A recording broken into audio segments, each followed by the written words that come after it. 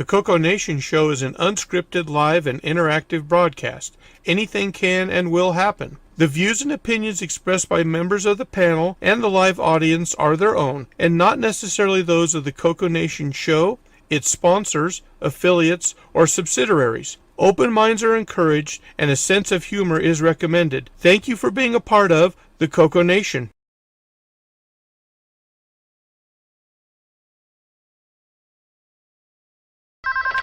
Radio Shack? Okay. What? The 80s called.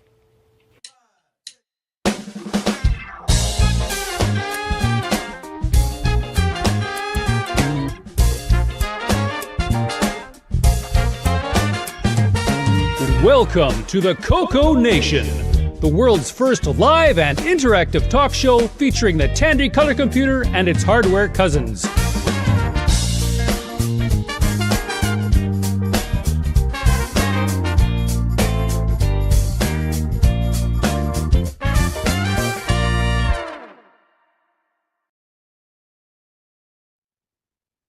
Hello, everybody. Welcome to the CoCo Nation Show, episode 3 1/4. Today we have special guest Matt Harper, developer of Wizard's Den, is it? Correct. Hi. Okay. Here I'm trying to do that off memory, so cool. All right, let's see who we got on the panel with us today. And I need to flip a switch over here. That way everyone's on the same page. All right, top left corner we got Marco. Glad to be here as usual. Next over, L. Curtis Boyle with the news. Welcome to the show, everyone. Okay, yeah, Sloopy Malibu. Greetings. And in the top right corner, yours truly. Hi. All right, here's return, line feed, Ron Delvaux. Hey, speaking of the 80s, the color computers 1, 2, and 3 happened then. Yes, they did. Thankfully. Next over, Bob Emery. Howdy, everyone. Okay. Our special guest, Matt Harper, is next, and we'll come back to you. Hi. Rick Euland. You're muted, Rick. Lips are moving, but no sound. Oh, well, I wanted to say that I was also available throughout the 80s, so howdy, folks. Okay. And next up, Jason, CoComan.biz. He's stationary today. I am stationary. Rick, I think you sounded better the first time. Okay, I'll go back. Been on any roller coasters falling apart? None falling apart, but I did ride 2 new coasters yesterday. But I have ridden that coaster that was in the news. I've ridden it several times, and it's repaired and reopened now down there. Well, no, it fell apart again, I heard. A second time. No, it's reopened. Okay. After the second crack? I think that was untrue. Okay. Or fixed on the first time. Fake news that got into my phone. Let's see. Kevin Holloway. Hello, everybody. Hello. All right. Next up, David Ladd. Hello, everyone, and welcome to the show. Please stay a while and enjoy. So subtle. Okay. And we'll look for the real David Ladd here in a bit. Let's see. Alan. I can't do a David Ladd today. I'll probably throw my voice out. Howdy, everybody from beautiful burning South Texas. We have now achieved the entry to the atmosphere of the sun. It's awesome. Yeah, we hit 108 here yesterday. Amateurs. They got humidity, Ron. We had rain. It was like 75 here. It was great. We've had humidity with extreme temperatures. The state is now outside of CoCo's operating temperatures. Right, when it's off, it's too hot. Exactly.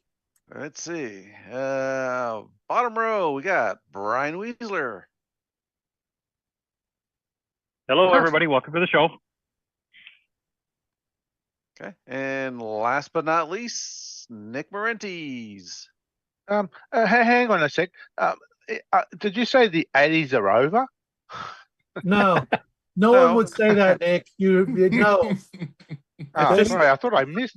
Missed something. You saw the phone call, right? I think that's even more false than that roller coaster breaking down a second time. This dang fake. Good day, everyone. Sorry? That's that. Yeah. Okay. Well, that's the panel introductions. So with us today, Matt Harper, our special guest. And take it away, Curtis. Okay, well, welcome to the show, Matt. Thanks for agreeing to be on. Yeah, thanks. Welcome to show Curtis too. Yeah, thanks for having me. You'll be sorry. So we have a couple standard questions we ask all of our interview guests here, and we'll start with that. So the first one is, what was the first computer you ever used? This could be in school, at a friend's house, whatever. Or if your first time you ever was at home, that counts too. So, at Kent State University in Ohio, I actually got let on a mainframe there when I was probably, I don't know, I must have been in third or fourth grade. I don't like a VAX or something like that, or what kind of a mainframe do you remember? That's interesting. I think it was like a IBM 360 or something like that. Okay. And it had a like a teletype type IO for it. There were no screens or anything. It was all on paper. Yeah, I remember that. and we got allowed access to like a basic interpreter on it or whatever. And for a little kid, it was somewhat frustrating. But I remember begging my mom to continuously take me over there to get access to it. At least you didn't bug her to buy you one. Oh, there you go. So what was the first microcomputer you ever used? I saved up my money and I bought myself a Timex Sinclair was it ZX1000, and I got the I think it came with like 4K of memory, and I bought the extended 16K memory module for it. So that was the clone of the ZX81 from, or not clone, but relicensed basically ZX81. I think it was 2K, wasn't it? Mark? It's 2K. Yeah, 2K. It's 2K. Yeah, 2K. Okay, so that I have my 1K ZX here. So it was pretty horrific. Yes, it was. It was cheap. I think the most frustrating thing about it was, the keyboard was horrible, and the power cable tended to fall out while you're working on it. So you'd be couple hours into typing something into it, and then the power cable would pop out. Well, then there's the wiggly RAM pack you plug in. Yeah, my uncle actually put Velcro in his, so it wouldn't do that. Yeah, I was pretty careful on the RAM pack thing, but it was still a pretty frustrating computer. So how long did you end up using that before you got a CoCo? And did you get the CoCo yourself, or did your family get it? Or no, I got I grew up pretty poor, and my family didn't have money for anything like that. But I got a paper route and stuff like that, and I ended up probably a few years after that, saved up the money and bought a CoCo 2, and then paid to actually have it upgrade to 64K. I think that was back when you could take them into Radio Shack and they'd actually solder RAM chips on it or something like that. Okay. Yeah, I did the paper thing too for my CoCo 1. Like I got a 4K, but I saved up for over a year before my mom and dad finally said, if you're saving up and you're this serious about it, we'll chip in half. So I only had to pay 250 of it. So okay. Yeah, I think it kind of confused my parents, the whole computer thing. They didn't really know what to make of it. So you didn't have like a video game console like an Atari or anything at home either then, eh? No, I didn't have that. So it seemed like in the area I was at, there weren't that many like computer user groups and things like that. I know at the local library there was one for Apples, like Apple IIs or whatever, but that was kind of the only like local groups that were around. But I did. Yeah, and you had to be rich to get an Apple II. I mean, that was exactly. expensive. So I had a couple friends who had CoCos as well. That's probably what got me interested in them. And one of the other really interesting things about the CoCo was, when you look through the manual and stuff like that, they actually had like a hardware diagram in the back of it. And, that kind of got me interested in electronics as well. At one point when I was a little kid, I was looking at that, and, I'm looking through, think it was like a DigiKey manual and stuff like that. And it's like looking, it's like, wow, you can like buy all these things. And so, that kind of got me interested in like building computers when I was a little kid too. So, actually. So did you get into hardware a fair bit then? Like, did you start doing like designing your own boards or, doing your own upgrades and that kind of stuff? Yeah. So just mostly like wire wrap stuff like that. But some of the startups I've done and things I've done hardware for them as well. But I'm primarily a software person. Okay. Well, that's cool. So when about like what time frame are we looking at where you got the CoCo 2 then, I guess? That must have been like probably in the early 80s or something like that. Maybe like 81, 82, 83. I'll be later than that. CoCo 2 didn't come out till fall of 83. Oh, well, it must have been right around then. Okay, so right when they're brand new. Like, do you remember if it had the melted keycaps or did it have the full travel keyboard? For some reason, I think it had like the chiclet type keys. They were like kind of square and. Oh, so like a gray case? Yeah, gray. Not a white? Yeah, okay, that's a CoCo 1 then. Okay. Oh, okay, so I had a CoCo 1. Okay, you might have got around 81, 82 then. Okay. At that point. I mean, if you upgraded 64K, that would have been about 82, 83, because before that, they only did upgrades to like 16 or 32 on the earliest models. Gotcha. So that kind of makes sense. So that's probably about the time frame then. So thanks for the correction. Oh, no problem. From doing the show for years. Yeah. So I guess you said you'd already gotten interested in programming from using the IBM 360 or the mainframe that at the university type thing or college. So when you got the CoCo, were you doing basic programming first, then into machine language, or you'd already learned enough on the other things that you started getting into ML right off the bat? Or the ZX81, the time the 1000, yeah.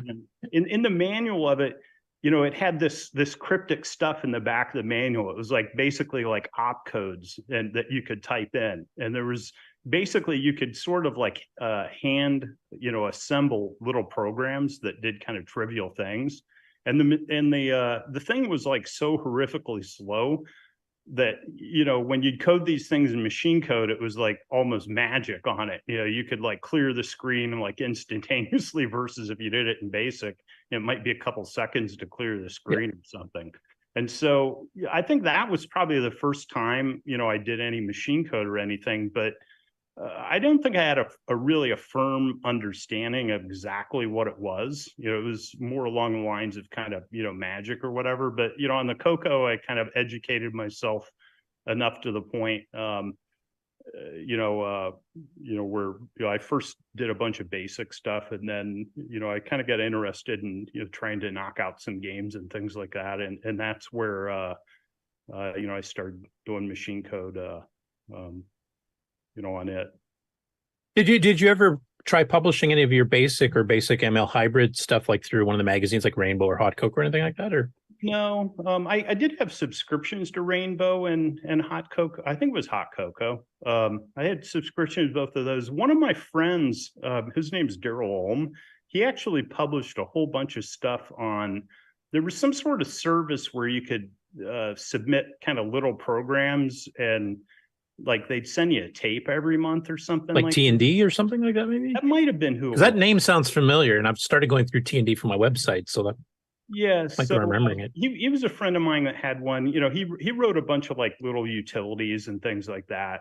I think he did some assembly stuff as well. But he was like a year or two older than me, and I don't know. Are you still in contact with him at all, or? I've talked to him a few years back. It was funny. I actually ran into him in an airport.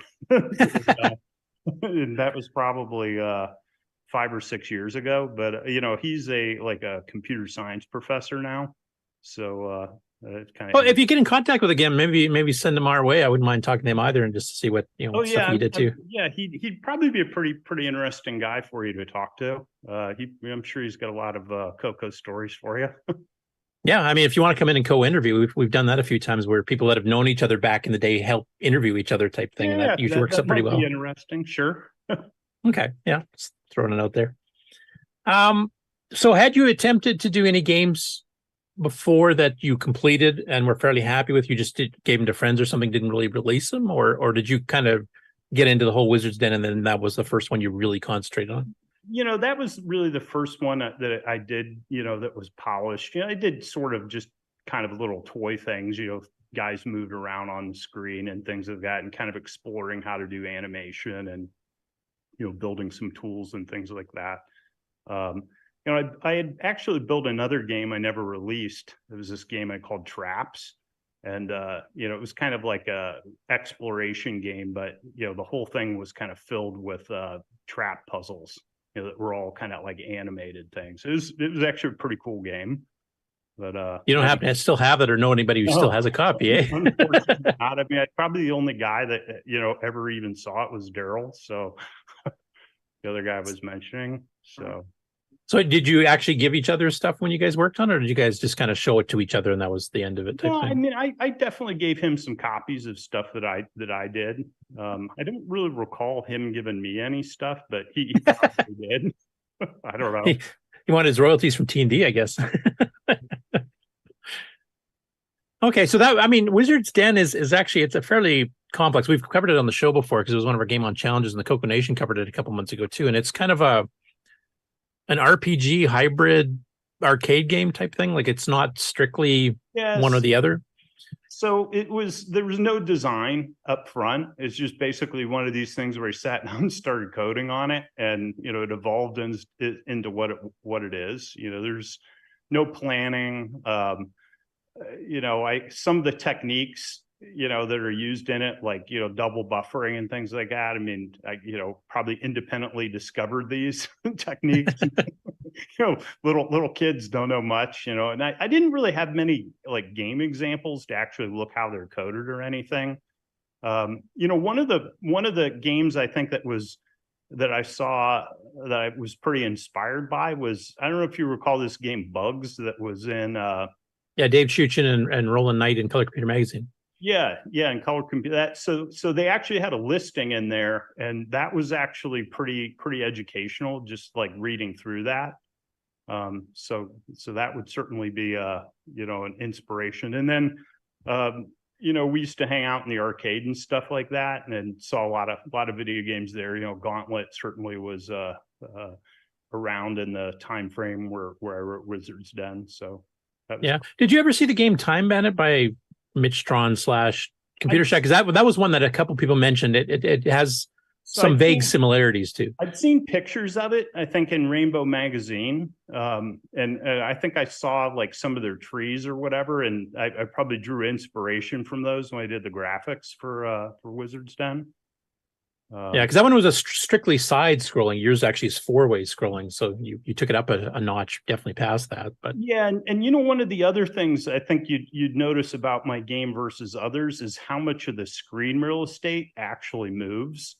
So most games, that are, what was it, like mode 6, which was the highest res thing, they would basically compress the screen both vertically and horizontally, by putting like menu bars and things like that. So they didn't have to update as much of the screen. And I think, if you look at Wizard's Den, if you look at the amount of scrolling that's actually going on, and the amount of like active screen updates, it should be pretty shocking when you go and compare that to other games.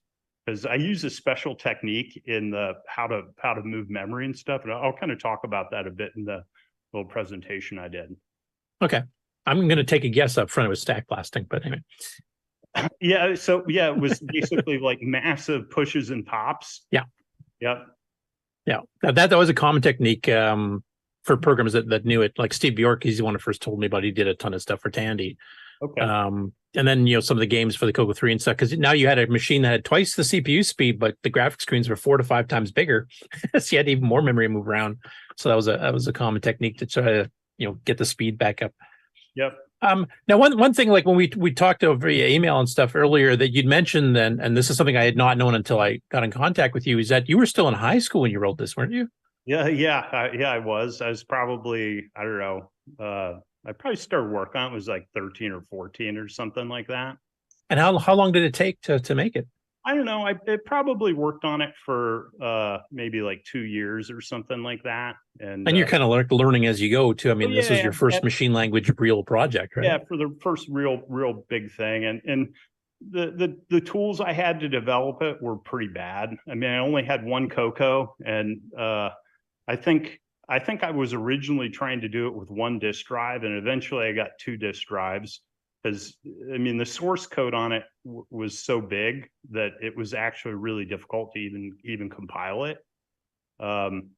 I kind of remembered you actually had to swap floppy disks like partway through, like through the compilation process, and the assembler actually supported this, which is pretty shocking. Well, that brings my next question. What were your development tools? You mentioned that you created some of your own tools, I'm assuming, for graphics and maps and stuff like that. But the actual assembler, did you use like Tandy's Diskette TASM, or did you use Microworks or Circomp? Or I'm trying to remember what the assembler was. So I think I used VIP Writer to edit the code. Okay. You know, because I needed a word processor that could handle some big files. And I'm trying to think on the assembler, it definitely wasn't EdTASM. It was something that ran off of disk. I remember that. Yeah, I would guess probably Circomp or Microworks, because they had the big advancements that a lot of the CoCo people used. Yeah, I mean, it definitely was some commercial thing. I don't recall how I got it. I must have purchased a copy of it because, like I said, I didn't really know people that had, had access to stuff like that. And you never made it to one of the Rainbow Fests or anything to meet some of the other people? I wish I had. I remember seeing advertisements as a little kid and thinking, like, how can I get there? Well, you have an open invite to come out to CoCo Fest. They're still going on. It's in Chicago area every year, and we've got another one coming up in May. So if you want to come by and be a special guest. Oh, there you go. Okay. So you took about 2 years now, because you said you kind of were winging it. You were kind of learning how to do the assembly language programming, learning the techniques for doing, the graphics and stuff. You were also kind of designing the game on the fly. Like you said, you didn't have a pre-plan or anything else. No, so about how much of that 2 years do you think was divided between designing the game and levels and graphics and how the gameplay was going to work versus the actual coding? I think that it was completely intermixed. Like I would think something up and then just code it up and then move on to the next thing. I mean, like the graphics tools and stuff like that. So I wrote a little tool that was like a graphics editor, and it kind of let you do, I mean, it was kind of designed to do graphics, but it would also animate them so that you could basically draw all the images, and then it would show you an animation of what it would look like. Because, if you look at the characters in the game, some of the characters kind of have simplistic animations, and other ones, like if you look at the monsters when they move, some of them have like left, right animations, and inside of that, they'll have like maybe like 2 different images that correspond to them in each direction. Some of the monsters have 4 directional images with like 2 animations in each direction. But then the main character actually had 4 directions, and then it had bit shifted animations where basically, the main character actually moved 1 bit at a time, but that was just done by basically switching which animation was used. So yeah, because your main focus was always on the on your guy, I kind of developed some, good techniques to make that animation look a lot better. But the amount of memory required to do that type of animations, I don't know. I think that guy was like either 4K or 8K or something like that. It was a lot of animations. Yeah, I can imagine. Yeah, you definitely needed 64K for that one. Yep. And I believe you loaded each level off disk as you went to, didn't you? I don't think it was all in memory at once. That's right. I talked a little bit about that in the presentation, but it basically, I kind of, my recollection is the way it worked was the bottom memory was used for the 2 graphics screens, and then all the graphics for the animations was down there, and the program code was down there, and the whole upper memory, the full 32K, was the actual level. And the way the game actually worked was the levels, each kind of position was like represented by 1 byte. And I believe the maps were like 180 bytes by 180 bytes.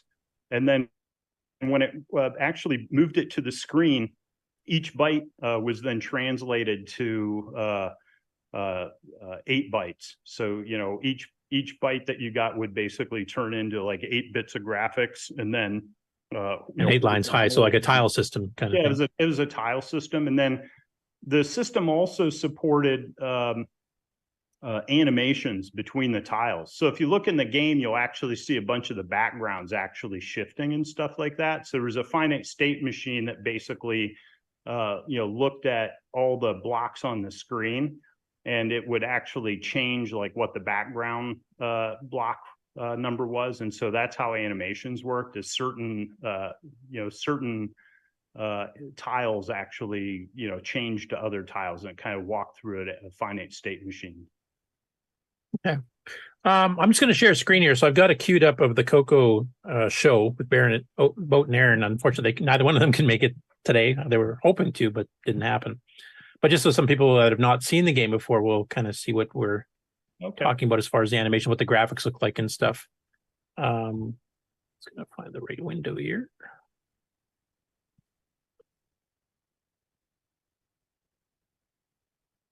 So while you're loading, I have a question. Are there any cheat codes or other stuff hidden in the game?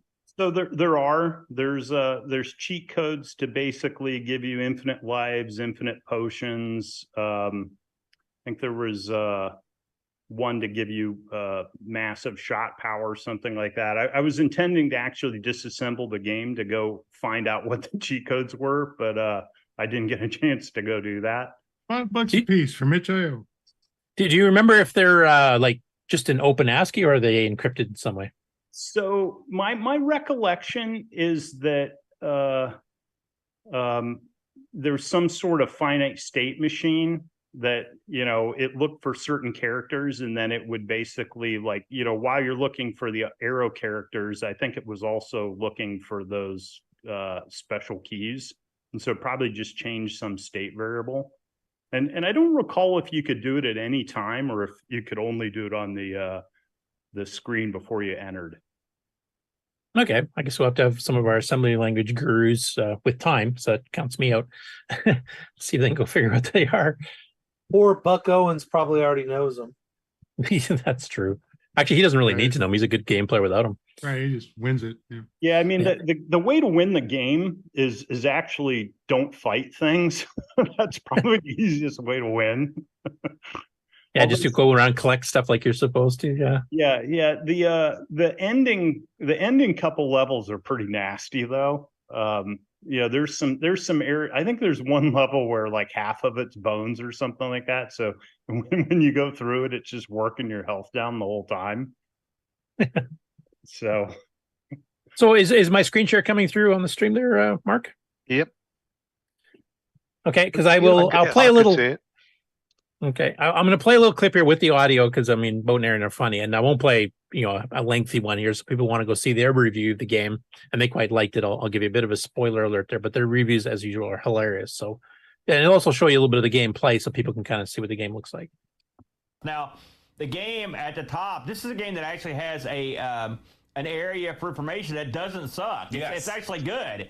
It tells you your status. The status itself is hilarious. It's got a long list of different statuses. So the status goes all the way from when you're walking around and say you're in great shape, you kind of start out in great shape, then you can rapidly deteriorate through bruised, badly hurt, near death, and dead. Yeah, that's right. When you're dead, you get your own status update. However, if you manage to increase your health, you can get up to powerful. If you manage to increase your health up to over 20,000, which I have no idea how you do that, a lot of wine. You attain godlike status. Yeah, that's a lot of wine. That's a lot of wine right there. And so the status is literally written at the top, and it changes. It's kind of neat. Yeah, it's almost like a DM telling you what's going on. It's very good. Then I mean, that's a short snippet there, and you can kind of see some of the four-way scrolling, and as you'd mentioned, Matt, the fact that a good chunk of the screen is the actual four-way scrolling. You only got, basically 3 lines of stuff, maybe 4, including a little border at the top, whereas, Time Bandit had like your health bar on the right and a huge logo at the top and stuff, because they were, not quite pushing it quite as hard. Right. So I think that's, one of the big differentiators on this. I remember experimenting quite a bit with how to, have the minimum number of instructions and move the most amount of memory. And I definitely play some real tricks on, how you actually do the updates. But I'll talk a little bit about that, during a presentation that I've got. But yeah, we'll kind of cover that's mostly technical stuff, right? So yeah, we'll kind of do a whole technical section. Yep. So the game took you about 2 years to develop, start to finish, from just starting to learn machine language basically on the 6809. Yeah. I quickly ask you, the tools that you wrote yourself for doing the graphics and maps and stuff, were those in BASIC, or were those basic ML hybrids or pure ML2? Or no, those were all machine code too. And then the actual level editor was just a modified game engine. So it was basically a thing that would you could pick which level you wanted to load, and then you could just walk around and basically place tiles in the background. So I think there were like different keys for different tiles. That's what I seem to recall. Okay. The reason I ask is that from the game developers we've interviewed before, it seems like there's a mix. Like some people wrote the tools in machine language or had a very small basic driver, and most of the routine was done in ML. And others, just for drawing maps and stuff, just use BASIC because speed isn't as critical. No, I just did everything. Because Nick Moreni's another game developers on the panel here. I think Nick, you tend to favor doing the quick little editing of maps and stuff using BASIC programs, maybe with a machine like a subroutine or something. Yeah, just a little basic program. And then you basically concentrate the ML on the gameplay engine itself. Yeah. My level editor was just like so sophisticated that it and it leveraged the game engine. It was way less code just to if you kind of think about it, basically just launch the game engine, and then it just had a bunch of keys mapped to change what the bytes were in the map. And then, you could basically add a key to save the level off. So it was way easier to do it with the game engine than write something special. Okay. Now, from what you told us in the pre-show, something I was not aware of is that you when you finished it, you decided to try to see if you can get it sold. So I guess the first question is, did you send it to just Tom Mix, or had you sent it to other people as well at the same time? I sent it just to Tom Mix, and I probably should have sent it. I remember Dicom was one of the other companies there. Sent it to them. They sat on it for a really long time, and then they sent back and said it didn't. When I sent it to them originally, it didn't have joystick support, and it didn't have what was the other thing? Oh, and I hadn't validated that it worked on the CoCo 3. So I went and actually bought a CoCo 3, made sure it worked on that, and I've just put some basic joystick routines in, and I think he asked me to also change it so it said copyright Tom Mix on it, and send it to him, and did all that, and then waited around for a while, and eventually I think they advertised it for a couple editions in Rainbow. I was pretty delighted when I saw it in there. Well, we'll tell you that. Matt, do you still have your CoCos? I don't. I think back in the early '90s, I got a Sun workstation for my house. I think I tossed it in the dumpster. That's my recollection. So what I've got viewing on the screen right now is the very first ad for it, where it appeared, and it's listed under Novasoft, which is kind of Tom Mix's sidearm for doing games for a bit cheaper. Okay. So they've got a few there, and that's also where some of Nick's showed up. Though in Nick's case, it was a bit dirty. Like, yeah, you said you got a bit of a story on the Tom Mix thing, which we'll get into in a second here. But in Nick's case, he wrote it, and he was trying to get it distributed through a company in Australia, and that company in Australia went to Tom Mix directly without telling Nick, and said, "Oh, here's a couple games you can sell too." And Tom Mix had no idea that they weren't the actual authors or owners of the copyright of the game, so they were selling some of his stuff without him knowing or getting money for it or anything. So yeah, so my recollection on getting paid was, I gotta admit that part of the reason I wrote the thing was I was hoping to make some money. as a little kid. But I just had fun doing it too. And I remember, the thing was probably selling for, I don't know, 6 months or a year or something like that. I remember I wrote him a letter and said, "Hey, how come I haven't gotten any royalty payments?" And he sent me a letter back and said, "Well, he just hadn't sold many copies." And I'm trying to remember what he paid me. It was like $20 or something like that. It was pretty bad. Yeah. Well, given what you said, where they sat on it for a year, because basically this got released basically on the 1 year anniversary of the CoCo 3 coming out. And one of the things they asked you to do is to make sure it worked on the CoCo 3.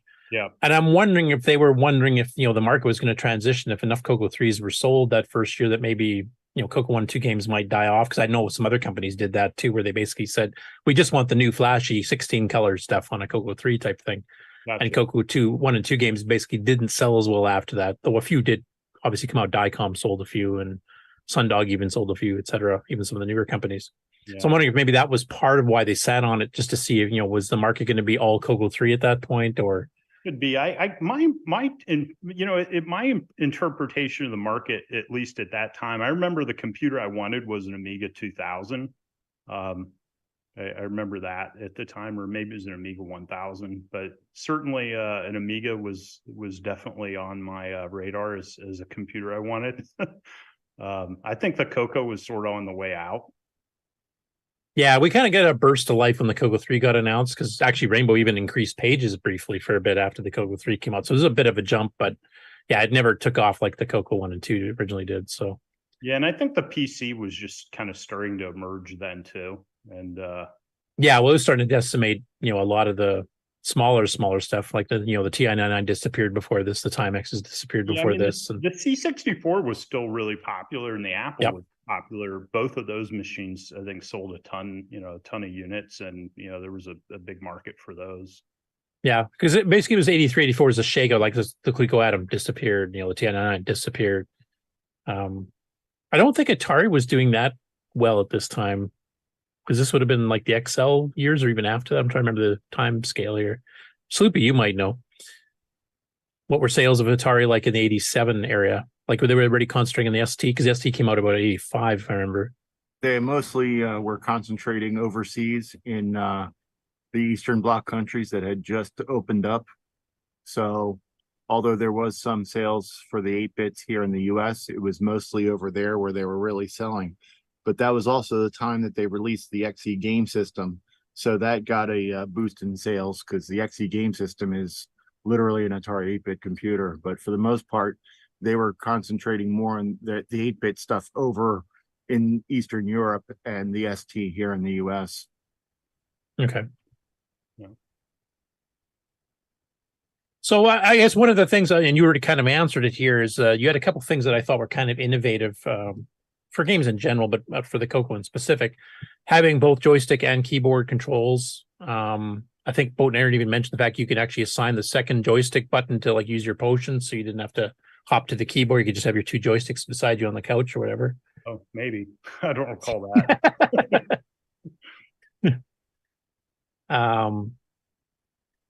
But I mean, it's a very large game, and I think part of that was the disc based. I'm trying to think of some other games around this time frame that would have been as expansive as far as maps and stuff go. And only a few of the Ultima style games I think I can think of, like maybe Gates of Delirium by Dicom would have been one.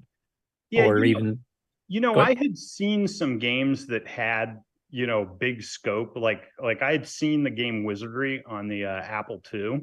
I certainly had attempted to actually implement some of that, but at the time, I just didn't have the math background to actually do it. I didn't have access to enough, linear algebra stuff to be able to basically understand how to do. I don't know if you guys are familiar with Wizardry, but it basically drew like 3D isometric mazes and stuff like that. I produced some stuff. Like at one point I was kind of thinking of doing kind of a more advanced version of that. But I didn't think it looked as good as Wizardry. A couple other games that I'd looked at doing were, some fighting games and stuff like that. And, with kind of, multiple characters, kind of like, think like, there was an Apple II game, Karateka, that, I thought of doing a knockoff of that. I don't know. Yeah, arcade wise, there would have been like Karate Champ or was it Karate? What's the side scrolling one there where you're kicking and stuff and you have to go up and down levels to rescue a girl? Kung Fu Master or something like that, I think. Maybe. So yeah, but anyhow, I toyed around with a whole bunch of different ideas, but I ended up, I guess wandering into this. One thing I think, that probably a lot of people look at and say, well, the sound is pretty horrific in the game. And that was because I just didn't have a really good understanding of how sound generation worked. I didn't really have any good examples of it or anything. And so, yeah, if you look at the sounds in the game, they're just kind of like clicks and buzzes and things like that. Yeah. Well, I mean, you could do samples or something like that, but that takes a lot of memory. You're already blowing a fair bit with double buffering and, large maps and, fancy animated characters, etc. Yeah. And I think that, I think I might have needed an interrupt routine or something like that to, periodically wake up and play the samples or whatever. And I'm not sure I had the sophistication at the time to actually do something like that. That's actually my next question. Did you use the VSync interrupt at all for timing stuff?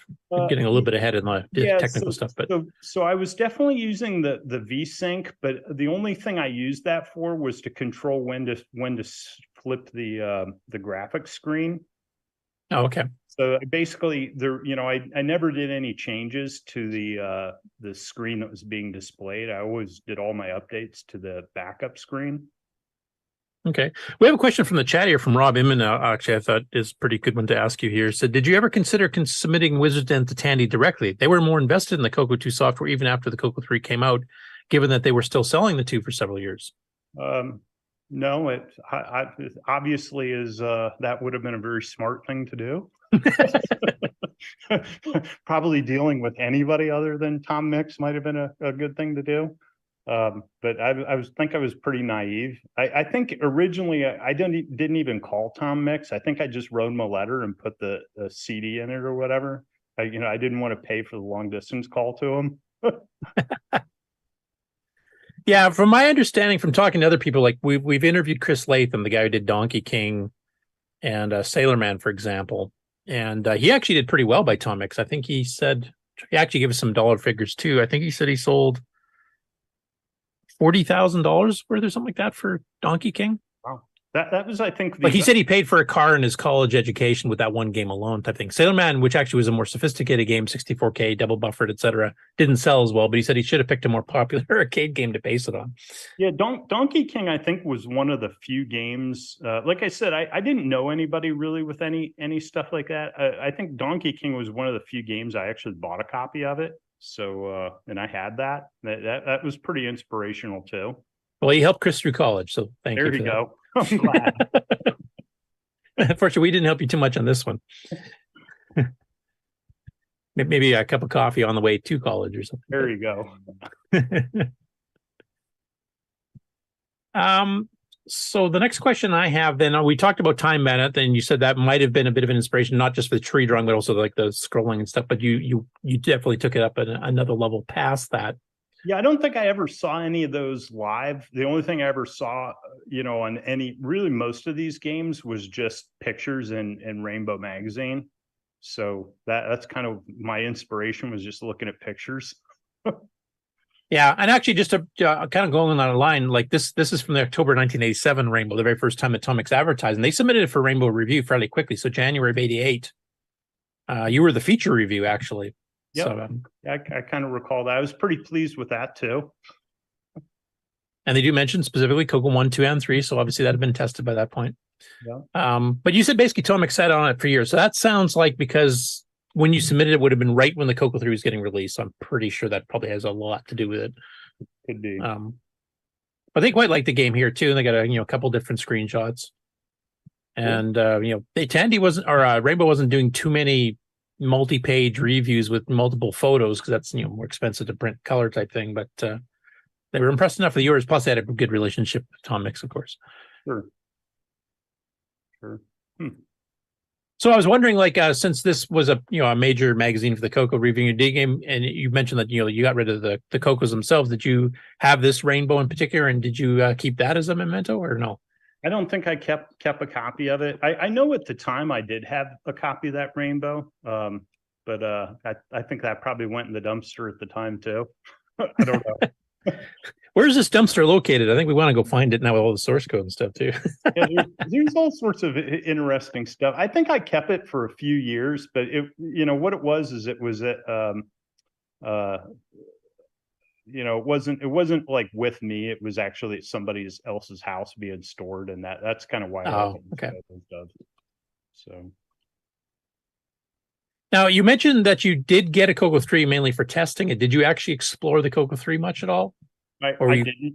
I really didn't play around with it. I think I looked at did it have some new graphics modes or something like that? I think I looked at those or something, but and was it faster? Yeah, you could run it at full double speed from the CoCo 1's 1.78 megahertz. Yeah, okay. It had a 64 color palette, and you had graphics modes like 320 by 200 by 16 colors, 640 by 200 by 4 color, actually up to 225 if you fiddled with the gimme settings. Gotcha. Yeah, so I didn't. I mean, I might have written a few little demo things or something like that, but I never did any serious development on it. At that time, I actually had access to way better computers. So, so I think. Yeah, that was my next question. Was it just that, I don't know, did you end up getting an Amiga at some point, or what was your next computer after CoCo? So the next computer, so I ended up, I don't think I bought a computer, but I had people give me an IBM PC because they wanted me to do support for some programs I'd written for them. And so they just gave me a PC so I could do it remotely. And then I think the next computer after that is I bought a Sun workstation, like a used one. That's jumping up pretty high. Yeah. Which we did a lot of fun things with the CoCo. I don't know, do you guys remember a Volks modem? Yeah.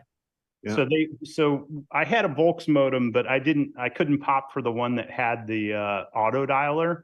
So I basically wired it up so that I don't know if you guys remember, if you had the old phones, you could actually do pulse dialing. Yeah, which is basically just hanging up the carrier at a time rate, like 1, 2, 3. That's a 3 pause. Yeah, so we wired basically the modem through the cassette port, and we used that to basically war dial and try and find open open phone numbers. I'm sure there were numerous people in my area code that got lots of phone calls. So you probably used the cassette relay there, where you can click the motor on and off, that type of thing. Yeah, we just basically ran the modem, the line through the relay in the cassette, right? I've got to say that war pulse dialing is the most extreme thing I've ever heard of. Actually, I remember doing that because my first modem was also not auto dial one, so I did the same thing. Then I upgraded to a JCAT. Woohoo! Oh yeah, we found all sorts of stuff to get into. I mean, it's pretty shocking back then, how many modems and things like that, you would actually connect to. Yeah, there's actually, if you go in the Color Computer Archive, there's actually entire phone freaking kits, like disk images you can download with like 15, 20 different utilities for doing, blue box and black box and red box and all that other kind of stuff, all the special tones. You could do, free pay phone calls, all that stuff was there. So right, but you're supposed to tone dial this, bloop, and you're done, not. Yeah.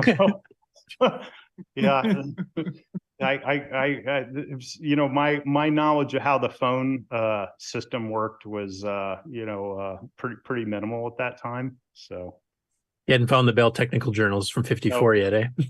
Nope. But I remember the pulse dialing. One of my first jobs that I worked at was cleaning stuff. So I was going to all these different offices, and like you had mentioned, you couldn't afford to do long distance calls. And I figured, these big companies, they're rich, they can afford long distance calls, so they would lock down their phones so nobody could actually dial. Sure. But if you just took the receiver off, you could just click it and just dial long distance with that. Oh, there you go. Yeah. So that worked. I only did that a couple of times. I didn't want to get caught, but yeah, there were definitely places that they just removed all the digits from their phones, and yeah, that was a pretty common hacking thing, to pulse dial the number you wanted to call. Yeah, I remember there was just recently at one of the VCFs, the guy who did the BBS documentary, and he's behind Y Modem or something, did a panel discussion on BBSing in general, kind of the history of it up until modern times. We're doing it through the internet, but he was mentioning some of the pulse styling things they used to do back in the day. Right. Yeah, there was definitely, I remember definitely being pretty intrigued by BBSs as a little kid, finding those and getting access to stuff and also being able to access stuff over the heck was it? There were some local numbers to get into Like CompuServe and Delphi and Genie and that kind of stuff. Yeah, it was these things that you could connect to other. You could like basically get long distance calls to other computers or something like that back in the TimeNet and Telenet. Yeah, it was Telenet. There were like local exchange numbers for Telenet, which once you got into that, you could get into all sorts of other stuff. That was actually pretty interesting. Yeah, like hitting up stuff like Gopher and things like that too. Pre-internet. You're supposed to pay for that stuff, but Or pre-web, I should say. Yeah. Yeah. But I know. I got a screenshot here of the manual for Wizards Den from Tomix/Novasoft. Kind of going through the description of the game here. One thing I'd like to ask authors, because we found out from a few of the people that wrote for Tandy that they would submit manuals with their games, and then Tandy would completely ignore them and write their own from scratch that had absolutely nothing to do with what the original was. And I was wondering, is that similar to what you experienced with Tomix, or did you submit the basic manual and they just tied it up to whatever standard they have, or did they write it from scratch? Do you remember? I don't recall. I'm sure that I wrote something up, but they probably did did this version of it. I don't recall writing this whole thing for sure, but okay. I do recall him asking for some overall information, and I think I wrote some stuff up, but they probably took my 1 or 2 paragraphs and turned it into something more presentable. Okay, because I mean the manuals, it's fairly small. It's 2 pages of basically Xeroxed, part of Novasoft being cheap, I guess. Because some of the Tomix stuff, they were actually selling those little plastic sleeves now with the disc in it and a Xerox sheet or something. Oh. But I think that was more for the full blown quote unquote Tomix stuff. Right. Okay. Did the CoCo know? This is something that we found out from a lot of CoCo people we talked to, whether they wrote utilities or word processors or games or whatever, is that one thing that tended to be a bit more often on the CoCo than a lot of the other 8-bit machines at the time was that people got software programming careers out of being on the CoCo because it had a great CPU to work with. It had one of the better basics out at the time. And it kind of spearheaded a lot of people's careers, whereas some of the people on some of the more common gaming machines just got regular jobs afterwards because they were just playing games. And I was going to ask you, did you feel that the CoCo helped you? Because it does sound like you've kept in the computer side of things afterwards. Do you think that really helped you get your career started? It probably did. I certainly had a pretty high opinion of myself after finishing this game. And when I went and did my undergrad, I was fairly well educated, in terms of computer science. When I was like in 9th grade or so, I actually took a couple classes, at the local university, and so I was fairly well educated, in just kind of basic computer science stuff by the time I went to university. And I did an undergrad in computer engineering and then went to grad school in computer science, and I made a career of it. And I never really worked in the gaming industry, but I'm sure you guys have used a whole bunch of stuff that I've done. If you used any of the dial-up services back in the 80s or whatever, the stuff that was answering your call on the other side, I did that. And then if you get data on your cell phones, I built one of the big companies that actually the stuff that basically establishes the data session, kind of on the carrier side of things. I built companies that did that. So you did a lot of the under the hood stuff then. Yeah, and operating system stuff and things like that. So those are some of the things I've done. Well, you mentioned operating systems, so of course everybody on the show knows I'm going to ask about this here. Did you ever experiment much with OS 9, which was kind of a Unix-like multi-user multitasking system for the CoCo? So I bought a copy of OS 9. I remember that, and I think I actually bought a copy of the C compiler as well. And I played around with it a little bit, but I remember finding it like very constrained given the for the CoCo 1 and 2, it definitely was. Yeah, and so I think I kind of gave up on it after that. I mean, it was certainly like a real operating system as opposed to this basic. Yeah, I mean that was pretty horrific.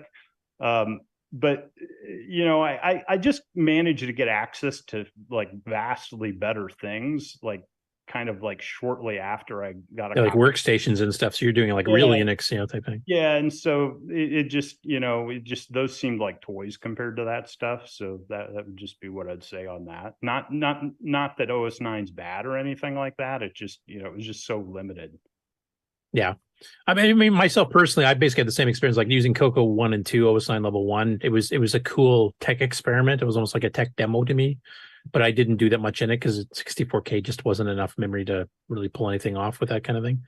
When level 2, and which had local windowing and multiple screens and stuff like that for the CoCo 3 came out, that was when I finally started really liking it, because that was a pretty big jump up. Now you can run virtual terminals and stuff right on the CoCo 3 itself.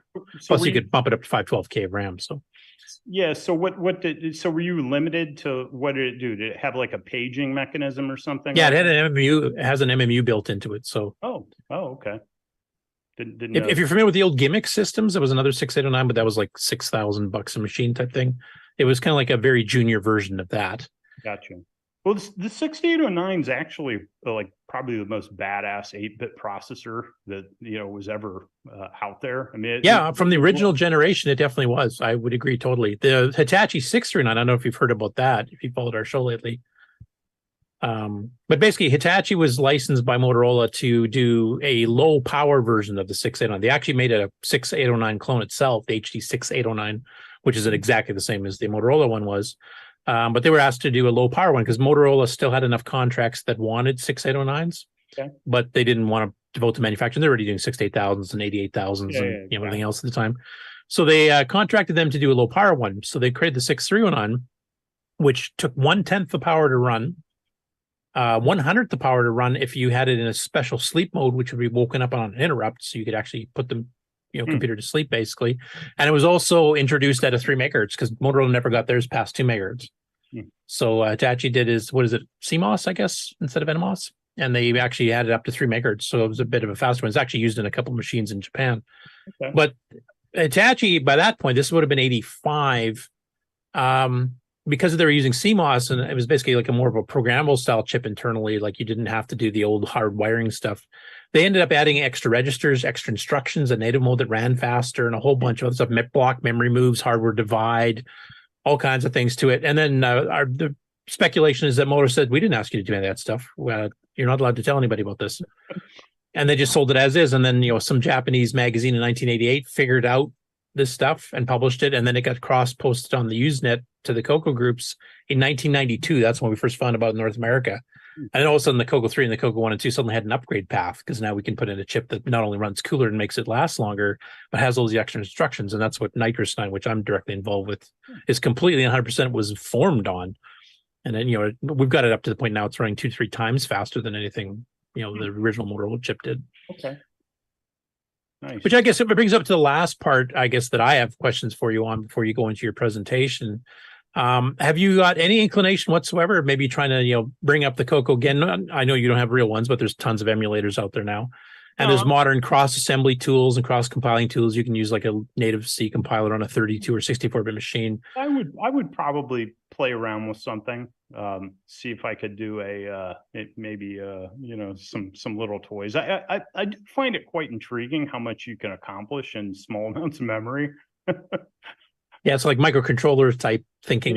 Yeah. I mean, I can tell you my take on like programming for this stuff is probably the hardest part to do is actually the graphics. just kind of time consuming to make them look decent with so few bits. But yeah, I mean, I might do something. Hard to say. I mean, I'm pretty busy guy, but I could do stuff like that. I mean, it's just a little hobbyist type thing, just some of the scratch the itch a bit, and right, nostalgic as well. Can I throw in a question real quick? Go ahead, Alan. So was there anything that you thought about that you wanted to put into Wizard's Den that would have been like cool features or stuff, but you couldn't figure out how to do it? Or you just ran out of time? I mean, was there or ran out of room?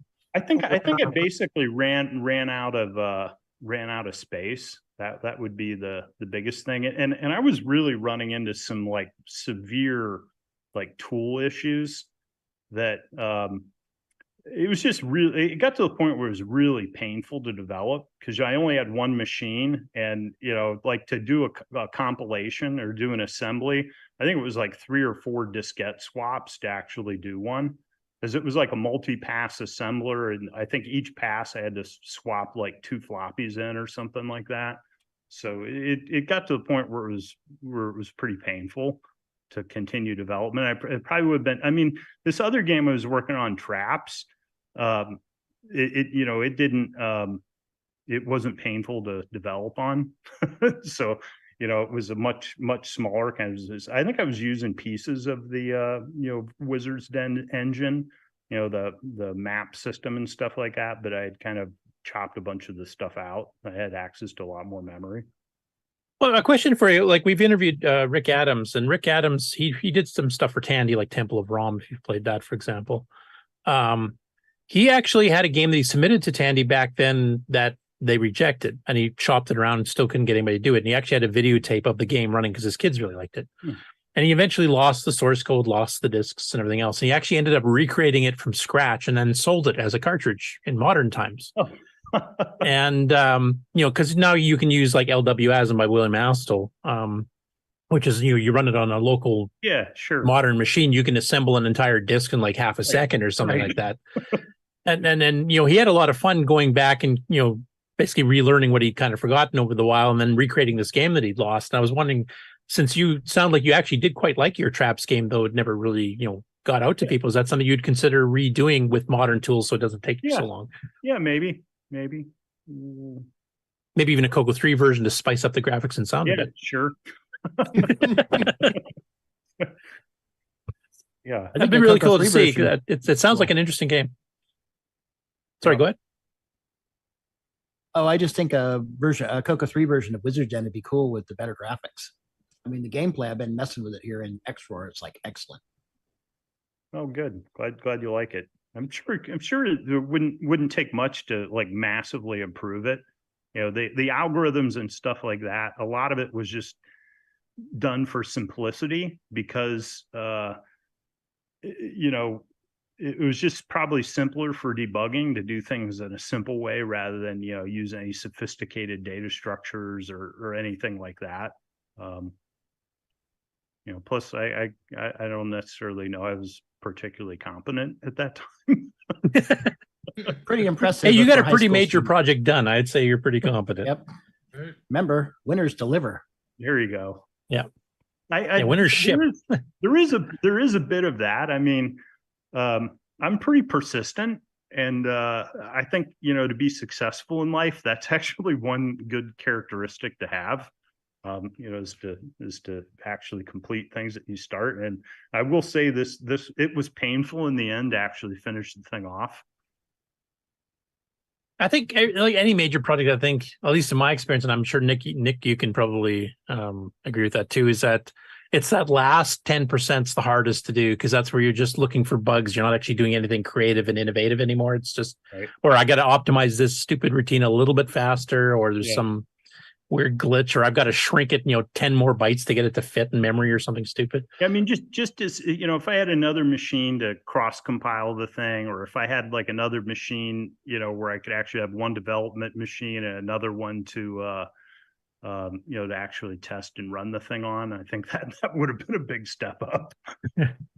Yeah, that's why I think if you did get the inclination to actually revisit and try to either recreate game that you mentioned, or create a brand new one from scratch.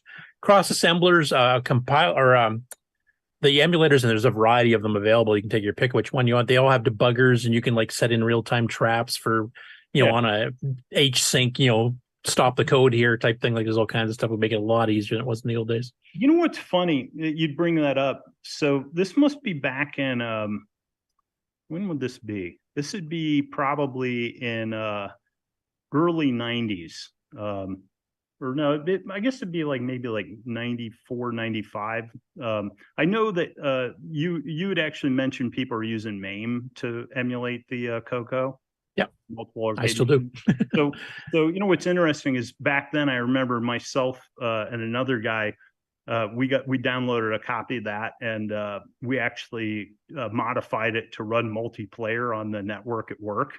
So we were playing old video games.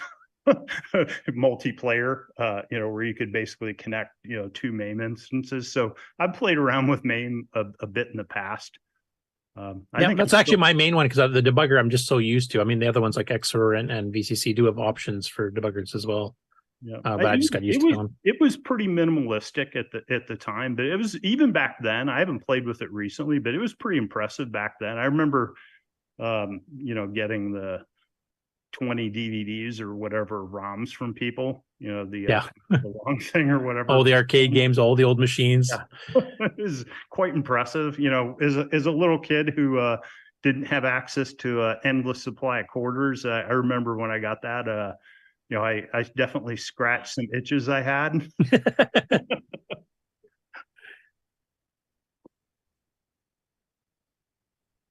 Ron Delvaux is actually on the panel, but he posted in the chat here too. He said, ask Matt when he knew there was a CoCo Talk or this show, The Nation. I think that's when I first contacted you, if I remember correctly.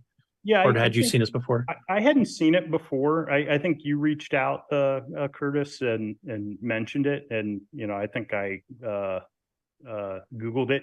The first time I even knew that there was any interest in it is you reached out to me probably maybe 10 years ago or something like that. And to get permission to put it up for download. Yeah. And I was actually pretty happy somebody was like playing around with it. I'm like, absolutely.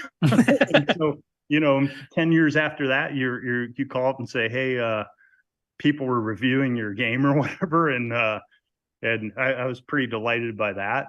That somebody's actually still enjoying it. So that's great. And then, I looked up, that people were actually, involved in this retro gaming, and that's pretty cool. Yeah, because I mean, the CoCo Nation Show covered it. We covered it on the CoCo Game Challenge. I think High Retro Game Lord, who's a guy who covers every system known to man with emulators. I know he went through a whole swath of CoCo stuff on their own. I think he covered it as well. So there's multiple gameplay videos of your game up there. Maybe as many as copies were sold. Yeah, there you go. Just out of curiosity, I don't know. I know roughly what, Chris Latham had mentioned that the royalty, what percentage he got of the sale price for Sailor Man and Donkey King, but that was the official Tom Mix. I was wondering, do you remember what percentage you got on the Novasoft? Obviously, that was the cheaper brand, so I'm imagining it's less. How much you were supposed to get per copy? I don't even recall it now. Maybe it was like 10 or 20% or something. It was probably something horrible because, like I said, I don't even think I called the guy. I think I just sent him a copy in the, in the mail. Okay. So I'm sure he, just set it to whatever he thought would be the abusive royalty rate. That probably was the going rate. I mean, the royalty rates never were that good unless you were the publisher yourself type thing. Okay. Which is why some people like Dave Dyes, who formed Diecom, he sold stuff through Segura Software. He sold stuff through, I'm trying to remember, he did Pumpman and Fighter Pilot and a bunch of others for other companies first. And he didn't really like the amount of money he was making there either.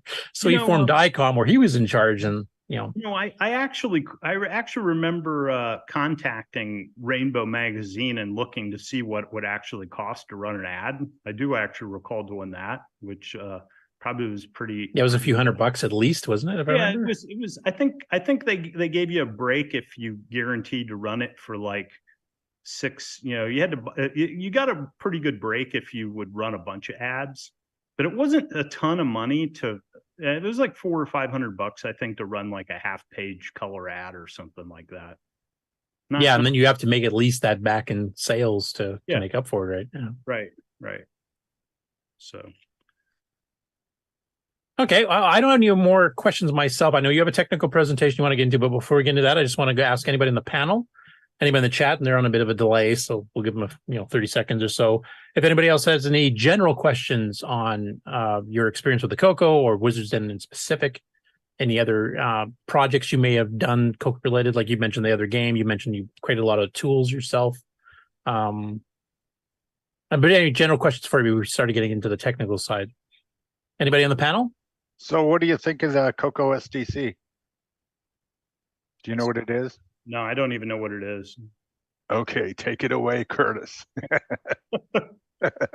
It's an SD card solution for real hardware, and it emulates both a floppy drive and a hard drive, so you can actually just put stuff in an SD card, and it actually runs totally compatible with the the software. You don't have to patch anything really to get it to run. What's the advantage of that over over just complete emulation? Well, first of all, none of the emulators are 100% perfect, as we've discovered numerous times. Yep. So there's that. It's faster than doing the old floppy drive, but sometimes there's some stuff that we've actually made copies of, copy protected stuff that you can run through that. Mm-hmm. But mostly it's for the people that want to scratch the itch of playing on the actual original keyboard, because modern keyboards aren't laid out the same. The arrow keys are in totally different spots. Sure. They maybe want to run some of the original joysticks. Like I prefer the deluxe joysticks over modern, digital controllers myself personally. I'm not very good with those, so I'm mostly nostalgia. Right. So if you've got a CoCo and you've got a CoCo SDC and you can download from the internet, you're done. You don't need to find all this esoteric old hardware and set up an emulator and make sure you got it all set up an right versions of the ROMs and all that kind of stuff. You just run. Bang, away you go. So I guess I find I don't have any issues with digging into big pieces of code or whatever, or fixing bugs like in the emulator. I'd probably go fix it if I saw a bug in it. So I don't know. I like virtual environments. Yeah, you're not a hardware nostalgic. You're more the software nostalgic. Right. Yeah. That's the nice thing about the retro hobbies, that you get people that are anywhere in the gamut. Like some people, strictly original hardware. I don't even want a modern SD card reader. I want the original floppy drive. I'm not one of those people, but I do know some. Some might even be on the panel. Right up to people that just run emulators and don't want to see real hardware ever again. So anywhere in between. There's no wrong way to CoCo, as Stevie used to say on the old version of the show. Sure. Whatever scratches your itch, tickles your fancy. Ken Reichert has a question for you. He says, what was your most proud accomplishment in Wizards Den, whether it's an algorithm or the design of the game or anything else? Oh, I'm sure it would be the I thought I came up with a unique way to do fast scrolling, for large portions of the screen. I cover this a bit in the presentation, but basically the way that the scrolling works is, when the guy moves around and he's near the center of the screen, we don't actually scroll the whole screen. It just kind of stays the same. Only when the character kind of approaches the edge of the screen does it actually start scrolling. And then the way it actually works is, it takes the backing screen, it removes all the characters and sprites from the image, and then it actually shifts over the data, and then it only reinserts the things at the edge. So most of the time it doesn't kind of redraw the tiles into graphics, it just kind of shoves them over, and it just does block copies them. Yeah, and I think I seem to recall it does it with pushes and pops, and I think I was able to get it to do 9 bytes per instruction. Yeah, because you get your 8-bit flags for your you get registers, and you got a bunch of 16-bit registers as well as 8s. Yeah, I think it was D, X, Y, U, DP maybe, or D, X, Y, U. You wouldn't want to use a condition code register because that causes problems. Yeah, I might have even pushed that too. I know some use the direct page pointer DP as an extra 8 bits for it. Yeah, I'm trying to remember if I used DP or not. I think I didn't use DP because that would have actually caused some issues. But I think everything else, other than the PC, I was actually pushing some popping. So that was like how I block moved chunks of graphics memory. Did you use dirty tile techniques too, where you go like the tile that I'm shifting over towards is the same as it was before, so don't redraw it at all?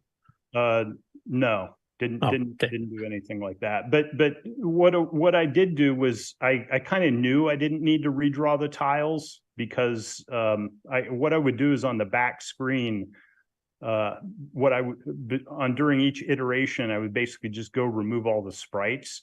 So I'd end up basically with the back tile, the back screen basically as if I had redrawn the tiles. So I didn't actually redo all the tiles every time. And when I did do tiles, I only did them at the edge. And then because you block move everything else, and then you just draw the new strip or whatever position direction you're going. The one thing I did do was I would scan the effectively the tiles that were visible, and then run the finite state machine on those tiles. So, the background wasn't static, it would actually change. And so then it would just basically just need to go redraw specific tiles in the background. Rather than the whole thing, every single one. Yeah. So like if you play the game and you sit there, you'll see like monster generators have like an animation where they spin, and there's a few other things that, the background actually moves. See, it's too bad the 609 wasn't known about when you wrote this, which actually literally came out in late 85. Because the block memory move command, which is a lot faster than even stack blasting, which is the push-pull thing. Okay. And it's much simpler to implement because you just, load up the W register with how many bytes do you want to move? And then you pick two 16-bit registers, where from, where to, go do it. That's one command. So, and I'm trying to think what else was actually, so, I think I independently invented anding and oring sprites on as well. I had heard that you could do it with XORing, but the sprites I did were with and or. So because you preserve the background rather than do that inverted XORing thing. Exactly. So that was sort of another thing, I independently came with. That's good though, because if you learn that stuff on your own, it definitely sticks in your head a lot better than if you just read it in a book and right. Like you really understand how it works. I think I read the XOR thing and then I kind of just extrapolated from that. So yeah, we have the background mask that you and on, and then you or the shape onto it type thing. Yeah, exactly. See if there's anything else in the chat here.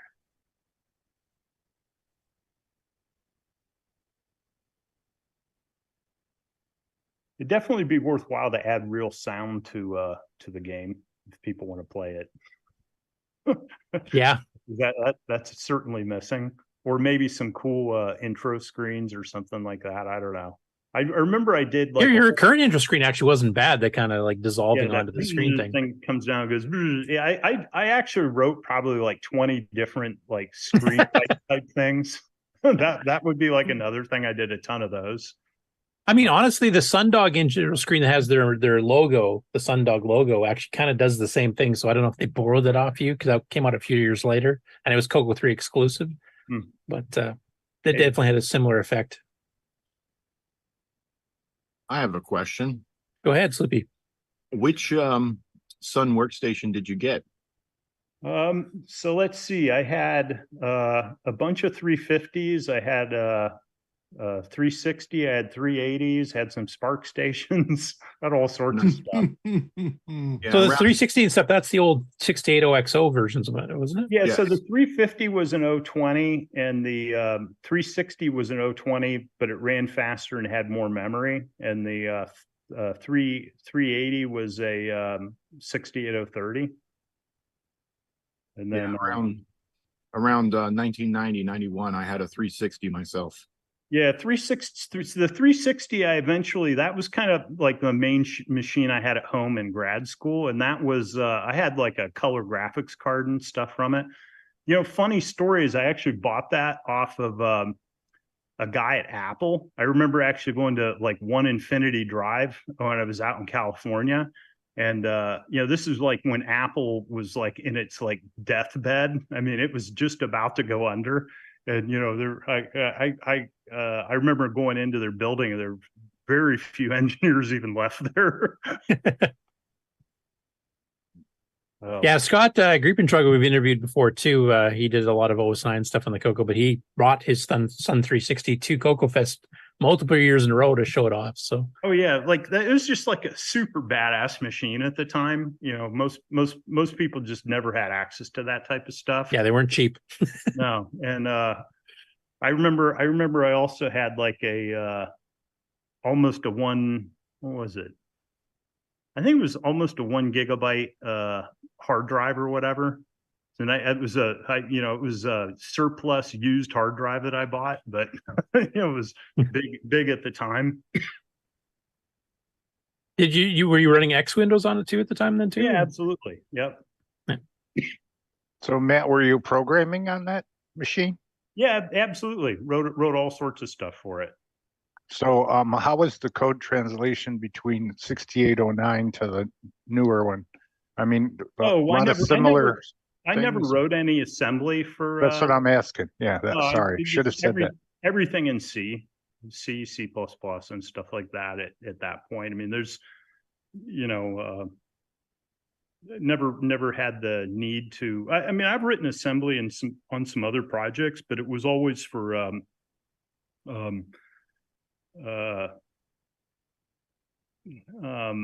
like a small critical routine that absolutely needs the speed or something. Yeah, real small critical regions, stuff like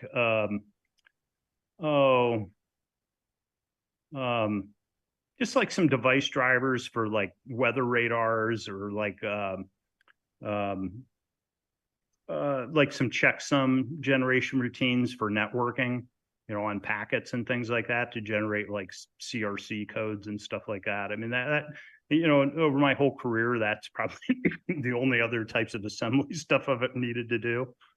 I think the main reason to do assembly on the CoCo was just the limited memory space. And I think even if you had tried to do things with like a C compiler or something like that, I remember like on OS9, I remember compiling some C stuff, and the things that I tried doing were enormous. Like I remember coding up on OS9 like a D&D character generator or something like that in C, and it was like enormous. It was like filling up the whole memory of the program, and I think I'd only done like 1 or 2 pages or something like that. I was like, yeah, this isn't going to work. Yeah, actually, one of the guys in our Discord, the CoCo Discord, goes with the name D. His real name is Jeff, but he's actually been working on improving the C compiler, getting it more ANSI spec instead of the old KNR, and optimizing it so it actually creates faster, smaller code. So it's getting improved on too. But yeah, it's there's only so much you can do in an 8-bit machine, right? Yeah, pretty much. And stuff like calling conventions and things like that are going to be significant overhead on things like that. Okay. Well, Mark, if you're kicking around there, if you want to kick me off the live stream, where we can actually have Matt share his presentation here. Yeah, I'll just do a share here. Yeah, and if anybody else at the end of the presentation has come up with some other questions before we let Matt go, we'll ask him at that point. So here's a just kind of a little presentation. It's mostly like a technical thing about Wizard's Den. So background, we covered this, wrote it while I was in high school, ran it through Tom Mix, Inspiration Gauntlet, D&D, the Bugs program that was in Rainbow Magazine and Donkey King. It always requires 64K, only uses a floppy drive, no tape. Graphics mode 6, which was 384 by 192. It's black. Quick correction, it's actually 256 by 192, but yeah. Oh, okay. And then it used the color artifacting. That's why at the beginning of the game, like it says hit reset to try and, it says this box should be blue or red. I don't know if you guys knew what that was. Probably. Yeah, that's that where the phase clock could fire up at some random thing, so it could be either or. They fixed it on the CoCo 3. It's consistent. Oh. And if you get a CoCo 3 and you hold down the F1 key when you power hit reset, it will automatically switch to the other one, so you always have a predictable artifact color.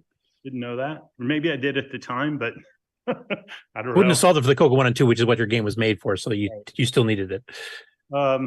I think that it has 10 big levels on disc. I think key innovation I thought was that it had a large portion of the screen actually scrolls, animated backgrounds, and software sprites.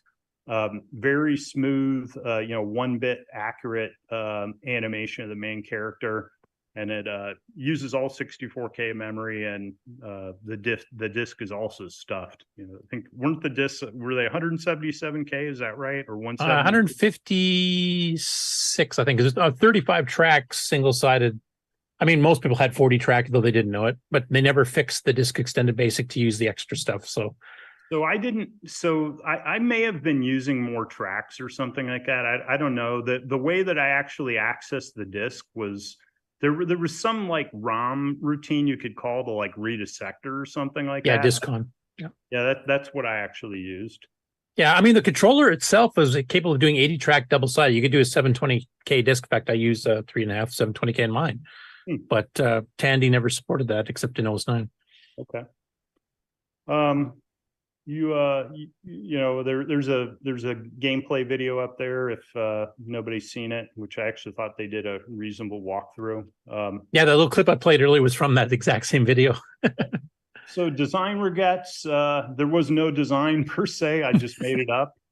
Bad sound quality, just mainly because I didn't actually really understand how to do sound. And so I don't know if anybody looks through the assembly code, you'll basically see, it just kind of like periodically bangs on whatever the registers were to generate sound. And that's why it's mostly just like clicks and buzzes. I didn't have any algorithmically generated levels for playability and things like that. So the levels are always the same. Clearly it would have probably been better to, maybe try like compressing the levels on disk and maybe algorithmically generating part of them but what I did was pretty simplistic algorithmically. I probably should have reduced the amount of screen that was actually being updated just to enhance performance. But I was pretty fixated on, trying to actually have the whole screen be updated. And one of the common complaints on the game is, why does the wizard have a sword if he shoots fireballs? Excellent question. And I actually have an answer for this. So originally I was trying to make some sort of combat game with a sword. And, I did all the animation for it, and it was a lot of work to do the animation for the guy. And then I actually tried redrawing the guy with a gun, but it looked horrible, given that it was the sprite is only, I think, 16 bits wide and 16 pixels vertically as well, and you just couldn't make something that actually looked very good with a little gun. So I didn't. I don't know if you look at the guy when he walks around, it's got kind of like really nice animated feet and stuff like that, which I spent a lot of time on, and I thought they looked pretty good. And so redoing the guy was like kind of a non-starter. Because it's a cheap studio, you reuse the graphics. Just make it shorter and call it a magic wand. Well, there you go. That probably would have been a good idea. So maybe version 2.0 will do that. The development. Looking forward to it. I guess I had a CoCo 1, not a CoCo 2, VIP writer, some multi-pass assembler linker, which I don't remember, bunch of custom tools for graphics and disk editing.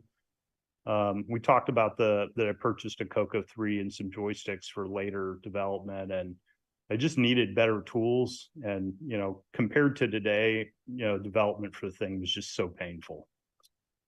In terms of implementation details, used all 64K of memory. That was a big limitation. Bottom 32K was the OS, display memory, graphics assets in the program. Top 32K was all a map loaded from floppy. I think it used 16K for maybe this calculation's not right if Curtis No, that's about right. It's 6,144 bytes per screen for that Okay. G6R mode. So Yeah, so having two display, having two copies of the image is it basically when the game starts up, it drew two sets of screens and then it always kept one, but it didn't modify being displayed, and it worked on the background one. And then I think for graphics memory, it used maybe like 6.25, 6.5. Yeah, pretty close.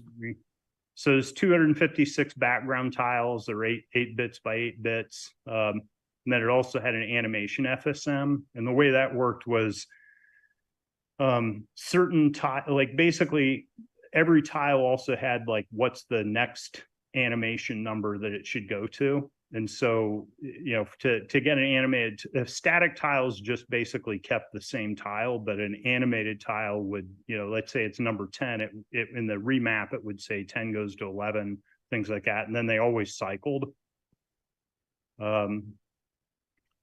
Monsters and explosion sprites, I think it used about 4K for that.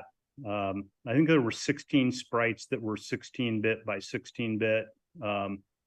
And then it used and or mass, not XOR mass, as I wrote there. Then I think the wizard itself used about 2K. It was a 16 by 16 bit, but there were 4 directions, 8 animations in each direction, and or mass on that. And then everything left over memory-wise, I just used for program memory. And I don't recall how much was left, but there wasn't very much, because I remember having to redo a few things to get things to fit. Game execution logic, basically compute 2 initial screens, and then kind of loops, does I/O, which is, keyboard and joysticks, and then does, it would basically do whatever sound was queued up. And then it would wait for a vertical sync to swap screens. Then it would swap screens. Then it would update all the object positions, wizard, monster shots, monster generators, determine any collisions that happened, apply consequences, determine what updates need to be done. Then on the back screen, it would remove all the sprite objects, on the backup memory. It would do any scrolling needed, and then it would update the map, fill in any missing tiles. If it moved in one direction, you need to fill in the tiles on the other side. It would do any tile animation updates that needed to be done. And then it would go and just put the new sprites back on the screen, and then it would go back to the top and wait for a new vertical sync. So it just basically ran as fast as it could, flipping screens. That's kind of the gist of at least what I recall. Each map, I believe it was like 180 bytes by 180 bytes, just used the full 32K. Each map byte corresponded to a tile or an object. If you pick up an object, it always got replaced by a black tile. So if you saw something like a ring or a potion or whatever, those couldn't actually be, I think they could never be on top of like a white background. It always would have to be on top of a black background. So if you picked one of those up, I think it always replaced it by a black tile. There might have been logic in there to do white tiles as well, but you certainly couldn't have them on top of like look down the right, there's a tile object there. It's like a repeating brick type tile. And you couldn't, do those with, you couldn't have objects on top of those and remove. yeah, because if you did, it would just replace it with a black square and kind of destroy the effect of the. Yeah, I don't think I ever added any logic to be able to do that. And on top of it, I believe that those objects, they weren't sprites, and so objects like that, because they're part of the background, they wouldn't have looked like they were cleanly on top of the, the floor. It would have looked like a square hole there. Yeah. And we talked about the tile remapping animation, and then, each map byte basically just gets mapped to a 8 by 8 set of pixels. There's just some example pictures down at the bottom of things like a tree was, I think, 3 or 4 tiles wide and 3 or 4 tiles tall. And the kind of the cool thing about things like trees is you could make like all sorts of different trees by just having like a couple different kind of mishmashes of like the green like tree stuff on top. If you just had like one different tile on top, the tree looked pretty different. So, just by changing up a couple tiles, you could have a whole bunch of different looking trees. And the same thing, like if you look at the splotchy stuff on the ground, you could get a whole bunch of different patterns on the ground just by having, different tiles and different combinations. So there was a bunch of effort that I put into, making the tiles be able to connect to each other. And I think I originally got that idea by looking at, how Gauntlet did tiling, like watching it in the video, like in the video arcade. Scrolling and movement, we talked a little bit about this. Wizards near the center of the screen, he moves smoothly by just adjusting a selected animation, until he actually moved a full 8 bits, and then you'd actually update his position. When a wizard gets close to the edge of the screen, the wizard stays in that position and the map shifts around him. And I already talked about this, how I did, moving of memory. Software sprites, monsters, a wizard, explosion, shots, they all use software sprites. I think I supported both 16 by 16 and 8 by 8 sprites. Used and/or mass, and the wizard character used 4 directional 8-bit shifted animations. And I think some of the monsters use 2 directional animations, and some of them, like the skull, I think it actually used either 3 or 4 direction animations. And that's pretty much it. If anybody has any questions, I don't know. We probably covered most of the stuff just in our discussion. Good.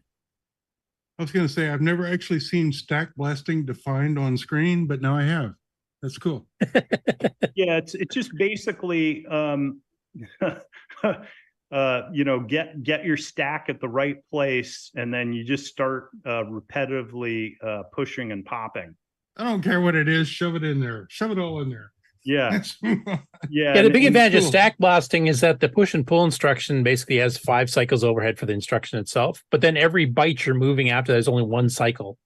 So if you're pushing like 6, 7 bytes at a time, you're only adding 6 or 7 cycles to move that many bytes at a shot. And if you're doing load A or load D, store D, you're doubling or tripling that. Yeah, it was at least, and I kind of, I didn't have anybody tell me about the stack blasting thing. I think I kind of wandered into it by looking at, I had a couple different x86, I had a couple different 6809 manuals. I had this one manual, it was like a square book, and I think it was like kind of like beige colored or whatever.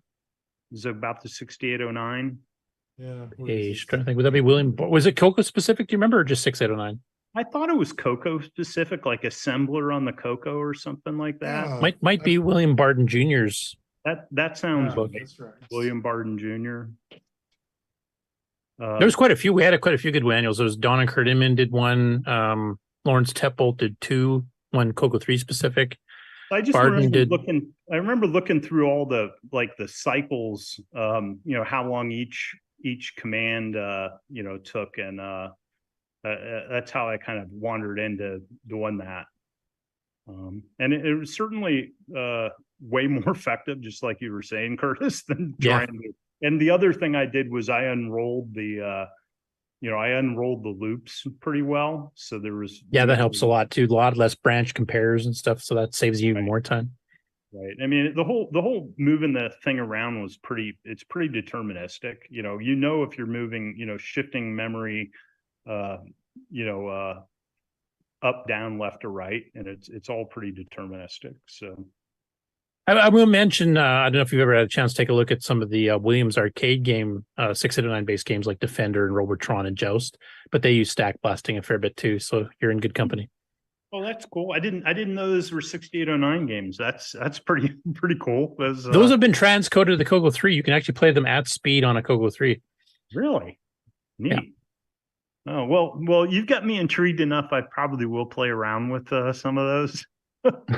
Yeah, just grab them from the emulator. The actual games themselves, they're most reported by Glenn Hewlett. There's some other ones by Mark McDougall and John Kowalski, like Donkey Kong. The arcade game's been ported over as well. Oh, nice. That one was transcoded from a Z80 as well. But yeah, they're running natively on a CoCo 3 because the graphics resolution is pretty close. So yeah, if you want to try it, they're available in the archive, and of course, there's a bazillion different emulators you could pick from, whichever one you want to. Yeah, what's everybody using for an emulator? Is everybody like MAME or is XROR? VCC. VCC or XOR? Or MAME. Those are the three main ones. Yeah. There are some other older ones too. Or join us on Thursday evenings for the Game On Challenge Live. What's that?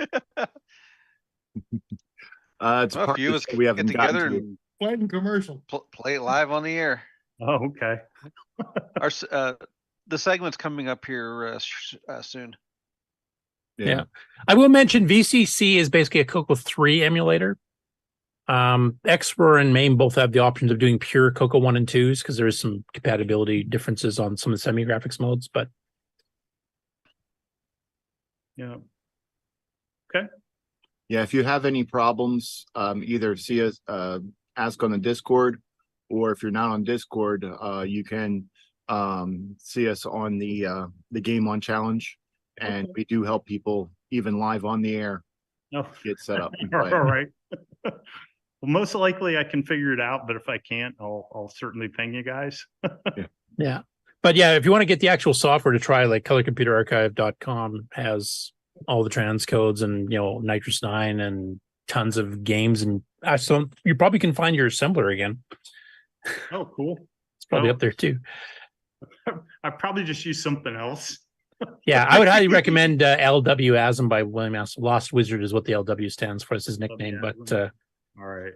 That one does 609 and 6809, and it's cross-platform. It works on Linux, it works on Windows, it works on Mac OS 10. Okay. And he hangs it on our Discord forum regularly and answers questions and updates. Nice. Does it work on Nitrous 9 or Ease of Use Edition? It doesn't run natively under it, but it can produce for it. I just use my old. I'm like, for me, muscle memory is using the old OS 9 assemblers and stuff like that. So I just overclock the emulator like crazy and just assemble it natively on there because it's quick. You guys were talking about, hey, does the old source code exist and stuff like that? I mean, just to give you an idea of like how bad it was to develop like a big game like this, on a self-hosted thing. I remember going in on the source code and actually like reducing the names of symbols and things like that. I did that too. Out to get the file to fit on the disk. Okay, make them all 3 characters or less now because the 6 is too big. Right.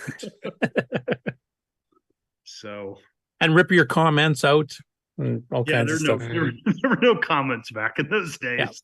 Yeah. You're a man after Nick's heart because that's pretty well what he does too. No, if I wrote it today, I think it would be vastly better and much simpler to understand. So yeah, well, things like LW Azimuth supports like massive macros and stuff too. So you can kind of like almost design your own set of routines and make them single instructions, which is a lot easier to crank out. Yep. Yeah. Also, there's a lot of really good resources. It's like if you wanted some sound stuff, I have 3 or 4 people I could point you at that could help you with that. Yeah, there you go. Yeah. Nick is one of them. Just being able to look to see, I just didn't have access to like any example code for this stuff. And so just being able to even back then, having been able to look at some games, how they did sound or whatever would have been pretty useful. I don't think I had any way to like, if you took a game, like I did have a copy of Donkey King back then, but I didn't have any way to like stop it and look what was in memory or anything. I don't know if you could have reset the thing or whatever. I didn't have any hardware ices or anything like that. So Like one thing I'll mention on sound, like on the CoCo 3, we've got a programmable interrupt timer, and you can set it up as an FRQ or an IRQ. And that's usually what's used for sound because you can set it to like really, really fast sampling or whatever you need for your particular game. But Sockmaster, the guy who did the Donkey Kong transcode to the CoCo, like the actual arcade game, he also wrote a mod file player. So you're familiar with Amiga, you're probably already aware what mod files are, which are like 4-voice sampled things. And he wrote a mod player for the CoCo 3 that actually runs pretty decent. You can run 4-voice mods on a CoCo directly with the built-in hardware. Cool. Yeah, you didn't have any color computer clubs in your area where you live? Unfortunately, I wasn't aware of any. I probably would have hitchhiked to them if I'd known about them. But at least you knew a couple people with CoCos, because I know some other people in the community back in the day had nobody. They were just isolated in some little town somewhere in the middle of nowhere. Yeah. I mean, if I'd had my choice, I would have had an Apple. But I don't know if I would have programmed it as much. I probably would have just played games on it or something. So You would have been much more frustrated, much later. Right. You would have been much poorer too. Oh yeah. But he would have had a user group at least. Oh, there, Bob Emery. Mark, if you want to zoom up Bob's screen there, Bob's actually playing the Joust transcode from the arcade game to the CoCo 3. Oh, there you go. Oh, looks pretty awesome, actually. Well, it should. It's the actual code. Yeah, there you go.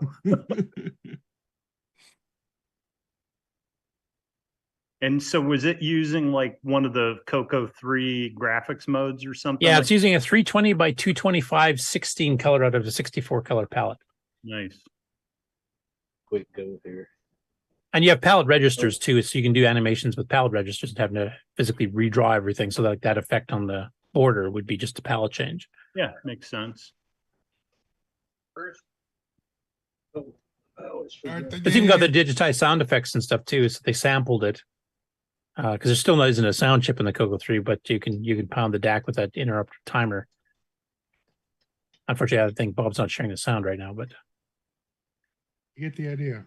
Yeah. Oh, it's fantastic. You know, had the original CoCo, I think, been at at this level of quality or whatever, I think it would have been massively more successful. yeah, the CoCo 1 2 is a strange beast. Tandy picked the right CPU, like the best 8-bit CPU you could have gotten at the time, but the video display generator chip is actually 2 years older than the CoCo itself. That came out in like 78 and was used by some of the early game consoles, like I don't remember which ones used the. Nick, do you remember if you're on the call?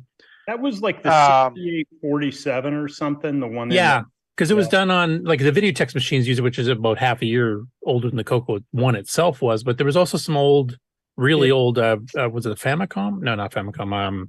Channel F or something used a VDG. There's a few of those. The Imagination Machine, APF 1000. That's what I'm thinking of. Imagination Machine, yeah. Yeah, that was a 6800 based machine with the 6847 on it. And Tandy picked that chip, which was already 2 years old by the time the CoCo 1 came out, and then ran with it until the CoCo 3. So they ran that exact same chip for 8 years since it came out, which is by that time it's so far behind. Yeah. The whole using the tape thing, I think they kind of came out with their computer when everybody else was kind of transitioning to disk drives. I mean, C64 and what was the Amiga, or not the Amiga, but the Atari, like 400, 800 or something like that. I think those all had disk drives. Well, the CoCo had a disk drive pretty early. It came out in late 81, I think is when it came out. I had mine in 82. Yeah, but most people didn't have it. It wasn't like when you went to Radio Shack, like they tried to bundle it with it, so. And it's also funny, like we've discussed this a lot of times on the show before, like one of the CoCo cousins, as we've mentioned in the intro, was the Dragon 3264 from the UK, from Wales specifically. And it was basically a CoCo. It's a Motorola reference design, same as the CoCo was.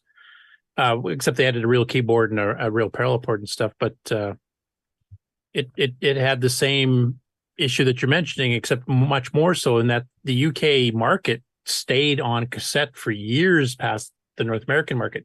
And that didn't matter if you had a Spectrum or an Acorn or a C64 or VIC-20. everybody just stuck in cassette for years afterwards because they were so expensive to get drives there compared to North America. But almost everybody, like in my local CoCo club, which we had, I don't know, 70, 80 members at the time, I would say 3/4 of them had disc drives by 83, 84. Like not many people were using cassette unless they just couldn't afford it. I remember that one of the biggest purchases I made was a dot matrix printer. I remember buying a Gemini, was it Gemini NX or something, or something like that? Does that sound right? It's like a $300 dot matrix printer. Yeah, I think the Gemini and the Epsons, I think, were the most common, aside from the Radio Shack ones. But honestly, most of the Radio Shack ones weren't the greatest quality print. Right. But yeah, this Joust game's pretty cool. That's impressive. They got Defender is also awesome if you see that one run. Yeah. And Pac-Man and Donkey Kong and Robotron. Yeah. It seemed to what get my sound were all working those there. games? Those were all 6809. Nope. Pac-Man and Donkey Kong were both Z80s, I believe. And the Williams ones, so Robotron, Joust, and Defender were all 609. We're all 6809, and we're just running their code. So Yeah, I'm surprised the Z80 machines were that good. That was a pretty horrible processor too. Although I think they had some faster ones. You were just watching the SDC. Okay. Yeah, this is actually running real hardware here, so not an emulator. Nice. Hence the load time. Yeah. Well, the SDC loads it faster, but it's loading 512K basically and decompressing it. So this is a Donkey Kong remix. So John Kowalski, you can see his name there. He's the one who ported. He did the very first transcode ever on a CoCo 3, directly from the arcade source. And he did Donkey Kong and remixed. He decided to make a game because Donkey Kong's not hard enough on its own. He redesigned the levels to be much harder. So that's what this one is. Oh, cool. Yeah, the graphics are pretty awesome. It definitely sounds like it makes sense to do a if you're gonna write anything, do a CoCo 3 one now. Yeah, and I suspect that's why your game didn't do as well, because if it had come out like a year or two before, but before the CoCo 3 was even announced, that would have been like a top tier CoCo 1 and 2 game. Yeah. Yeah. Bob, you should have enabled the sound. I've got it plugged in. It won't come through the monitor for some reason. Yeah, because right now it's playing all the background sound like a do do do do do do do do plus the sound effects, just like the arcade game. I can actually hear it in my computer itself. It's not sharing. Is it? Did you click the sharing sound on when you shared the screen? Right, which you can only do once when you first At start. least have it coming out here. Yeah, but when you're sharing it through Zoom, you have to actually click the share sound button in the lower left when you're setting up the share. If it not, it won't share the sound. But the only way to change that, you'll have to stop the share and then restart it. Yeah, you would have to. I don't even know. I mean, my camera should be able to pick up the audio at least from the TV if it was played, but that sounds not even working. Well, no, it's suppressed because you're sharing your screen, so you're in a catch-22 here. So does anybody have like a version of this that like runs on a mobile phone or anything like that? I mean, like an emulator, or are you talking about Donkey Kong Remix? No, like an emulator. So just is there like MAME for the iPhone or anything like that? Sort of. There is a version of the XWAR emulator that compiles to WebAssembly. Okay.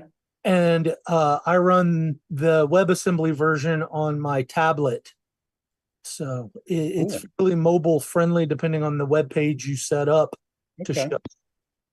Can you send him the URL for that, Alan? Sure. It's the XROAR homepage.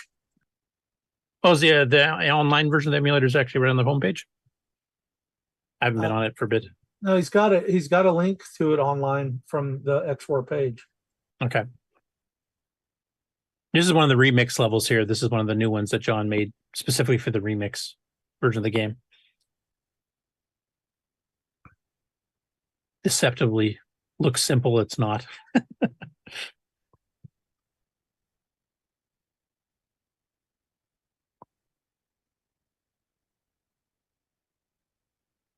Oh yeah, there's a few transcodes you can try. There's also some very close to arcade, original. Well, I guess not original, but clones. Made clean room. Nick did a really good Pac-Man too until and by far the closest we ever saw in the CoCo until Glenn Hewlett did the transcode.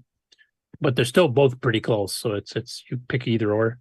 And then of course there's newer games and stuff too, like some of Nick's new stuff like Zero Hour or Gunstar and.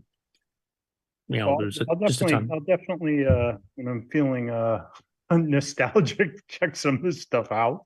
I've definitely enjoyed talking with you guys. So, Matt, were you aware of the MC10 at all? The name sounds familiar. What is it? The 6309, is that it? No, 6803. 6803. It was their answer to the Sinclair. The Timex is basically a little mini microcolor computer, was called. Right. Yeah. Quite limited at the time. It sounds familiar, but I don't have any experience with it. Sorry. Well, there's been some hardware add-ons lately to help catch it up a bit here, but yeah, it was. It's even more of a challenge to program that one because the memory is very thin.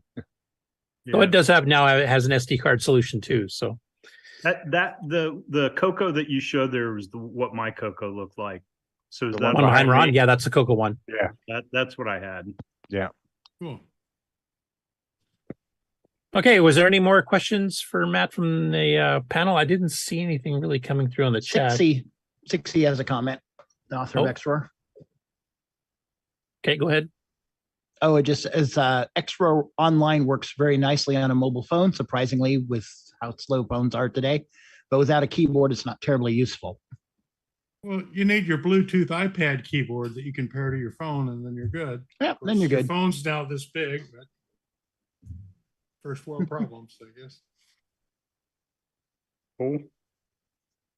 Well, I enjoyed being on with you guys, and it was great reminiscing, and I like the questions you guys asked, so that was fun. So cool. Well, thanks so much for being on. Thanks for letting me put your game up for download 10 years ago or whatever it was.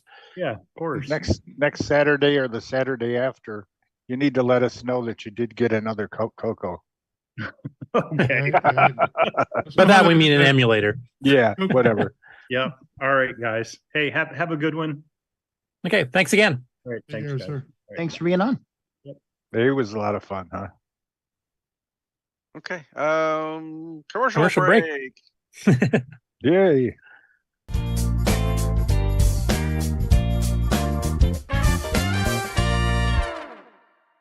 Hey, Amy. Hey, Taylor. We're watching the CoCo Nation Show. Yeah, we are. Woo! You should too.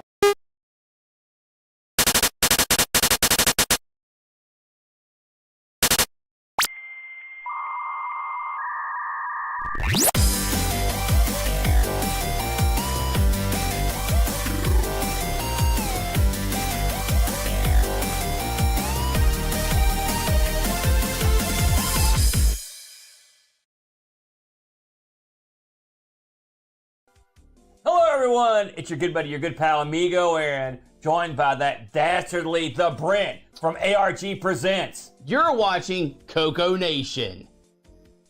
I feel like that should have been longer. The CoCo Nation Show would like to thank the following patrons: Alex Gare, Brendan Donahue, Brian Walsh, Brian Weasler, Kieran Anscombe, Coconut Bob, Daddy Burrito, Diego BF109, Don Barber, Eric Canales, Glenn Hewlett, Glenn Wabke, Grant Leedy, Henry Strickland, John Bodovkarshaller, Justin Larson, Ken Reichard, Kevin Holloway, Mike Rayburn, Patrick Euland, Paul Fiscarelli, Paul Shoemaker, R. Allen Murphy, Retro Tech Time, Rob Inman, Rocky Hill, Steve Batson, Terry Steege, Tom C., Tom Gunderson, Tom S., Tony C., and William Athing. Thank you so much, patrons.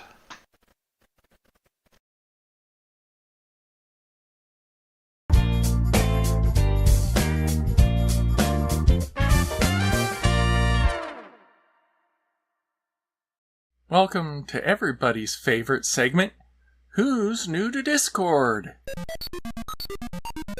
Kosh Vader says, Hello, I'm Chris. Basically, I started my computing career in 1982 with the first silver CoCo 1 with 16K, Rev E, and standard color BASIC. From there, I proceeded to learn BASIC and quickly got bored with that, then learned 6809 machine language programming. These days, I mostly collect vintage computers CoCo 1/2/3 and Apple II in hopes that one day I'll have time to get back to my computing roots. I found this Discord server through VCF West 2023.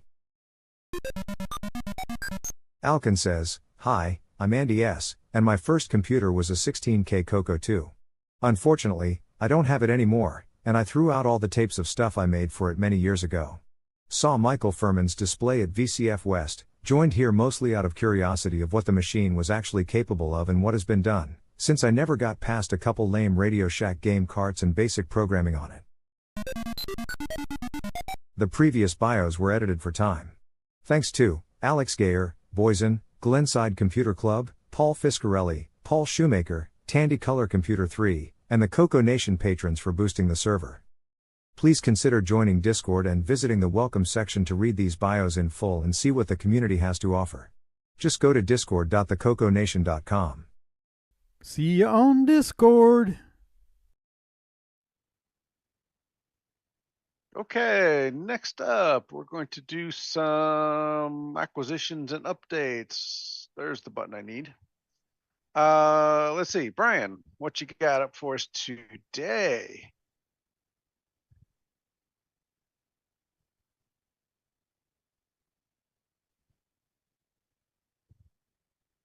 You disappeared again there. There you go. You're muted. Oh, hold on here. Oh, we hear you now. Okay. Caught him off guard.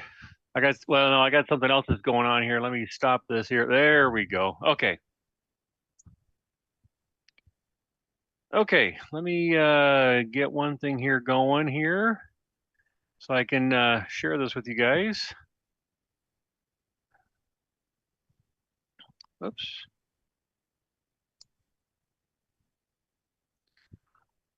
Let's see, what am I doing here? Okay, there we are. Okay, sorry about that. I was kind of making sure, double checking everything was working here before I started here. Okay, let me disassemble here a little bit so I can share everything with you.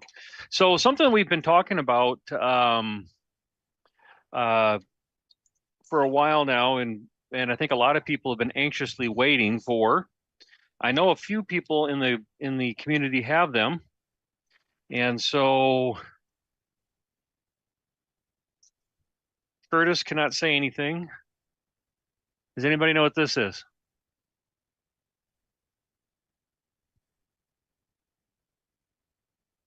Yes. Joystick Yes. to Not a clue. I can't think of it. Just So Paul Fiscarelli has finally made some of his joystick adapters that people have been anxiously waiting for. He, I think he ran into a little bit of an issue, something with the connector here. He was trying to come up with a better solution for the connector. He was having it broke problems too with them. easily. Yeah. Right. And so he's been working on those.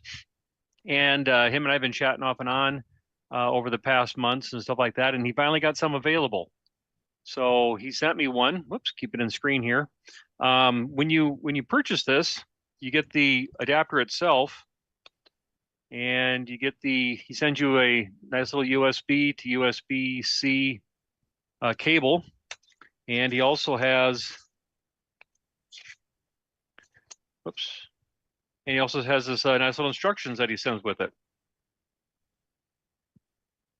It shows how it all works and everything. So if you guys want, I can go ahead and kind of demo it a little bit here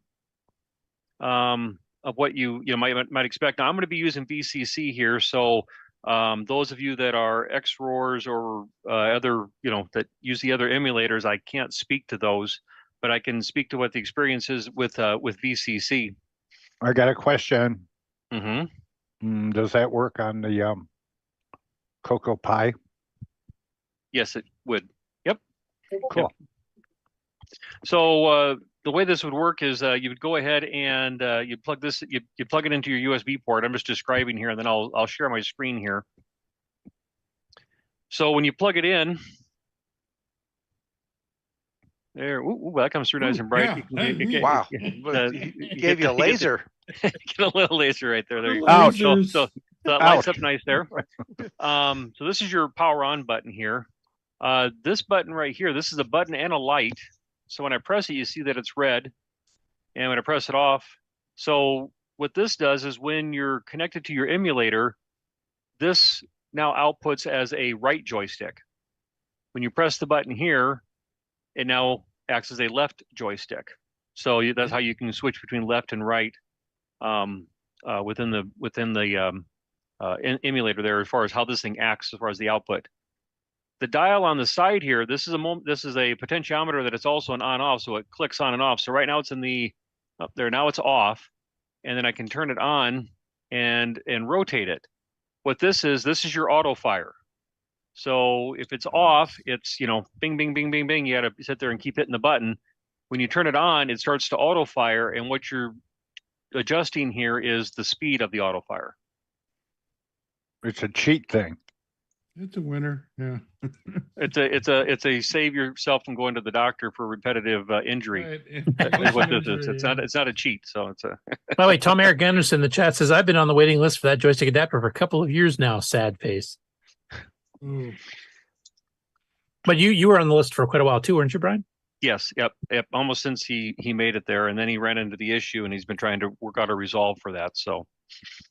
Which does raise the question: is there a list you are not on? I'm not sure about that, but anyway. So let me go ahead and share my screen here. Let me let's see here. Let me do this here. When you say sit on it and rotate, I keep thinking Happy Days. Okay, share and screen. Here we go. And share. Okay, is this coming through okay for you guys? Or is it too small? Okay. Is the sound on?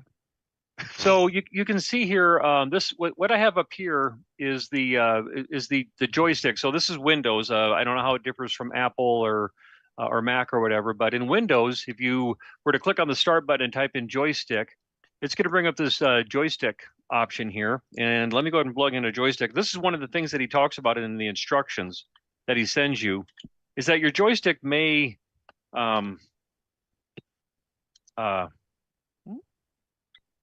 where are we at here? There we are. Where's my light at? There we go. Okay, so when you come into the joystick, one of the options that you may have to do here is to go into the properties. Oops, sorry, it moved over to my other screen here. Forgive me. Here we go. You come into the properties here, and you can actually calibrate. I don't know if you guys can see this. Can you see in this little square box right here? Yeah. Okay. So as you move the joystick around, you can see that little crosshair kind of moving around. And one of the options that you can do is you can come in here and calibrate it. You may have to do that. This is just strictly a Windows thing. So if you do the calibrate, sorry, it keeps moving over here, guys. And you click on next and next. It wants you to move the joystick to all the outer perimeters. Oh, not quite getting all the way down there. Come on. Right. There it goes. It wants you to kind of hit all four corners there. And it kind of teaches it what it's doing there. And you can say finish. So that way you can see here now that I'm not touching the joystick at all, it's staying somewhat in center. And you can also, you test the two fire buttons. You can see it here, 1 and 2 lighting up. And then you can say apply it, okay. And you can do that for both the left and the right. And also to note here, it says Arduino right here, and that's going to be relevant when you get into VCC. So if we go into VCC now, and you go under configuration, and you go under joystick, you now have these two joysticks listed as potential joysticks that you would use. So I got those already selected. And let's see here, go ahead and say okay there. I already have a award-winning game loaded up in here that I will play for you guys. Cool. Neutroid, yes. Neutroid. Neutroid? I was going to do Gunstar. Sorry. No, do Gunstar. Do Gunstar. Gunstar, please. So this will load up here. Whoops. See here? I think I got this thing in RGB here. Let me look here. Can I vote Neutroid? There we go. Colors look a little better now. Yep. Yep. Oh, thank you for letting me vote Neutroid.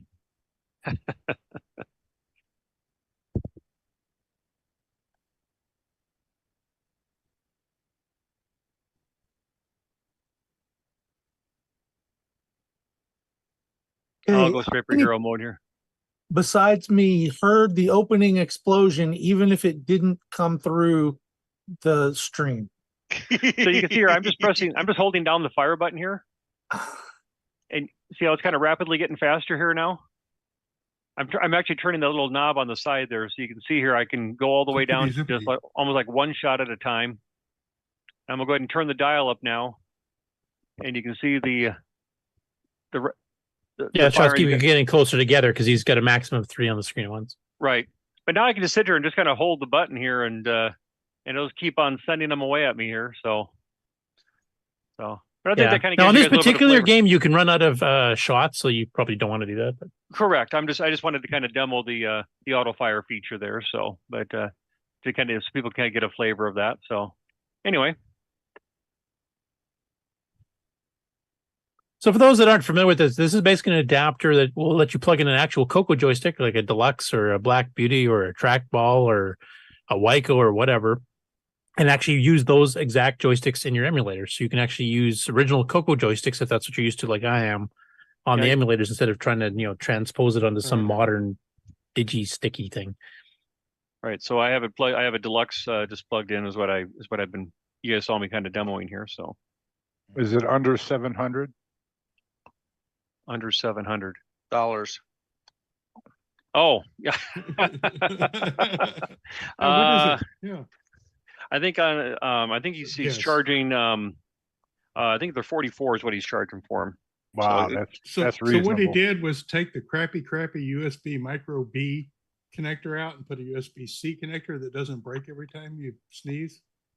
Was that the change that's been going on? I believe so. Yeah, I think he had a USB-C on it. Or not USB-C, micro USB. Is that probably maybe what your that's heard the of? bad. Yeah, that's the one I have. I already broke one. Like he sent me one as a comp, and within 3 or 4 weeks, it was broken. I tried to unplug it, and the whole thing came off the board. Cool. So I'm glad he went to C, which is a more hot swappable. Yes. Yeah. So what I'm gonna in the chat here, let's see here. I'm gonna drop this into the chat here. Mark, maybe you can go ahead and post this for us out there, if you could. Did I lose it? I can do that. Hold on here. Give me 1 second.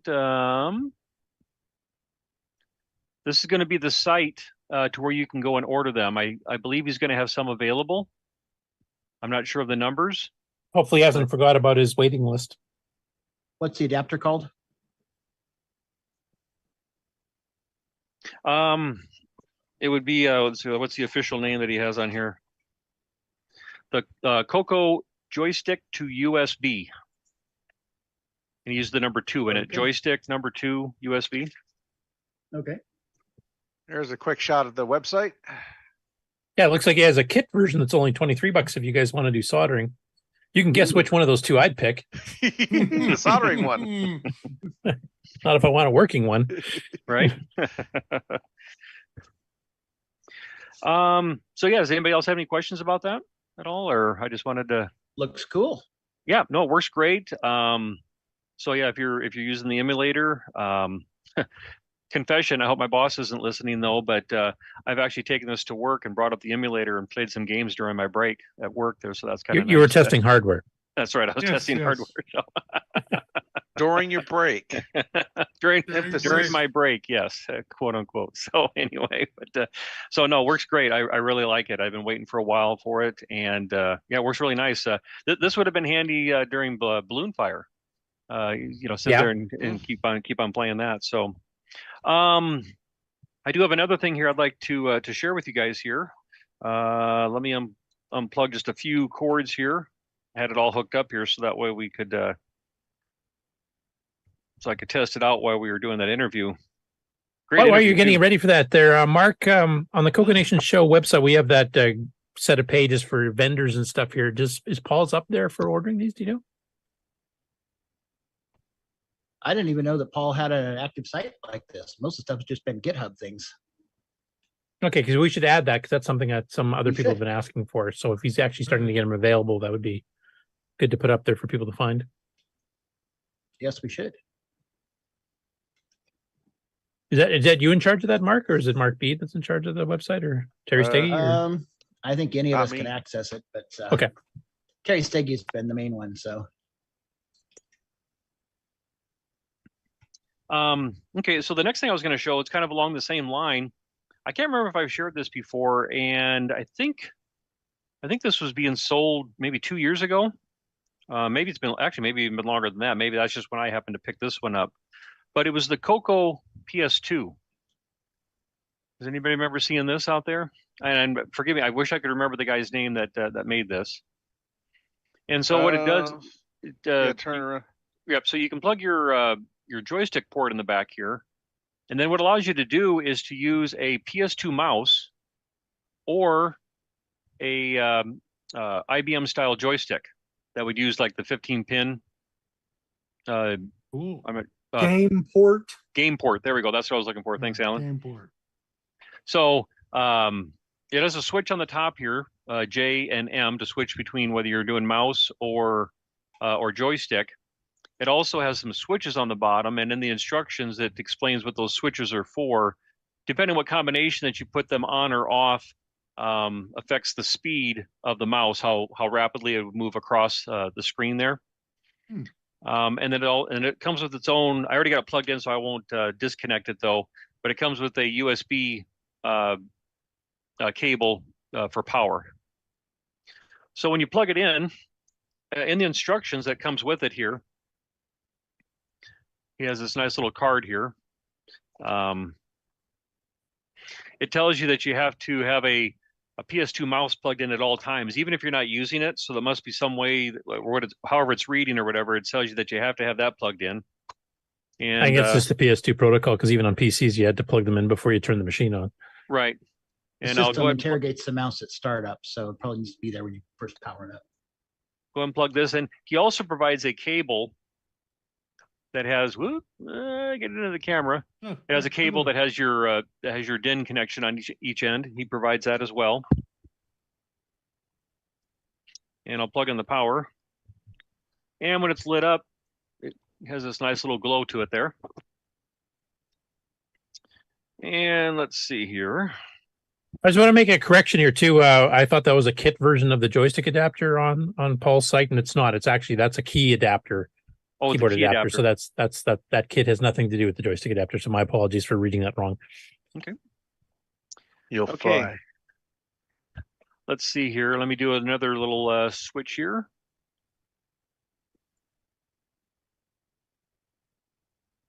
There we go. So I was just gonna see if I can get this here to go here. We'll go down and we'll go and play a recent game here. You Yes. need to update that SDCX, man. Yeah, holy cow, that's old. The collect. If it's not broken, don't fix it. But I think the guy that made this adapter has been at CoCo Fest the last 2 years, but only on Saturday, if I remember right. okay, yeah, I wish I could remember his name. I feel bad for not remembering it there, but I just happen to have a like I said, an IBM style joystick on it.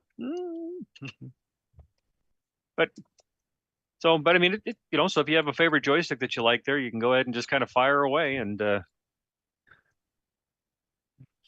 anyway, there is I do have a GitHub on this one that I can kind of let's see here, get my screen up here,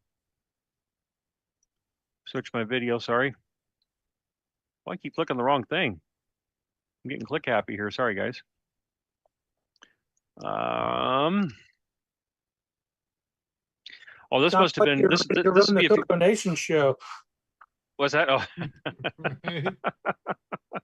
Oh, this must be a Thingiverse here, though. So I'm assuming it's still out there. So this must be if you wanted to make it. This would be for the case, and it says the documentation, the firmware, and the Gerbers. So you could probably go out and build one of these yourself. But I can, I don't have anything electronic, so I'll just hold the card up there. And I guess if anybody wants to look at this, they can freeze the screen and come back to this point on the show here.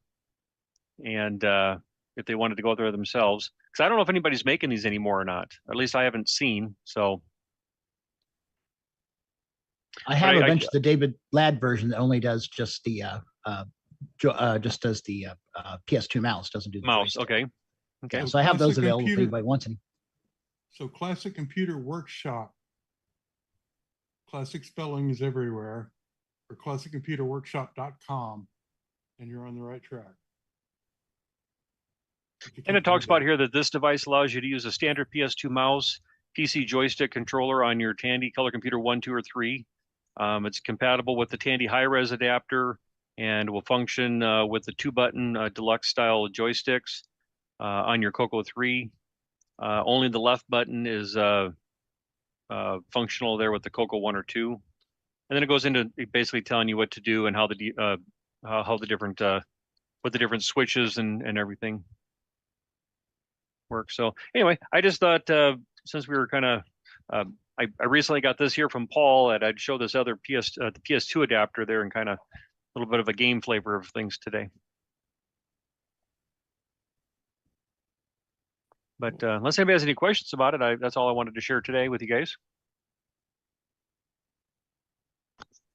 Okay. Let's see. Rick. Yeah, it's too bad our guest is gone because it's almost like I made this for him.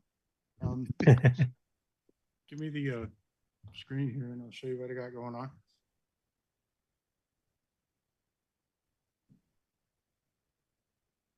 Hello? Hello?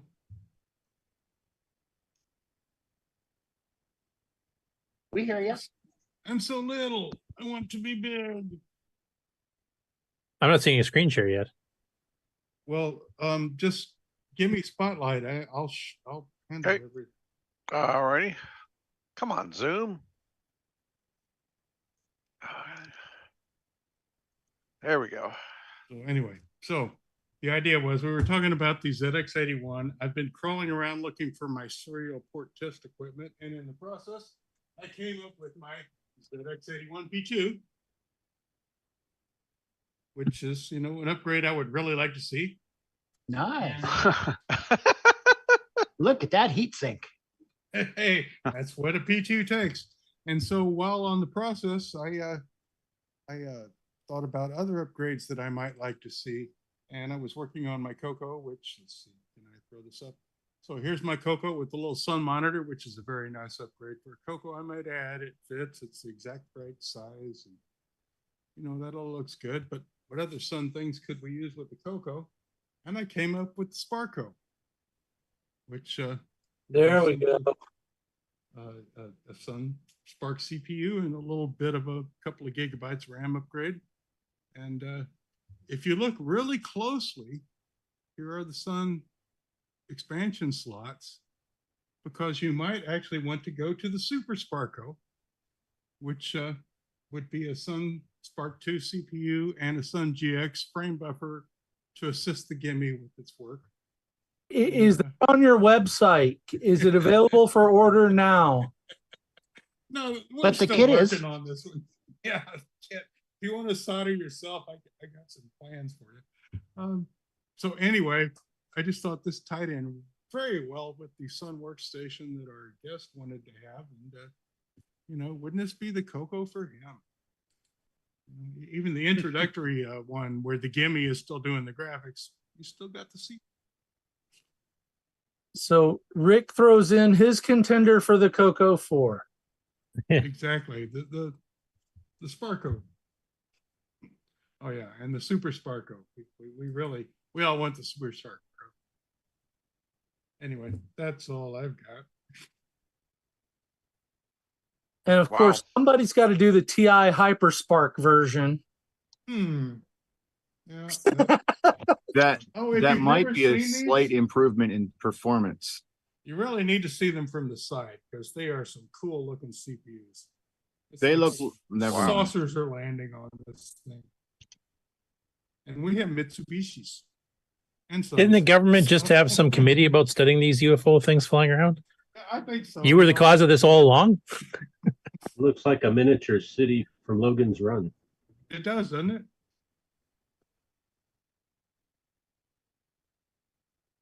I have one quick little minor update. I don't even have to show anything, but at long last, Bill Noble freed up enough time to actually get the Matchbox CoCo, which is made by Roger Taylor. Version of Nitrous 9 Ease of Use. Version 1 is now out and on the website, so you can go grab it. I think it works on the Mister too if you have the Roger Taylor core. And it has some enhancements that regular Nitrous 9 on the CoCo 3 does not have.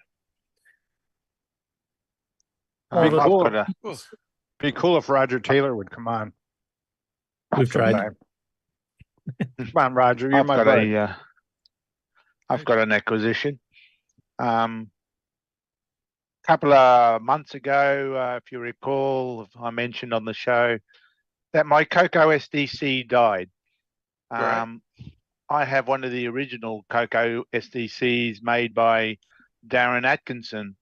And I'm not sure if it's either the first one or it's in the first 3 or 4, I guess, that he made, because it was back then Darren was the creator and originally he was the one making the boards, and he would sell the boards, and I bought one and I've been using it ever since, and a lot of my programming has all been done on that CoCo SDC. But a couple of months ago I decided to be smart and update the MCU firmware by reburning it to the latest version. And halfway through the burn, it locked up and had never worked properly since. The SDC worked fine. It would boot up SDC DOS. I could access DriveWire, but I could not read the SD card at all. So the MCU had died. So I needed something urgently because, I mean, the whole world was waiting for my latest game, Neutroid, and I had to get... No, it's the other game I waited for. You keep confusing that. And so I had to get my CoCo up and running. I had the CoCo SDC for, I don't know, when did he first bring that out? I think I've had it for about 5-6 years at least. So it's finally died. I thought 2014 or 15 or something like that, I think. Maybe yeah, 16? something. It was 2013, 14. So it's the very early boards. So I thought, I better buy another one, and so I quickly went online, and I think that was about the time Frank at Retro Rewind had injured his hand, and I thought, well, he's probably not making any. So I went to Ed, and I ordered another CoCo SDC from Ed, which I'll just fire up my camera. Have a camera? Yeah, Yeah, you never know it. Gee. So this is the cartridge I got from Ed Snyder, Zipster Zone, or whatever you want to call it, and I'm quite impressed with it. I got it in the speckled, I don't know if you can see it in the camera there, speckled white case. Looks quite good, professional looking case. The board and everything all works well, and that got me up and running.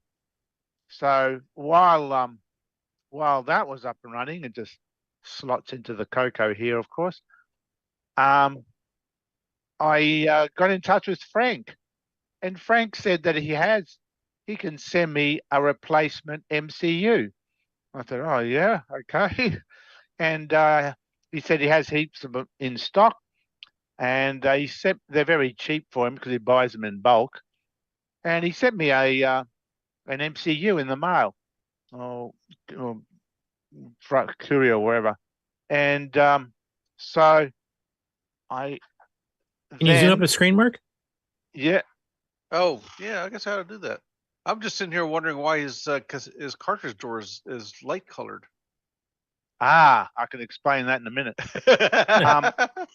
Now, along with the replacement MCU chip, Frank surprisingly also sent me a black case, because I never had a case for my CoCo SDC. Back then, Darren Atkinson just sold the board, the CoCo SDC board, And then the idea was that if you had an FD502 disc controller, you would just use the case from that, which I did have. And since I wasn't going to be using a floppy anymore, I took the controller board out and plugged in the CoCo SDC. So I never had a proper CoCo SDC case. So Frank surprised me by giving me a black plastic case as well, a printed case, and so for free. So I thought, oh, this guy's either crazy or he really likes me. So I put the MCU Buying in. loyalty. Yeah, that's right. I put the MCU in. And it's all up and running again. So now I have 2 CoCo SDCs. I have a backup. So now there is nothing to stop me from doing another Neutroid after this Neutroid. So thank I God. would clamor to not do that ever again. So you can get twice as much work done on the CoCo now? That's right. That's right. So just trying to highlight the fact that we are very lucky in the CoCo community that we have 2 excellent suppliers and manufacturers of CoCo hardware. Ed Snyder, of course, with Zipster Zone, who has quite a few different products, including the SDC, does multi-packs and keyboards and lots of things. MC10 stuff, and they're all all kinds of good quality. And he, you know, I've bought stuff from Ed before, so that's why I went to Ed first. But Frank at Retro Rewind as well is another very good supplier, and I'm very grateful that he just sent me the replacement chip that I needed to get my original CoCo SDC up and running. So now I've got 2 CoCo SDCs. Only one CoCo, of course, but at least I have a backup if anything goes wrong again. So now you have more than one CoCo. I think just one set up though, right? There is a power one. I have a power one put away somewhere, but I normally use this one here, which is actually a NTSC motherboard with a PAL power supply and a PAL case. And this is where I'm getting to this white door idea. The very last CoCo 3s to come out from Tandy over here came with this white door, and the plastic also is a little bit softer, like a bit more flexible, and more importantly, they don't yellow. They don't have the fire retardant stuff in there. So this one is you can't see it very well because of the bad lighting here, but it's pristine white as if I just unboxed it. And so yeah, this is a bit of a mashup CoCo. US motherboard, PAL, everything else. And that's my main CoCo. I do have a proper PAL CoCo put aside, but because I develop all my software, I basically give priority to an NTSC one. So that's why that's there. What year is it? Give me. I've got an 86. I keep the old one so I can make sure that all my software will work on an 86. Anywhere. My PAL CoCo does have an 87, so if I need to, I can just whip that out to verify that the 87, my software works on the 87. But yeah, I try to keep the more common setup for development so that I know that I'm on the right track. No CoCo 2s or CoCo 1s, huh? Hey, CoCo, I do have a CoCo 2 and a CoCo 1, but they're put away in a box. I haven't fired those up in ages. That's cool. But yeah, now, Nick, I'm going to piggyback on this story a bit here because I don't know if you caught it. Last night, Frank was a featured interview of Aaron's on their Friday night disaster stream. Okay. And near the end of the conversation, and I don't know if you wanted to reveal anything about it yet in any detail, but apparently you and Frank are working together on a new product. Well, sort of thing. I mean, I've got to talk to Rick about this. I mean, this is that sound, the orchestra, whatever we called it, 120. What we call it, Rick? The Orc 180. It's twice an Orc the Orc 180. 180. So, yeah, I mentioned that I was doing that, and he had an idea for doing the DACs, the 4 DACs that the Orchestra 80 has, but well, it has 2, but to do 4 and some other features on there as well. So I'm leaving it up to him. So we're sort of working together. I don't know. I'm working with Rick or I'm working with Frank, but So we should all three talk, because I found a lot of complications with putting 2 DACs on the same channel, and I've solved a lot of them, which has taken months. So yeah, we should probably all talk. Yeah, Frank is using an actual DAC chip. So it's a bit of a different layout. Apparently there's a DAC chip there that has 4 DACs in one 8-bit DACs all in one chip. That's very cheap. So I don't know much more than that. I've just sort of left it up to Frank, said, yep, surprise me. So, oh, there you go. So yeah, I don't know exactly. So I haven't done anything more on the sound program that I was doing, because I've been busy with Neutroid. What a waste. I'm just kidding. But it's the same program, so no matter whose hardware, it's the same program basically. So well, it's going to be the same program, with the benefit that it's still an Orchestra 90. It'll still run Orchestra 90 files, and with a bit of luck, we might be able to get other programs such as Sockmaster's Mod Player, which is which uses an Orchestra 90, but it might be able to be modded to use the 4 DACs, which would give it a bit more speed, because it won't have to mix the 2 channels into one type thing. Whatever, anyway. And better quality, because it'd be separate 8-bit DACs for each of the 4 channels instead of merging 2. And the mod's already 4 channels, right? So yeah, mods are already 4, but because he has to combine 2 of them, well, right, drop 4 it from into 4 will work much nicer.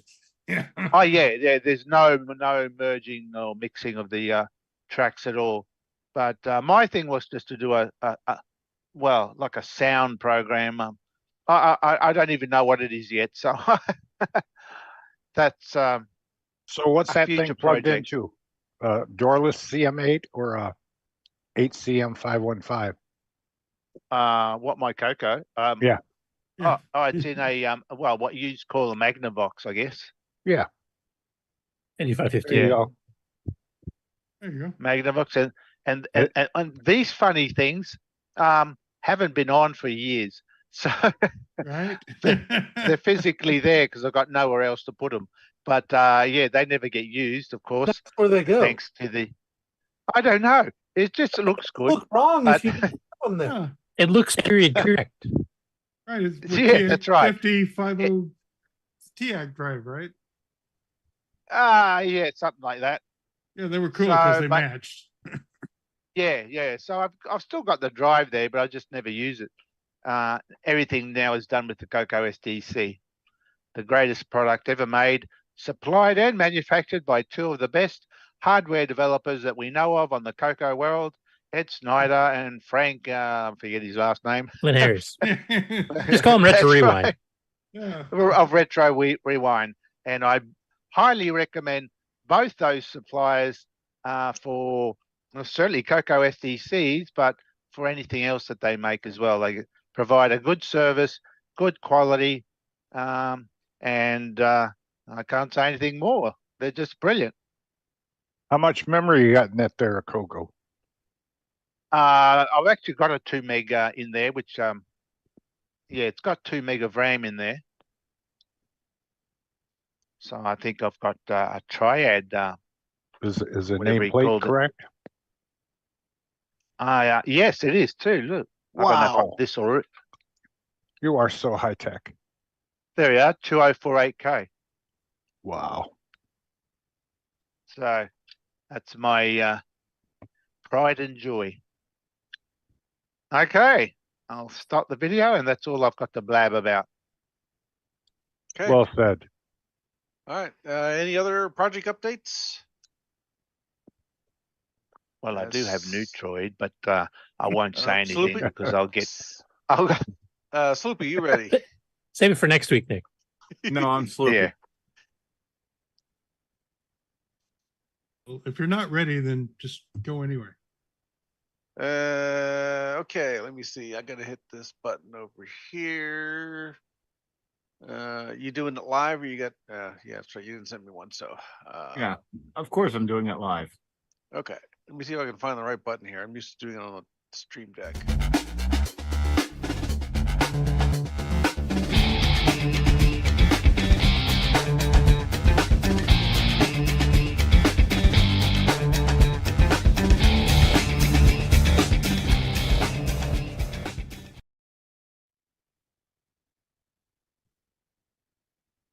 All right, take it away, Sloopy.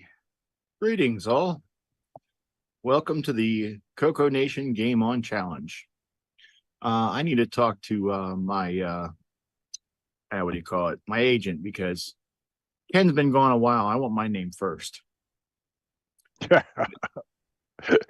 Let's see here. Share screen. We might have a version of that actually. Loop and Kenny. Let me remove this stuff out of my way. Okay, everyone can see my screen, and let's load up the high score list.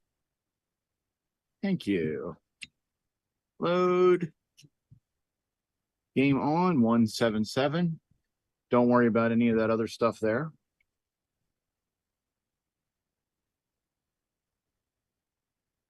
By the way, Sloopy, I know you're a bit newer to the CoCo than most of us, but you can just do run quote go 177. You don't need the BAS. You don't have to type run separately. Yeah, I know. That confident. But the idea is that people are supposed to look at the things in the directory listing, and that gives them time for them to read it. And then say, where's next week? Yeah. It says Neutroid. Yeah, we don't need any new droids. Yeah, we do. Notice the other games too.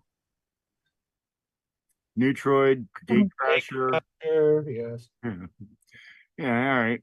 We played Warehouse Mutants by Tom Zarnecki. And we had 12 mutant hunters.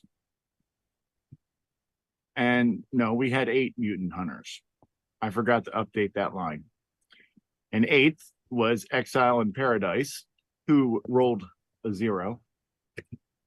Marco with 125. 6th was Coconut Bob with 500. 5th was yours truly at 925. 4th was Sabhead with 2,500. 3rd is Rich N with 3,750. 2nd was Buck Owens with 12,600. And the number one hunter is, can anyone guess? Tasman's my guess. Tasman with 74,400. Thanks for playing, everyone. And he's the Tasman. Exile made the top of the list. Yeah. Where I belong. Yeah. Yeah. Exile in Paradise did play, but he was having button issues. Evidently, Homer Simpson's not his name because he couldn't push the button. He's one of those adapters we were showing off earlier with Brian. Yeah, that's right. Yeah.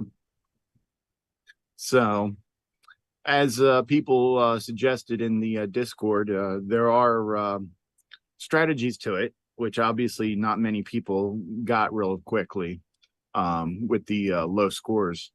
But yeah, it seemed that although it seems like a really good game, one of the biggest issues with it is the difficulty ramps up exceptionally quick. I mean, first you're all of a sudden you have 4 mutants in the warehouse, and all of a sudden you're at 6 and 7 and 8 really quickly. So it would seem that one of the best courses of action was to get yourself into a position where you can easily get 1 or 2 right off the bat, so that you're only dealing with the other 2 while moving around. So other people on the panel have played. How did they feel about it? Marco, I'm looking at you because I think you are the only one that played. I mean, very frustrating. Even Mark B didn't submit a score. Well, it was very frustrating, which is why my score was 0. I don't know what was going on, but I could not push any of the blocks. And I tried a couple of different versions, and I kind of tried a couple of different emulators. So it's just something with whatever my setup was that night for playing on an emulator, trying to be on the stream. So I was able to push blocks. What? I was able to push blocks. Yeah, it's, I'm sure if you can actually push the blocks, the game goes better. So it looked good. It seemed to have game logic, but that's about as far as I could get. Seemed like maybe it starts off a little too fast. Yeah. Yeah, that's one thing I noticed. It was a little tough on the start. I think if it only went down to like started with like 2 or 3 mutants at first, and it waited like close to like 30 seconds before it brought more in, it would have been a much better starting. Gives you a chance to get in the groove. Yeah, it does kind of a quick start. It's like all the stuff suddenly happens. Like, what? Yeah. I think part of it is the same problem that a lot of games of that time period had, where the play tester and the developer are the same person. And because they've play tested it so much that they make it easy for them, but not realizing that for someone who's new to it, it's going to be a little bit more difficult. Yeah, it has to do with the speed of ramping up the difficulty. That's something that Nick spends a lot of time on in his games. Right. Yeah, because it's like, no, if you've been playing it for a while and you've got things down, then it's pretty easy on the first level. But if you don't have anything down, then it's so quick that you don't get the chance to even learn how to get the gameplay down before you're already dead. I also had difficulty with controls on it too, but I don't know if that was because of the quote unquote joystick I was using, or if that was in part of the game. I unfortunately need to play that game some more to get a full opinion on it, but overall I did like it. Anyone remember the game from back in the day? I used to play it a bit, but I used to play Pengon by Spectral a lot more for Pengo style games, so I didn't play Where Else Meets Much, or Ice Master by Arcade Animation Inc., which is another Pengo clone. I think out of the 3, the Where Else Meets is the one I probably played the least. Yeah. Unfortunately, up until last Thursday, I never played this game before. So I can't say back in the day myself. Scott Cooper in the comments says, at first I didn't like the game, but after figuring out that you don't need to box yourself in to keep from getting killed, then you have all the time in the world to figure out how to herd the baddies. Yeah. Actually saying you do have to box yourself in, basically protects you so you can take your time to analyze the level. The other thing is you have to watch out for the boxing in, because if your boxing in is too large, a baddie can show up in one of the walls of your box and then come in, and then you only have a very small limited time to deal with it. But yeah, boxing yourself in is a good way to get a hold of things. Yeah, and considering how much better his score was than everybody else's, I would take his advice. Yes. It's like an order of magnitude above everybody else. Yeah. Can we get him to do the Game On challenge a week early and give us all his advice before we start? If you're in the Discord, he sometimes does give you tips and tricks in the Game On Challenge channel, just so people know. Yeah. Yep. Yeah, we also discuss it while we're playing it too. So we will be playing what was that other wonderful game that I chose? It was a Dragon exclusive, wasn't it? Oh yes, that's right. Valley Farms Chicken Run. Valley Farms Chicken Run. So I've been busy with work this week, but I did see on the couple times I managed to go on the Discord for any length of time that somebody was trying to patch it for the CoCo. Did it ever get finished or no? Not that I know of. He got within that was Mike Miller. Then he found that there's some sort of chunk of basic code somewhere in there. so it needs a whole different separate thing to go on. Oh, okay. God. So he was patching the calls for the keyboard routines and stuff, but there's more to it than that. Okay. But I done picked a good dragon game. So basically, if somebody wants to play it, they either need a real dragon or they need an emulator. They won't be able to do it on a CoCo hardware. And the thing is that 2 out of the 3 major emulators will emulate a dragon in addition to the CoCo. As a matter of fact, XROAR and MAME. Yeah, as a matter of fact, one of them isn't even actually truly a CoCo emulator. It's a dragon emulator with CoCo capabilities. Correct. Yes. So Folly Farms Chicken Run, very interesting game. Yeah. It comes with like the whole manual in the beginning of the game. So when you start it up, there's, I don't know, 10 screens of stuff to read. And I think that is to stun you senseless to understand how to play the game, because it's got a whole complicated set of interlocking objectives that it comes down to a timing to figure out.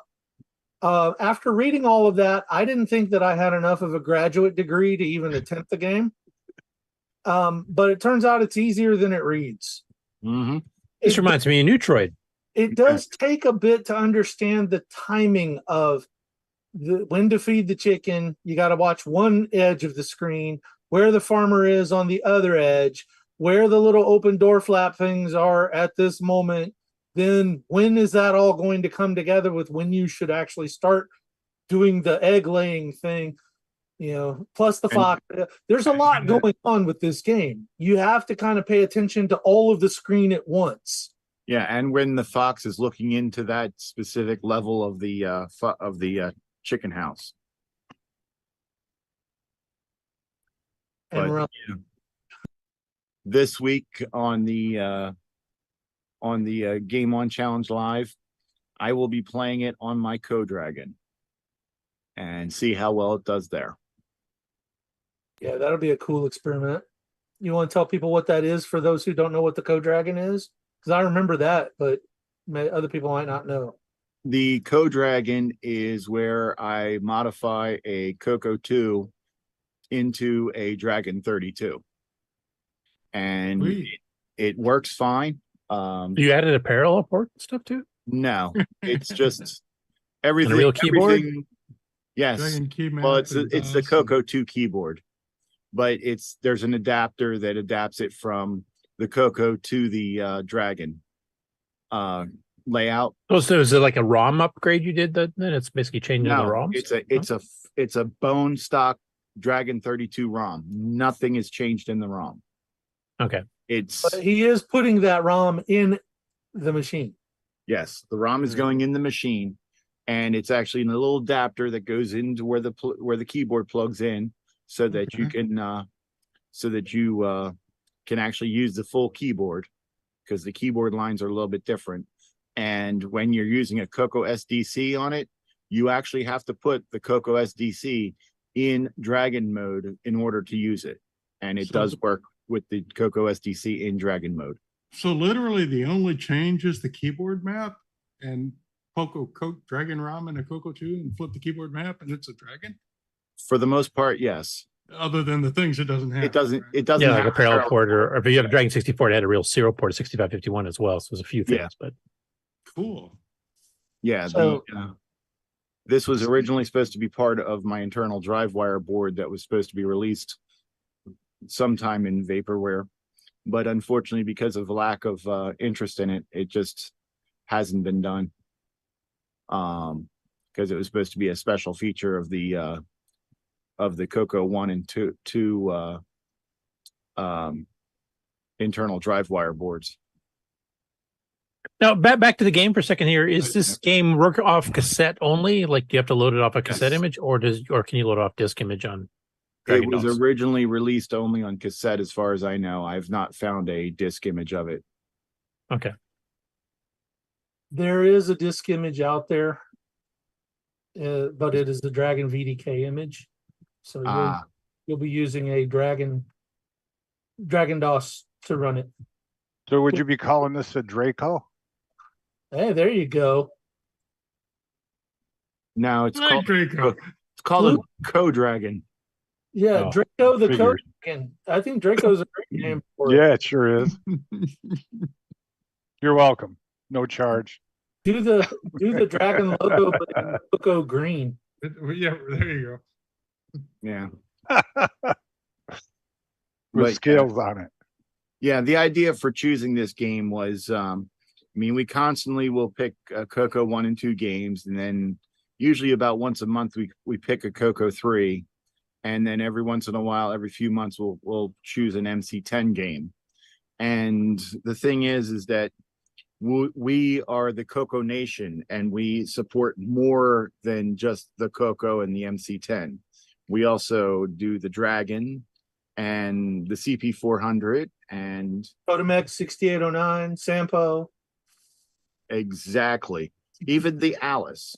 So now Sloopy, it's coming up in the news a bit later, but the next Dragon meetup at the Cambridge History Museum or Computer History Museum or what it's called. Mm-hmm. I'll be talking about it in the news a little bit here, but that their next meetup is on October 7th and 8th. I think we should coincide a Dragon game for that particular episode as well. Heck yeah. That'd be a great idea. Because, I mean, didn't we do a Dragon game before when they had the Dragon meetup? Yep. Yeah, and it's an annual thing, so we can do this Right. every year type thing to make sure that there at least one Dragon game gets in there. You know, actually, if you let a CoCo turn gold or, turn yellowish, it would look more like a Draco. Yeah. So, but yeah, well, I'll discuss it with Ken, and then we'll see what we can come up with. Maybe we can find another game that's not easily transferable, so people can't make a CoCo version to try to play on the CoCo. As it was, and I will mention too. I might as well just reveal the news story right now for this particular thing. So this is a two-day event, and they have a theme this year of software.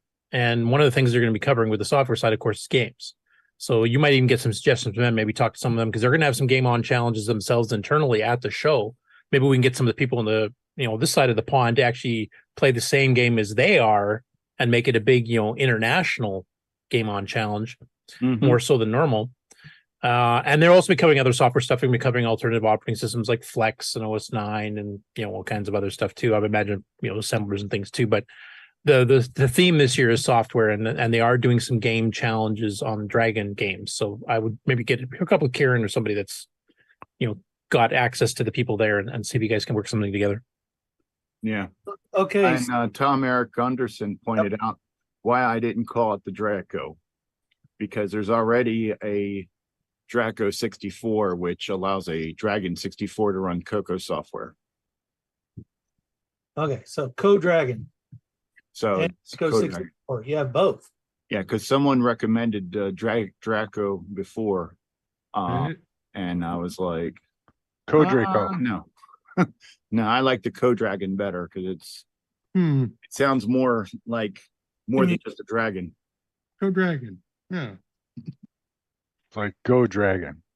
60 saying in the chat, he says, now I've got the same information as the rest of you as far as the software. So Karen, if you can get in contact with some of the people that are in charge of it, and I know they're from the sounds of their entry on Facebook about the show, it sounds like they're going to have several games chosen to be part of their little game challenge. If you can even get them to reveal one to us that we can participate in, just to make it so there's a bit of a cross-platform sharing there. I mean, if they want to keep some secret, I know they want to keep some of the games secret so people can't practice ahead of time. And it's just cold start. Here you go. You got 2 days. Do as best you can. If we can get maybe one of them that they can send us that we can all participate in, that'd be great. Yeah, if they wanted to contact just one of us individually so that we can, so that we know, so we can have it ready for the show, so that only that one person knows, that's possible. You can contact either me or Ken. Yep, that'll work. So what's our game for next week, Sloopy? Oh, was I supposed to pick a game for next week? I figured after these two games. Well, I was going to ask Ken, but he's not here. Yeah, I figured I'd be shot. As long as it's not a Neutroid derivative, I think we're good. The Folly Farms one is actually better than it sounds like on paper. You will have to take some time to get. I wanted to be the farmer and be able to get the axe and go after the chicken and make chicken dinner. But it wouldn't let Yeah, me that's called Kentucky Fried Chicken Farm. That's a different game. All right, and Sounding like Chicken Run, the movie. Our game for the next 2 weeks is, because we are a multi-format within reason show, is Hopman by Inufuto. There's the CoCo 1 and 2 version, the CoCo 3, and if you scroll down a little bit further, the MC10 version, which requires 16K. And these just got released. We were covering the news, but these just got released the last week of July for our machines. And the new other cross platforms are just still getting out. The Tier City Model 1 version just got announced like a day or two ago. Is there a Dragon version specifically? I think the CoCo version works if you use joystick, but I'm not sure. He doesn't mention the Dragon specifically, so. I mean, that's one you should be able to patch fairly quickly, I would think. But yeah, because weren't his other games easy to patch or something? yeah, it basically, if it's keyboard, you just have to patch keyboard routines. Everything else is pretty well. Yeah, and there. Now, most of their games have joysticks, so you probably don't even need to patch. But I haven't tried this one yet, so I'm not sure if it does or not. Well, his games use arrow keys because it says move arrow keys or JK, and jump is space. So probably would need to be patched. And he only offers it as a wave or cast file. Yeah, all of this stuff is pretty well cassette only, so we just copy to disk, and sometimes some of us will patch it so it runs in disk properly. Other times we'll just use ROM-L to load it. Right. Sorry, ROM-L confuses me so much. It's pretty easy. You exec it and you type in the name of the program to run, and that's it. I'm not sure what could be simplified. I mean, it's old and it was originally designed for running cartridges, but because there's a product sold that's called ROM-L. Yeah, but that's probably way newer and is infringing on the copyright of the trademark of the original. Isn't there another game called Rommel? Yeah. Yeah, Rommel 3D. But ROM-L, the ROM pack loader, which is what that originally stood for, came out in 82, well, summertime, if I remember. Yeah. So.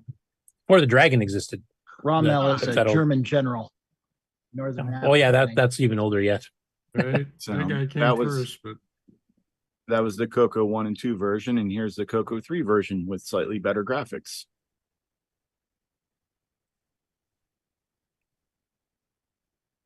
And anyone who plays on the MC10, they will be given a gold star.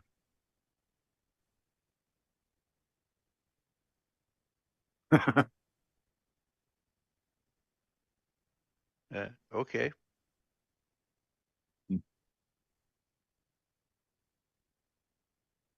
For the audio listeners who, because we're not playing the audio from the clip here, it's one of the first Inufita ones I can remember that actually is a side scroller.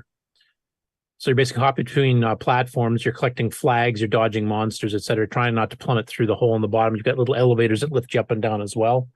And your goal is to get all the flags and then get to the far right-hand corner. I'm assuming every level is like that, where there's a goal as it's labeled with a little flag, and you have to jump into that. And then you go on the next level, which gets more complicated. Is the audio? And you get a time bonus. There it is.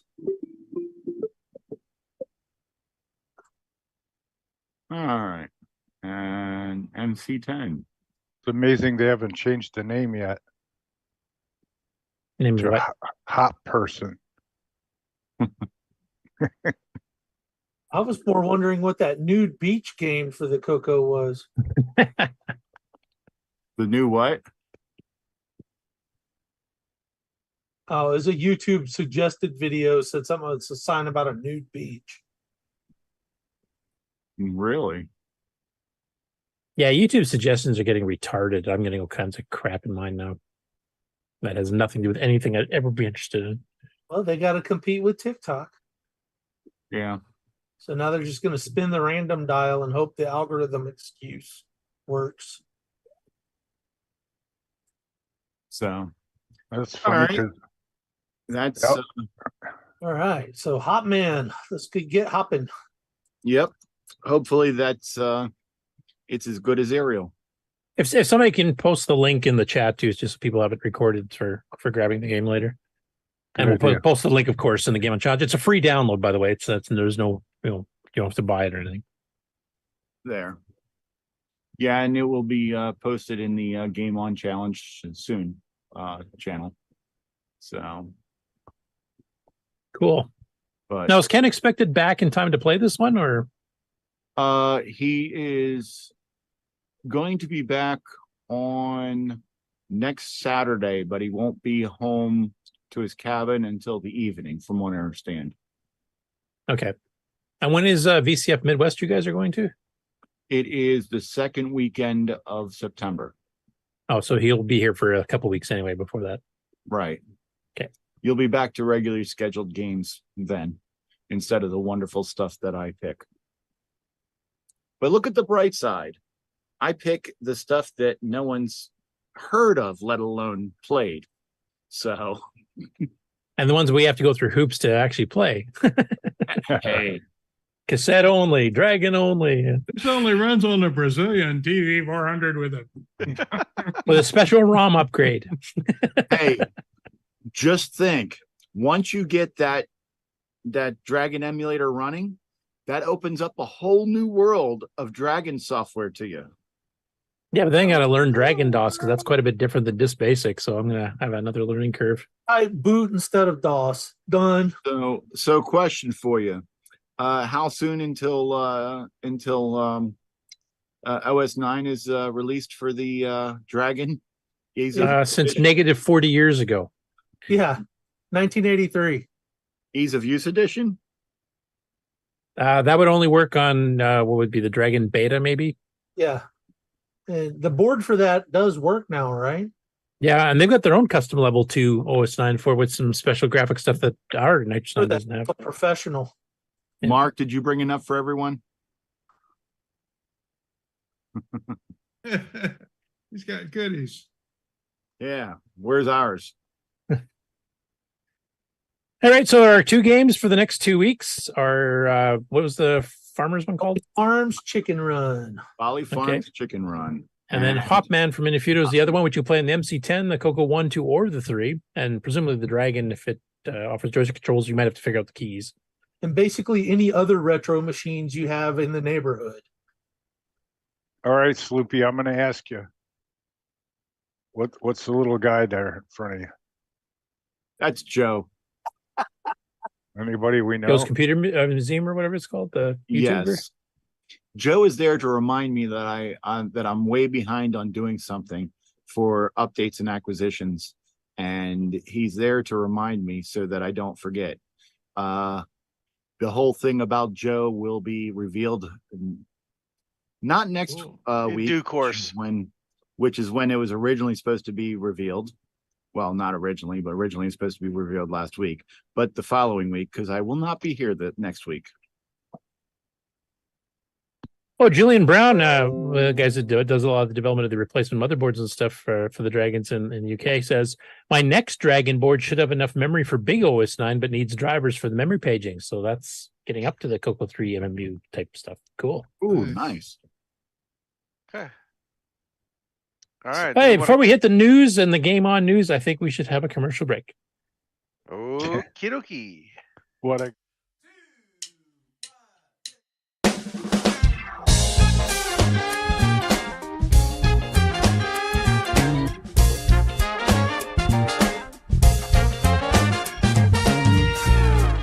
Hello, this is Mark Siegel, product manager for the Color Computer product line and designer of the Tandy Color Computer 3. And I'm proud to be a citizen of the CoCo Nation.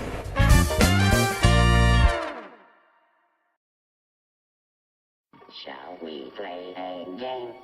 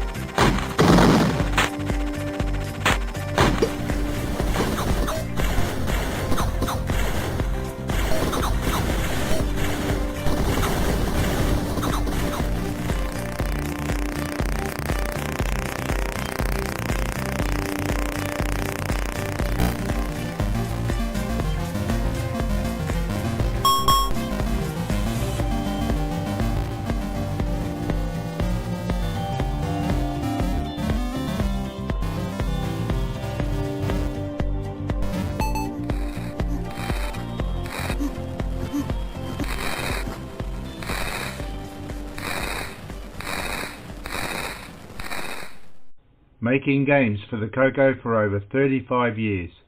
Go to my CoCo Games website at www.nickmarentes.com for information and pricing of my later games, as well as downloads of many of my older games. CoCo 2's got personality, lots of practicality, fun, it's sensational, learn it's educational. CoCo 2's expandable, so easily commandable. It's programmable, so term exam grammable. Just you and CoCo 2 do what you want to do. CoCo 2, the color computer with personality from Radio Shack. Sale price for Christmas giving from $149.95. Radio Shack's CoCo 2, do what you want to do. Just you and CoCo 2.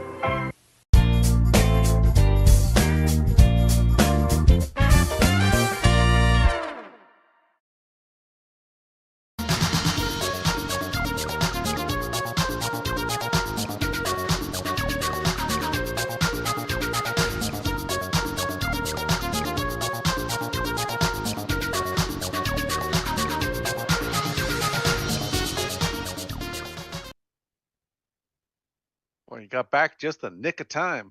Yeah, I had to grab some food.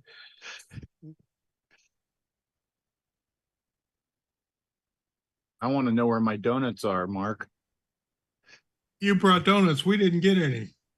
Uh-huh. That's why I had to grab my own. He wasn't sharing. Okay, you guys seen that screen with Android Attack? Yep. Okay, so Chronologically Gaming, the YouTube channel, he's also our interview guest here a few months back, finished the summer break, and he's been getting back into 1982. We're still in May. Now he's covered a fair number of CoCo games. I'm not going to play every single thing here, but I'll just show you like a kind of a screen grab and maybe play a little bit of one or two of them. So first one here is Android Attack. Now this originally was released in May 1982 as Robot Battle. It's a Berserk clone from Spectral Associates. Now they had to change the name shortly after this because Robot Battle, the programming language game from Tandy, came out. And of course they weren't going to compete with Tandy on their own turf type thing. So they renamed it to Android Attack. And that's also the name it was in the UK. Actually the screen or the shot here of the actual packaging is from the micro deal version. So that is the UK version that was sold for the Dragon and the Tandy. Another one they played on the stream here was, sorry, go ahead. That had a Dalek on it. How did they get away with that? Because generally the BBC chases down anybody who puts Daleks on anything. That's amazing. I do not know. And 6C's obviously played the game because he's describing the voice, because that actually was one of the selling points of it. Intruder alert. It's basically, it's because the sampling rate's pretty low. It's got kind of a Elmer Fudd lisp to it. For talking Android. Yeah, it's instead of intruder, because R requires a higher sampling rate than they used. It's intruder alert. Intruder alert. It's great. I love it. And as he found out when he played it too, it's got a few extra features they threw in, like you collect crowns for extra points. That's not in the original Berserk. And you have the option of ducking and jumping to try to dodge shots. As he put it, and I agree, it's not terribly useful, but at least they tried something different. Next one here, another Spectral Associates game. This is called Color Out, and this is one of the few commercial machine language 4K games. We've covered a few of those before ourselves, and he's covered a few of them as well. Because basically by the time late 1982 came around, nobody was bothering making 4K games except for Tandy after that, and they kind of cheated because they had a cartridge, so you had ROM added on, and it's basically just a low res SG4 bust out style game. And this one I'll play a little bit of. This is a bit of a rarity, and I'm trying to remember who found it for me. I think it might have been Brian Palmer from Australia, actually. I think someone who found this. So you can see here on the middle of the screen, there's an ad from 80 Microcomputing from May 1982. And this company, D.L. Dawson, David Lionel Dawson's his full name. He never published this ad for these games here except in 80 Micro. He never put it in Rainbow. He never put it in Color Computer News, never put it in anything else, Compute 80 Micro or 80 US Journal or anything. The only place I ever found an ad for this was in 80 Microcomputing, and it did go for several months. And there's a few of these games here. Some we have, some we don't. sorry, we jump, I'll get into a little bit, but Dark Castle game system. This is one that he spent a fair bit of time on, and I did a ton of research on this too, because when I got it, of course, there's no manuals. I had to go through the code and I run it, and I spent days going through this, trying to figure out exactly what the heck it is and how to play it.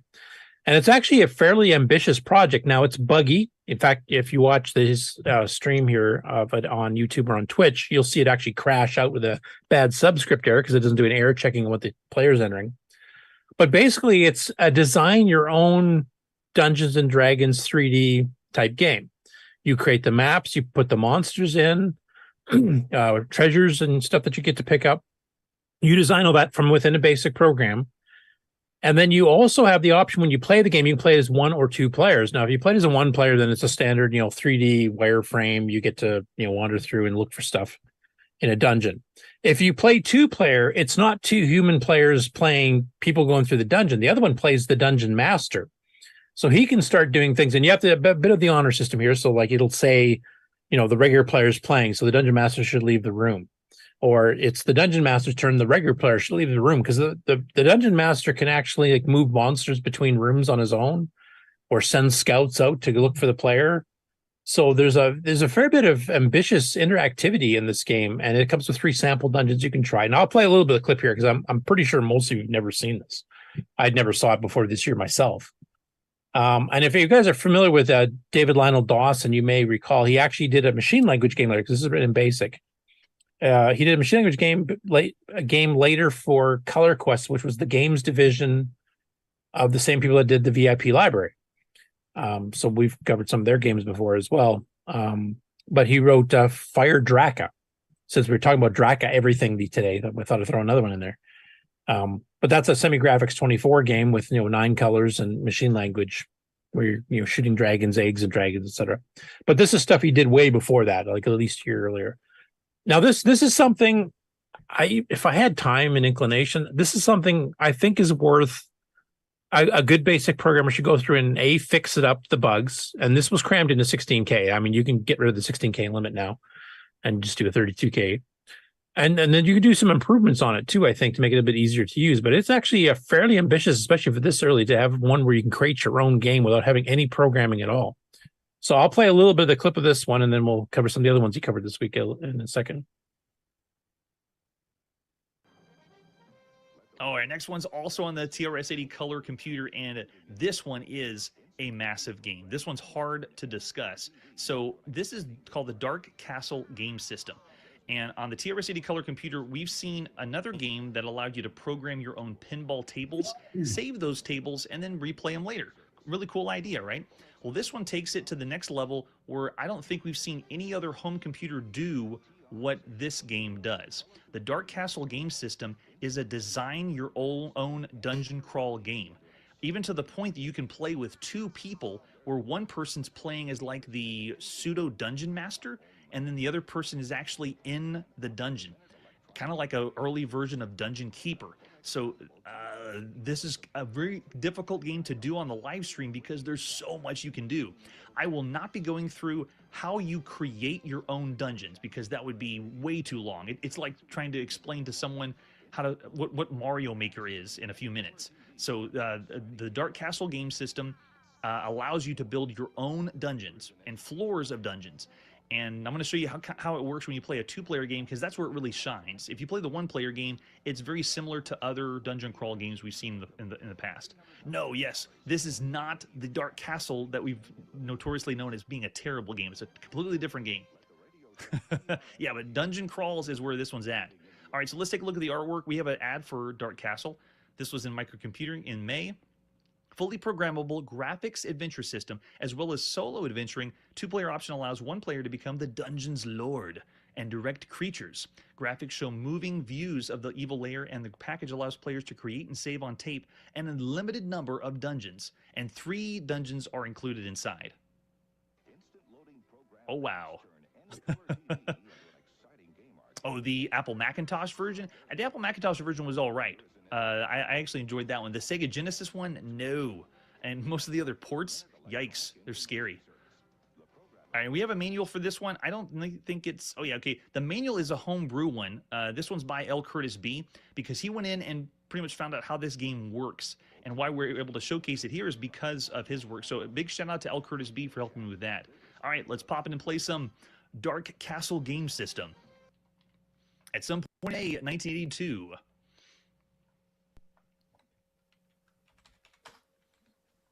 The ambition of this game is almost too much for all the games we've seen up to this point.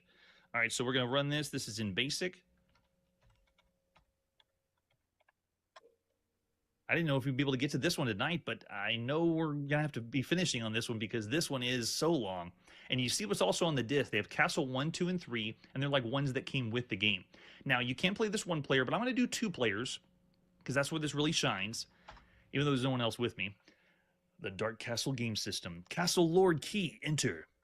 So this means if you have been the Castle Lord key before, you can put in a code to play. And then the name of the Lord of the castle I'll make as Chrono. And then the stronghold is called, we'll do Castle 1. And then we want the old dungeon, one that's been done before. And if you make a new dungeon, you can see what it's doing. All the stuff you programmed in and saved is loading. So if I were to build this myself, this is all of the places and turns, items and enemies or creatures that you've put in and saved to the dungeon. So we want to go ahead and continue this dungeon. We're not going to save it. We're going to continue. And then now, if you play with 2 people, you'd have to play on the honor system. One person would leave the room. So if I was the dungeon lord, I'd be leaving the room. And then the next person, which we'll say is last person in chat, Rob. So the adventurer is here, and the adventurer puts their name in. So Rob's going to put their name in. And now, Evil King Chrono is hidden in a dark lair called Castle 1. So if you design this yourself, you can name it anything you want. You can call it Fart Castle. And then the evil Lord Chrono would be hidden in Fart Castle. But we're using the default because we don't have the time to build our own dungeon. But you could. That's what's so ambitious about this game. All right, so Evil King Chrono is hidden in the dark lair called Castle 1. Which direction will you approach from? So you have a way to start. And we'll just say, let's approach from the south.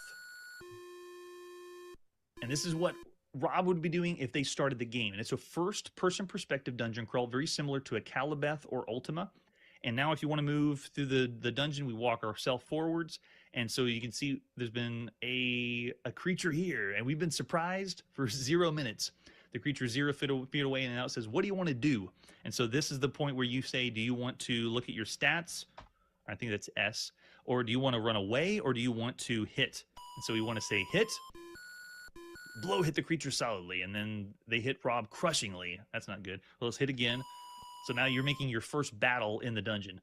And the creature missed this time, so now let's hit.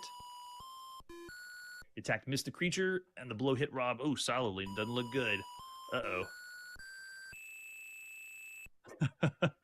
And then your orders, Lord Chrono. Now, after the battle or the main player finishes their turn, then you would have to do a hot seat, switch places, and now the Chrono, whoever the dungeon lord is, sits down, and now they want to know what orders you want to do. In other words, make changes live in the dungeon. And so you have options to change what rooms and tunnels are. You can change where creatures go, and you just have to know all the codes to put them in. So if I want to make sure the end of this road ends with a long hallway and then turns left and right, I just do T. And then the next part, if I want to add any more creatures in, I can. Like if I want to put a spider in, I would know this is the code to put the spider in. And then if I want to add any treasures like a sword and drop the sword down, I would do W, like that. And so it knows that I have no creatures with you for errands. So that means I have to program in and say I want certain creatures to be coming in to... Anyway, I'll let you finish watching the video because, like I said, it's fairly long there. But had any of you ever heard of this game before? And for those of you that grew up with different machines back around the 1982 time frame, was there anything like this on any of the other computers? Because I do not know. I do not remember one on the Apple II, which is the only one I really had familiarity with in the 82. I can't think of any on the Apple II either. I mean, most of the stuff are graphic ones because they could. Well, this is weird because it's a God game where one player is God and the other one is the poor player. And the poor unfortunate soul. Right. So you get to be, you are the evil AI as Kronos, and then you've got this poor player that you beat the living out of. Yeah, it could be fun depending on who you are. Yeah, for me, it was a really innovative one. I was quite surprised when I first tried running it because, of course, not having a manual and not having a clue what was going on, I thought, well, this is kind of a buggy mess. So I couldn't really figure out what was going on. And then I started going through the basic listing. and kind of figuring out what variables did what and kind of like going through and figuring out what the key sequences are and what commands were. And the further I got into it, and I did document it, which I think is up on the Color Computer Archive because I did submit it afterwards after I kind of figured it out. Most of it anyway. I don't know if I have everything figured out, but there's a lot of depth to this game. It's just a 16K extended basic program, and I was very surprised at how intricate it actually gets. Like I said, it's buggy. So there's that. So you have to be careful. If you have a dungeon that's like 4x4, don't type in 5,4 as a position type thing, because it'll crap out with a bad subscript error. And it's I should mention it's dungeons vertically too. So you've got X, Y, and Z axes that you can define. You actually get to place where the ladders and stuff are as well. And I don't know if the copy we have that Brian had found me, I don't think it has all the dungeons that were included with the commercial version. Because from the ads and a brief review I'd found somewhere, it sounds like there probably was a few more than the 3, just Castle 1, 2, 3. And I don't know if one of those was a homemade one. But it was pretty interesting to see it. It was only advertised for a few months, maybe half a year at the most, only in one magazine, and then it just disappeared. It never got sold again. So kind of glad we found it, first of all, to document the history of it, but also it's a pretty ahead of its time game, actually. To be honest, I'd be interested to see what you guys can do with it. It'd probably make an absolutely horrible game on challenge, but But we're used to those.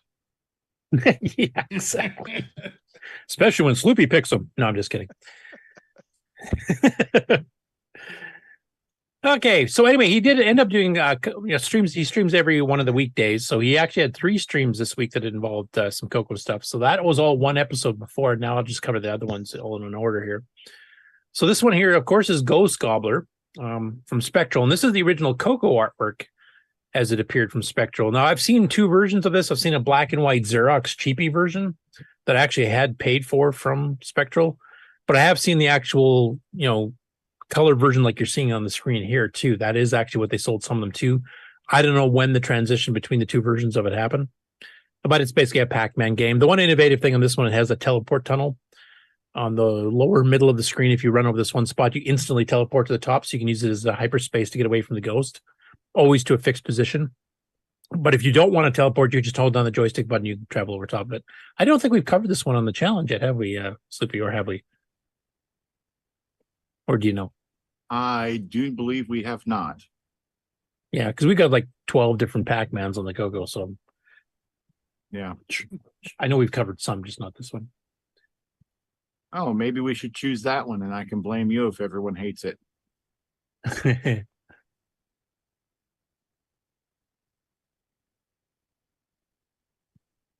I'm not sure why it's doing all this reloading crap. I had these all queued up and pre-played. Next is OXXO for the CoCo. So we're back in North America. Let's see what we... Okay, I'm just going to stop in the ad here because the game is really simple. So I don't know how many of you are familiar with Peter Stark and Star Kits. I know his son, because Peter Stark himself has passed away. His son is active in the CoCo Facebook group. But his dad ran this company that sold, basically, they were around before the CoCo was. They were selling stuff for 6800 systems and Flex systems and all kinds of things back in the day. They used to advertise in 68 Microjournal. But basically what they usually did was utilities, a little bit of programming languages, that kind of stuff. They're most famous for Spell and Fix, which is a spelling checker, and it's actually one I used back in the day on the CoCo. It's actually quite good for an 8-bit machine. But they released a couple of text-only games. I'm sure they were ported from some text terminal 6800 system, like a Smoke Signal Chieftain or something like that, or SWTPC or something like that. But they did 2 games, and he covered both of them in here because these are the 2. One is OXO, which is basically Othello, but done totally with text characters like X's and O's. And then the other one was called Shrink, and it's basically just a version of Eliza that's more sarcastic than normal. So any of you played the AI Eliza, please tell you your problems, and we're discussing you and not me, and that kind of stuff. But this one gets a bit cheeky with you, and starts calling you a dummy and stuff if you try to answer things stupidly. So that's the other 2 that covered here, and they're both from Star Kits. Both came out the same month. And they were not known for games, and I can see why, because they're not very good, to be totally honest. And then the last one here I'm going to cover that he covered here is Sir Eggbook Jumper, which is in the same ad as the Dark Castle game system. Now, this is one of the very earliest platformers that you jump between levels and stuff on any system, including the arcade. One of the first, I should say. It's done completely extended basic. It's also a bit buggy. Even if you read the directions for it, you can tell it was a bit buggy because it talks about leaving crap behind the screen because they didn't bother redrawing it. But this one is a little bit different in that it was sold here through this ad for a few months, the same amount of time as Dark Castle was. But then he ended up getting it published in Rainbow a couple years later. Like he'd already shut his own company down, long before that, and it became a Rainbow game that you could just type in with no bug fixes at all. It still has his exact same stupid bugs it did when it was commercial. And I personally would have wished he would have, fixed up a couple of the things there. But I will not play too much of this, just enough to get to a screenshot so you can kind of see what it looks like. I think here's part of the Rainbow. So if you want to see it yourself, the listing and the directions stuff, it's the August 1905 issue of Rainbow Magazine. And because of the bugs, it's a pretty darn frustrating game.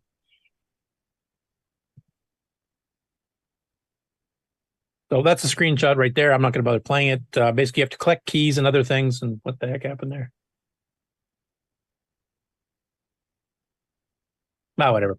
Anyway, the game's not that good. It needs some fixing, to be honest. But it's a platformer. You get to jump between levels. You take falling damage. Collect things. There's multiple levels to it. Next up, we got some Jim Gary stuff here. So the first one here is an interesting video that he actually did in collaboration with his son, Charlie.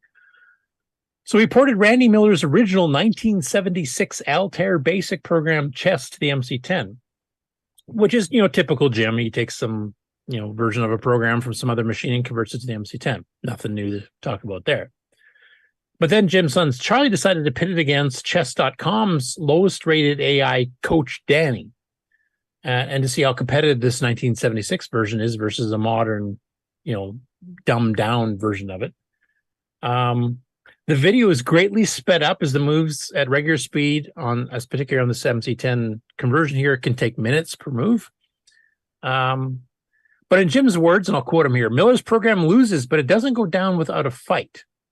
And there's not even a board drawn in text characters. Like it's all based on like the numbers and stuff. You get like the number grid, and you've got your little guide on the right there. You can see like a 1 is a pawn, and a 2 is a knight, etc.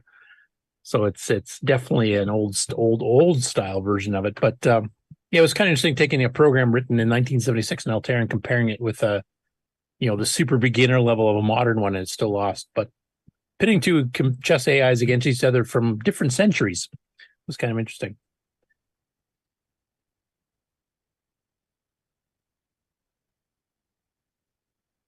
Next one that Jim Gary did here is called Roadrunner, originally by Philip Oliver of the Oliver Brothers, and you may have heard of them if you're familiar with the Dizzy Game series from the UK, which was for multiple platforms, if I remember correctly.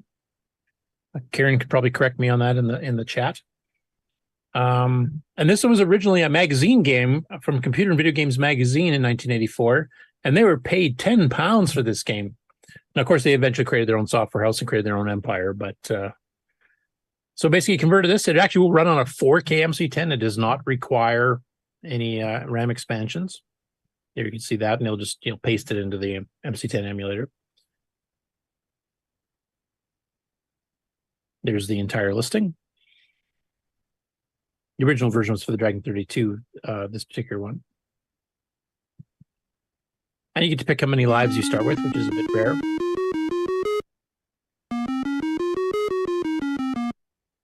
And basically, it's one of those, scrolling because you're printing, but you're dodging both the outline of the road, quote unquote, but also obstacles in the way.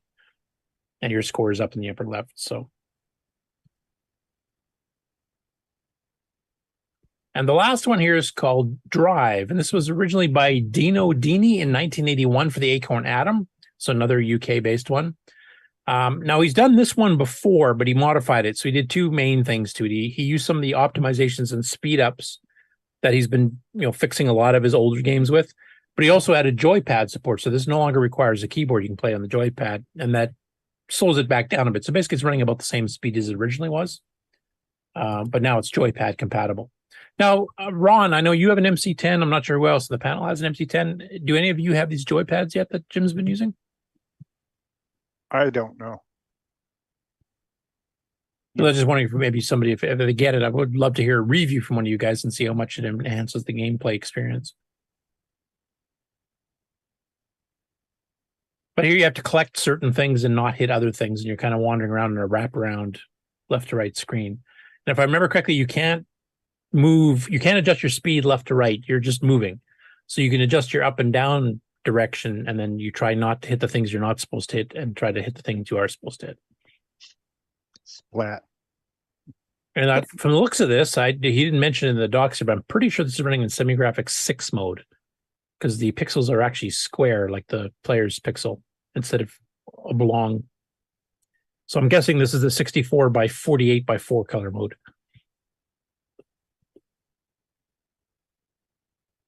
So anyway, thanks to Jim for cranking out another 3 games in the span of a week. And I crank out like a Nitrous 9 every year, so I feel real bad. Next up, we've got Davy's Retro Corner, which is David Mitchell, who's also in our Discord. And he released a video of a type-in game called Space Station. This originally appeared in Input Magazine, Volume 1, Issue number 5. David enhanced it a bit, adding both a title screen, which you're seeing on the screen at the moment, and an animated explosion. Actually, it looks like a pretty interesting little game. I'll play a little bit of the gameplay footage, and then I'll show you the original magazine article. And then there's also a link on his GitHub to actually get the actual source code. So if you want to muck with it a bit yourself, you can feel free to do that as well.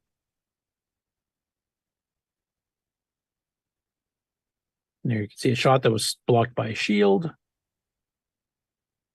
There it blows up. I haven't had a chance to really try this game, so I can't give you too much of the background details here. But here's the original magazine type-in version of it. And if you page through, this is on the Internet Archive. You can actually find, like, it's basically, it describes each portion of the program, what it does. So it's a pretty good tutorial on how the game itself actually works. And if you want to save yourself having to type in all that stuff, you can actually just go to his GitHub here and just download it. And then he's got a little readme here explaining where he got it from, what issue it was, screenshot, and then the actual source code itself. Next up now is Nick Morendi still on the call? I'm afraid so. I'm just about to fall asleep, but dang it. So I'm going to mute this and let you kind of describe a little bit. Now you actually responded to the request, because they're playing a Nick Morendi's game here, though they pronounced your name in some weird ways, trying to figure it out. That was hilarious. But this is Rally SG by you back in 2020, which is, of course, based on Rally X from the arcade, with some enhancements and changes. Yep. But have you, other than on the show here, have you really watched any of their videos all the way through before, Nick? I have watched a few of the ones in the past. I've watched this one all the way through, of course, because it's my game. Yeah. But they had a request that you subscribe or comment, and you actually did both. You commented and said, yes, I subscribed. So I did. I subscribed. Did you see their thank yous to you for that? Oh, I haven't checked if they've replied or anything yet, but I only just did that yesterday. So yeah, and of course, we've had them on the show before. They were at CoCo Fest this last year, and they don't just cover CoCo stuff, though. Tim's history of the CoCo and MAME in particular is quite extensive. He's also the person that kind of figured out how the DICOM phaser adapter worked, and numerous other things too. So yeah. Yeah, so definitely worth, and they have a lot of fun. It's like watching Bode and Aaron, because they're actually truly brother and sister, and of course they get into brother-sister arguments and snarky comments and competitiveness. So that's and of course drinking. So that always makes for a fun show. But definitely check it out, especially if you're a fan of Rally SG, which is a much better game than Neutroid, I might add. One thing with the video, if are you going to play the video now? Are you, or a bit of it? I'll fast forward a little bit so you can see some of the actual gameplay. So just all right, yeah. If you look at the radar image on the right, the dots are appearing and disappearing. That's because of the I use the technique to get 3 colors all up on that radar, and it involves having to flash certain colors on and off, so you can get a few different brightness levels on the dots. Unfortunately, that doesn't work too well when it goes over the internet, or if you're streaming, or on Discord, and even on some HDMI adapters. They don't like it when the image is being changed rapidly, or the colors at least. So yeah, the dots, if you look at it carefully, some of them will just suddenly disappear, then reappear, and yeah, and if you're playing it on real hardware, you'll just see like a dimmer on real dot. hardware, on a real CRT, it's fine, it's perfect. It's what it was designed for. So and even the if you look at the car itself, the tires, that's meant to be flashing to give a slightly different hue on the tires. But sometimes that's not showing up at always all. on. There it is briefly. Other times they disappear. Yeah, it's Right. just So you never get the shading at best. You get all on or off, no, but you only never- on a real CoCo, on a real CRT screen. It works perfect for that. Does it work So- fine on the emulators at least? It can, yeah. On some emulators, it does. Yeah, I can't remember which ones were the best, but it's generally going over the internet bandwidth kills it. Well, there's that, and also the fact that a lot of the streaming things will, knock it down to like 30 frames a second to preserve bandwidth. So that's And why you're you see- updating it 60 times per second, so it's skipping some of them. And if it happens to sync on, graphic on, you might just get the graphic on, skip that graphic off frame back to the graphic on Yeah. frame, so it never shuts off. So it was an idea I did back then to try get around Even more some colors of the than 9. limitations of well, I've got 8 colors, but the thing is that you do have limitations as to where you can put certain colors and that on in semi-graphics mode. So I'd done a workaround where you can flicker certain colors back and forth to get a slightly different shade. Unfortunately, I'm not going to be doing that feature anymore because, it restricts. Well, it does this. So yeah. Anyway, but yeah, they played it, and like you say, it's a fun type of review. It's the real entertainment, I guess, is seeing the interaction between the two hosts. The game itself, where is the game. So they go There's a into reply to. I detail. don't know if you can read that on the screen there, Nick. He likes us. He really, really. It all depends on what they end up saying. Say good stuff, I will like you. Yeah, we'll have to see when they play Neutroid. I'm going to be interested to see the reaction from Oh, they're AJ, gonna particularly love on that me. one. They're gonna love me when they get to that. They'll say, "What? Why is it taking so long for this game to come out? What's that Curtis been talking about? He's nuts." I don't think so. Okay, this is. First of all, are any of you familiar with the game playing channel on YouTube called Brown Robin Bird? I've never heard of it before. No.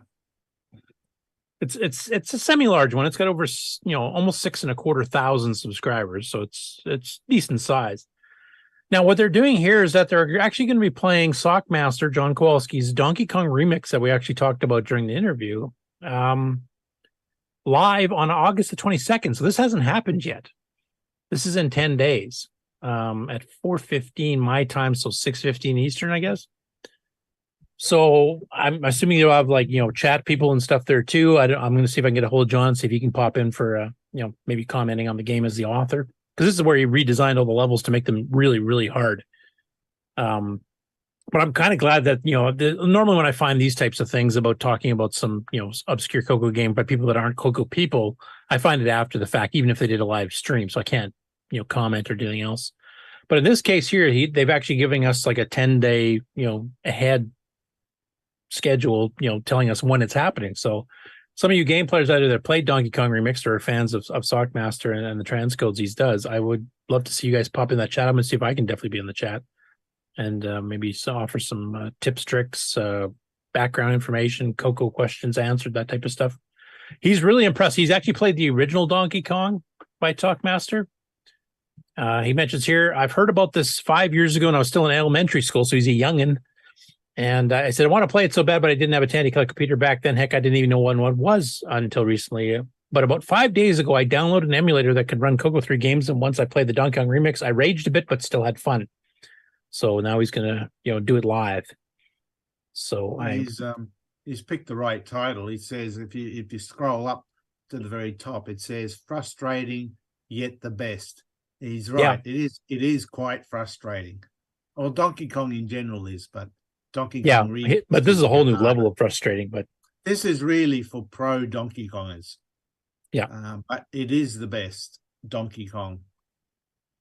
Yeah, and the like he's using all basically the same tiles and stuff that the original Donkey Kong has, but he's actually added some new physics elements and stuff based on those tiles that create some whole new gameplay that didn't exist before. So it's quite an innovative. I really like the design of it, but it is definitely hard. Oh my god. I don't know how many people here on the panel besides Nick and I have tried Donkey Kong Remix. Bob Emery, were you playing that earlier? I tried to, but yeah, it does get Donkey Kong in general is frustrating, especially with and this is a level of magnitude worse. This is a level up. So this is really for the real. Made it to the final, the fourth What? level, but I've never made it through the fourth level. You've made it to the fourth level though? Yeah. You're doing better than me. Yeah, better than me too. This is a Buck Owens game. Yes, or a Tasman. Or a Tasman, yeah. Except Buck Owens just said in the chat DK sucks, so apparently he's not a fan. So there you go. That leaves it to Tasman. Yeah. Oh, Tim Linder commented too, considering the video they did with Braille SG, and he says, I was capturing the video at 60 frames per second, but the video is at 30 frames per second, so some frames are dropped, which explains why your subtle shading techniques didn't work. Yeah, that's right.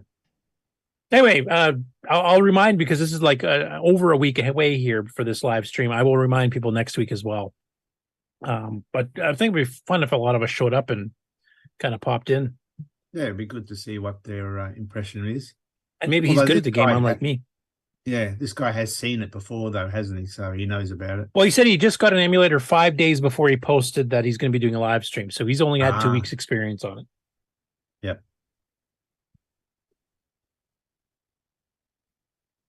Okay, next up, we got a couple of channels that did multiple dragon stuff here. I'm not going to really play too many of these or any of them really. I'll just kind of show you the list here because it would take a lot of time, and we're running long because of the interview already. So this one is called Paul is the Best 3 UK, one of the most humble names of a YouTube channel I've ever seen. So he's been doing reviews. Like these aren't just playthroughs like most of the stuff I've been finding lately on YouTube for gameplay. This one, he actually kind of reviews the game from his limited, time playing it. And he's apparently been covering that for a couple of weeks now, actually. I missed it when I was setting up stuff for Mark last week when I had to suddenly leave. But he's done some pretty cool games, and he actually gives a rating at the end of it, what he thinks of it. So a lot of these were like 6 out of 10s or a little bit less. And then he really likes stuff like Backtrack, and I have to agree, Backtrack's a really impressive game. That, to me, that's one of the premier Dragon titles that was not on the CoCo originally.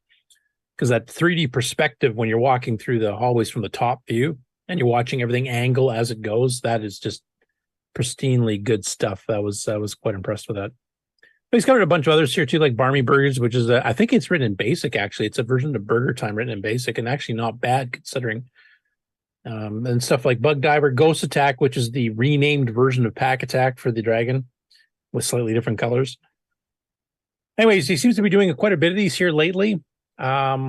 Starting back here when he started with Manic Miner, and then Jet Set Willy, Phantom Slayer, Chucky Egg, Android Attack, Space Invaders, Clone, I can't remember which one that was called, Barmy Burgers, Devil Assault, a double header here, which is Bug Diver and Ghost Attack, and then Backtrack. And it sounds like he's planning on doing more, so I'll be interesting to see what other reviews he does. Next up, we have Expert Tech. We've actually covered this person before. This is in Spanish. You can turn on the Google Translate. I'm not going to play any of these here. I think we covered Mood Shuttle last week. Or was it the week before? I can't remember. But he's actually added 3 more since then. And of course, this guy's running a real CoCo 2, real hardware, real floppy drive, not even SDC, on an amber screen monitor. So you get to see some of these games probably like most of you have never seen before. So this last week, he added in Mud Pies by Computer Shack / Mitchtron, Zaxxund, not the official Zaxxon, but the one by Elite Software, who is probably more famous for Elite Calc and Elite Word, word processor and spreadsheets. And then Chopper Strike, which is sort of a scramble style game by Computer Shack Mitch Tron, but it has a lot of things changed. Like you have to rescue people. You can shoot at angles. You can adjust the angle of your shot. So it's actually a fun one. I remember we had a game contest with our computer club here. Actually, that was the feature game. So you can check out any of those videos there. And of course, the links for all this stuff is in the Discord news summary channel. And then also, I think it was last week or the week before, we covered the YouTube channel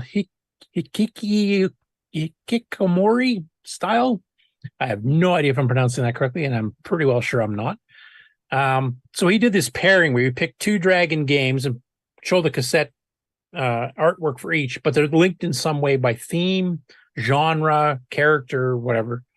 And he did a couple more of these. So it's kind of interesting what he decides to pair on. Like sometimes you'll say has a yellow background on the cover, and other times it'll be like Space Invaders or whatever. So I'm not going to play these 2. I'll let you guys do that. It's a couple minutes long of each. Well, But don't most of the Dragon games have Cuthbert in it? No, Cuthbert was the logo for Microdeal specifically. Exactly. Oh. So it was more their mascot for that one particular software house. So anybody else was not using Cuthbert. Looks like here's a bunch of Microdeal stuff and like the Feed Your Dragon. That's actually from Dragon Data themselves. And then he did another run. Wow, I wonder why this unbuffered everything. I had everything preloaded and ready to go. I probably was just running too much crap. That's your problem. You're trying to do it right. 16 gig is enough. Like here's his first pair on this part 3 of the pairing is 2 Tomix games. So he's got the King, which of course is Donkey King after it got renamed, and then Double Assault by Ken Kalish. They're just interesting for looking at the artwork and also the way he picks his themes. And then this one here, for those of you that run emulators more often than, say, real hardware, or, CoCo FPGAs or Matchbox CoCos or whatever, there's a bunch of different front ends. And I know Aaron's covered a few of these. I think we've covered a few of them on here. Do any of you guys use the front ends on MAME to, select a CoCo game to play rather than just manually running it and setting up a disk image? I see Mark Wolverhorst is shaking his head. No, Nope. I Ron, don't sing. use a front Command line. end. Command line is the way I do it as well. I always use And again, MAME that 32. man uses floppy disks. Sorry, go ahead, Bob. Back when I was running MAME, it was MAME 32, which is basically a GUI Windows version. Okay. Because I've seen these front ends before. Like I said, Aaron actually does use this, and he actually was creating his own images for this. So the front ends does sort of like a carousel type thing. We whip through it. But it also will then have a little window to the side where actually we'll play, video of some of the games you're playing. And you can have videos for each individual game. So if you select Donkey King, you'll see a little bit of live action of Donkey King playing. Or you can have a generic one for the Dragon or, an Aiko and Adam or a Terracetti model, whatever, that just runs through a bunch of little bits. And basically, this is for a front end called Hyperspin, which I think I have actually heard of before. And he's actually got his setup so it does video with audio clips. And I'll just play a couple seconds here. It's just under 2 minutes and covers a couple games. I'll just give you a feel. So if you're going through this carousel, this is what you would see as you select each of these games before you actually fire them up. It kind of gives you a preview of the game in action to look at to decide if that's the game you want to play, especially if it's a game you've never seen before.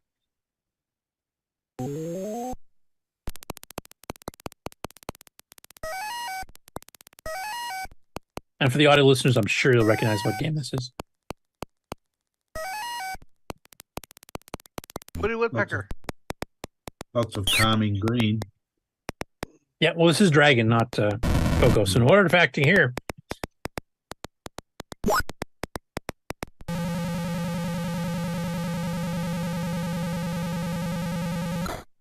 Anyway, for those that are like new to the platform and go to the Color Computer Archive and download a whack ton of games and have no idea what any of them are, having something like this pre-set up for somebody to download and install it would actually be kind of nice because you can kind of pick, I feel like playing a Pac-Man derivative today and you can go through and see which ones are actually Pac-Man, or you can know that there's like 6 Pac-Man clones and then just go through the carousel of those 6 and figure out which one looks the most interesting to try. Like somebody might go, I want to play strict Pac-Man, so they'll pick either Glenn Hewlett's or Nick's Pac-Man tribute.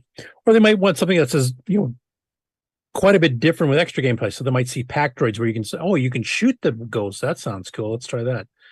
Type of thing. So I think it's pretty good for the game playing public that doesn't want to really, tackle the command line stuff. I know that's not our core audience on the panel here. Most of us are the command line type for this kind of thing, but to get new blood into the community and new and young blood, I think this is actually a really good idea. That's it for the Game On News. I'm just going to plow straight into the regular one. Did you want to play the intro, or should I just go straight into it, Mark? Oh, go straight into it. I'll switch screens. Okay. Oh, I wanted to see the flaming hair. Oh, fine. When you want the latest in TRS-80, Tandy, Dragon, MC-10, and all of their hardware cousins, no matter what it takes, or where news breaks, from around the world to your nation. The CoCo Nation News with L. Curtis Boyle.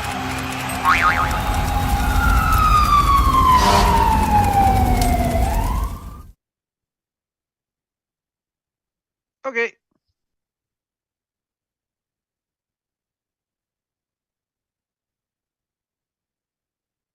Okay, so we're seeing the screen there. It says CoCo Town Fundamentals. Uh-huh. Okay. Before I get into that, I did want to mention a reminder from Frank Linares of giving free SDC cases to Nick Fame, actually Retro Rewind. He said, don't forget to plug the World of Retro Computing. So World of Retro Computing is a retro computing show, as you probably might have guessed, in Kitchener, Ontario, I believe it is. And it's coming up pretty quick. Now, I don't remember the exact date off the top of my head, so I'm hoping Frank will, once the chat catches up here, can post the specifics there. But it covers all kinds of machines. I think Neil Blanchard's actually been there last year. So if any of you that are near the Toronto area, because Kitchener is between Toronto and Niagara Falls, so it's a little bit closer to the States.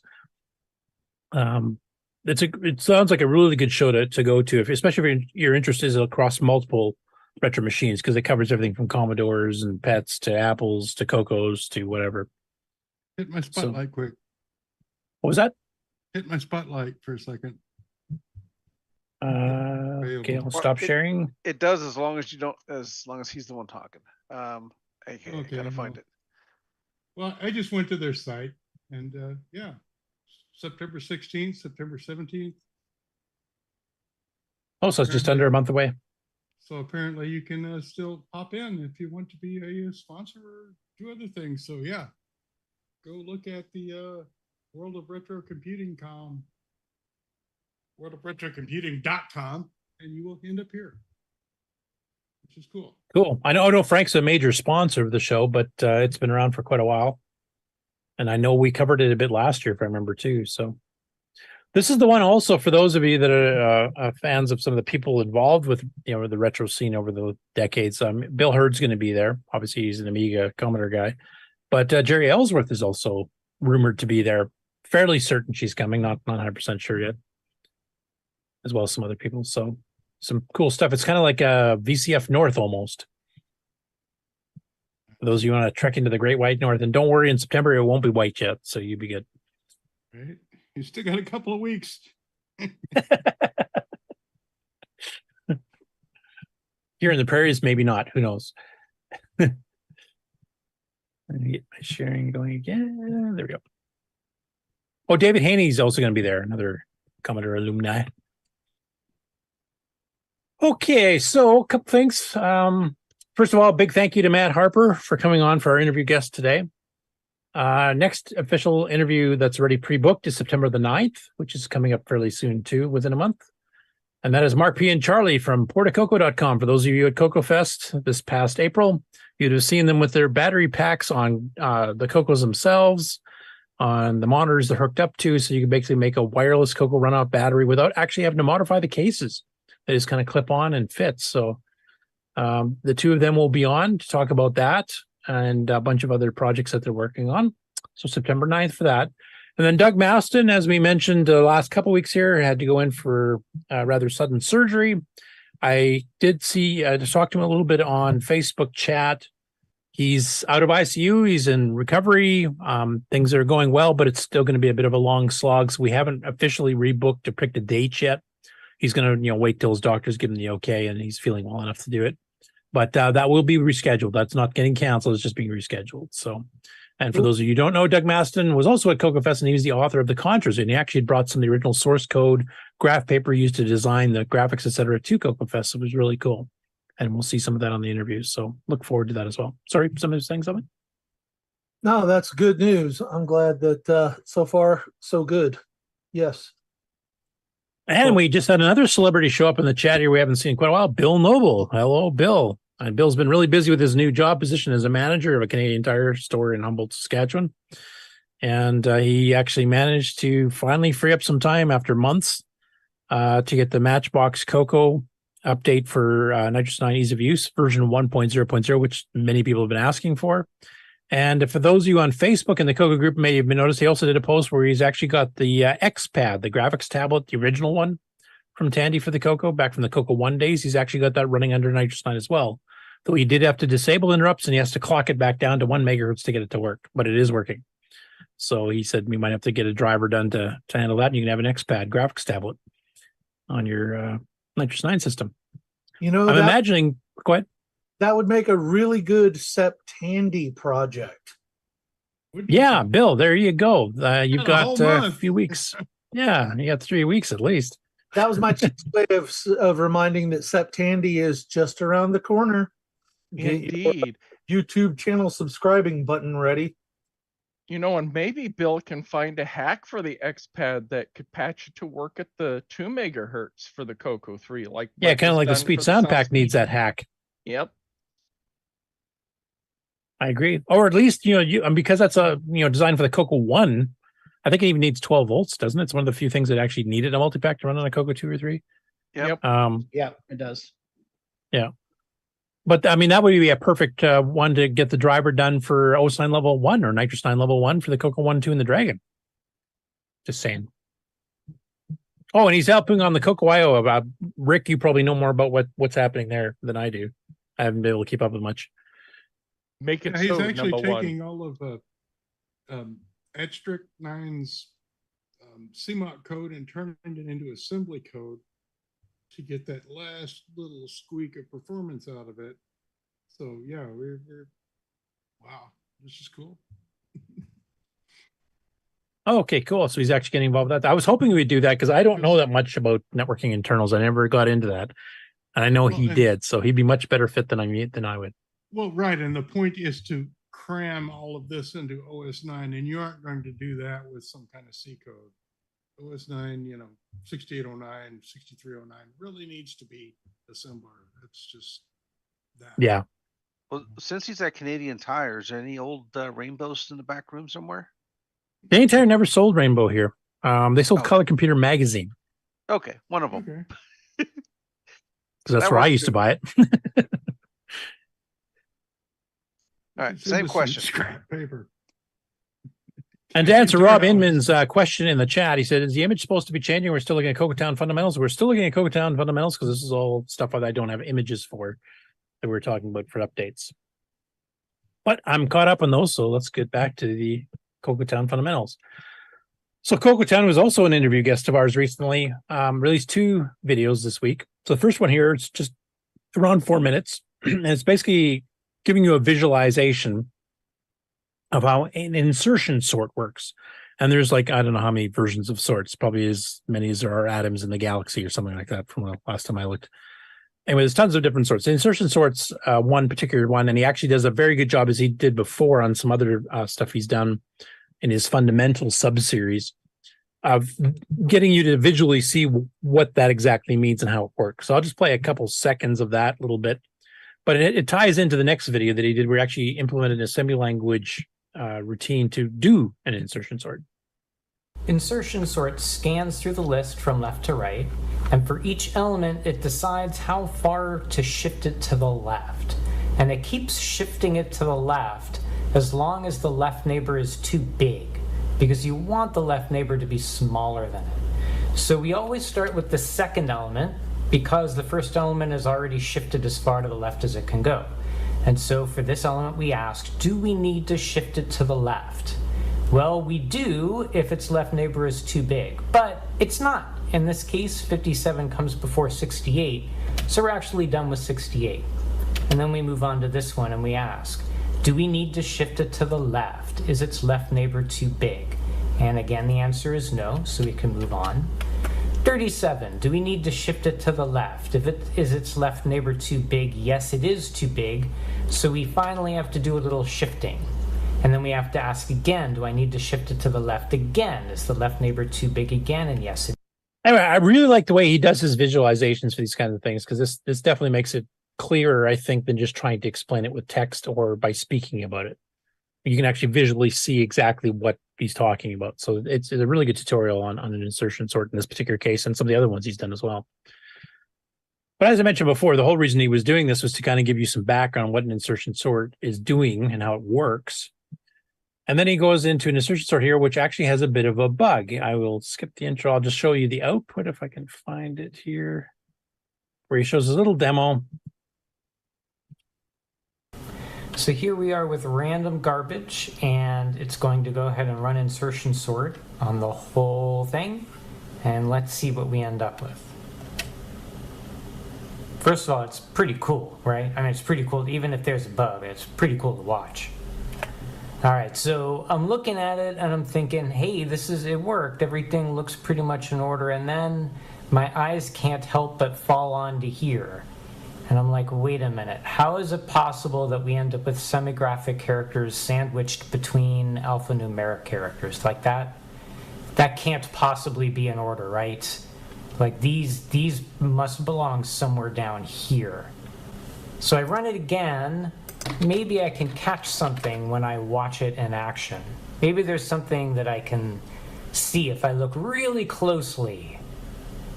3, 2, 1, go! All right, who am I kidding? I mean, it looks like this was there from very early on, because I kind of saw it sliding down. So anyway, he goes through his initial code, and then he kind of challenges the viewer to see if they can figure out what the mistake was that caused that to happen. And I'm not going to spoilerize this one. You guys will have to watch the video. But it's good because it goes through and explains the insertion sort written in assembly with source code and comments. But it also goes into the debugging process, which he's pretty good at doing in his videos too, because he always shows his bugs off. He's not like Nick and is a perfect programmer that first try everything's fine. Aside from designing games like Neutroid. But it's nice having that background of knowing that nobody's perfect. And it's a subtle mistake, but it's really bleeding obvious once you see it. But it's something that because like at least in my experience, if you're looking at something and you know what it's supposed to be doing, it kind of blinds you to obvious things, and then it takes you. Go ahead. Go down. Yeah, it blinds you to what it is actually doing because you're reading what you expect it to be doing. Right? Yeah. And honestly, I've talked to Nick about this in private, and he actually does this too. Yes. By the way, that's value FF in hex. There's your... Correct.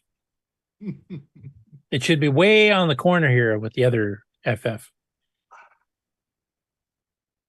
Anyway, good tutorial. He's been doing really good on these assembly language tutorials. So anybody's wanting to learn assembly language on the CoCo, we've got the original Steve Bjork series. We've got the George B. Jansen series. We've had some little snippets here and there.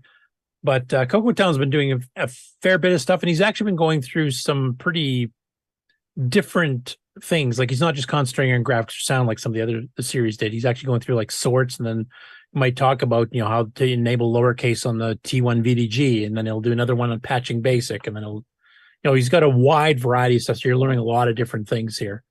Some practical utility wise, some that could be game related, whatever. So it's very varied in his subject matter. So it gets to cover a lot of stuff, which is good. Next up, Michael Furman was, of course, at VCF West, and he had a booth set up to show off flexing the CoCo, and he's, of course, had his vlog series about this as well. And I've got it currently muted here. You can go watch the full video, but this was kind of his vlog on VCF West itself. Now, he was actually on the show last week, and I think you guys kind of talked to him. You guys got to interview some of the people on the show or show floor that popped by his booth. But if you missed that, here's some other details about VCF West itself in a kind of a compacted, much less lengthy version. Looks like a fun show. I know we've had Tim Linder and a few others. I think, Mark, you've been to one of these too, right? As a CoCo representative? Mark Overhorse, I should say. Sorry, I had to step away for a moment. VCF West. Yeah, I was there in 2018 and 2019. Okay. Do you have any plans to go there again? I know it's a bit of a trip for you, but. Yeah, actually, I was planning on going there. I think it was last year, but I couldn't get all my stuff together, so I had to bail. But yeah, I thought about going this year, but it is like a 9-hour drive for me. So. Pshaw, that's nothing. Yeah, I know. But you know. Oh, come on. I'd go to Nashville first. I did 15 hours to get to VCF Midwest. Anyway, maybe next year. Like I said, I'm just don't ship chocolate bars ahead on UPS. That's my only recommendation. Right. FedEx the way to go. FedEx all the way, yes. Yeah. Actually, there's something coming up in Seattle at the end of September, beginning of October. So that's just a little get together at some place. But anyway, I thought about going to that. So okay, anyway, cool. Mikey's got some comments here. He said the CoCo is not well represented. We should do something, and there's too many Macintoshes. I did hear it was a very Apple-centric show this year compared to previous years. Well, in 2019, it was very Apple One-centric. They had 13 of them there. Yeah, well, the fact that this is right near Silicon Valley, I think has something to do with it, because that's, of course, where Apple's headquartered down by Cupertino there. So. Yep. And then this one here, this is one thing I think that really kind of chaffed Mikey's butt here, because of course he was trying to demonstrate Flex, but he just had it basically booting up. So people had to come in and just try to, type command line stuff. And of course they wouldn't know Flex. So what are they going to type besides obvious things like dir? But apparently Frank Hogg had actually made a demo when they did the 5.0.4 release of Flex, which introduced some, graphical stuff, some extra text stuff that could be done in the graphic screen, doing text mode things.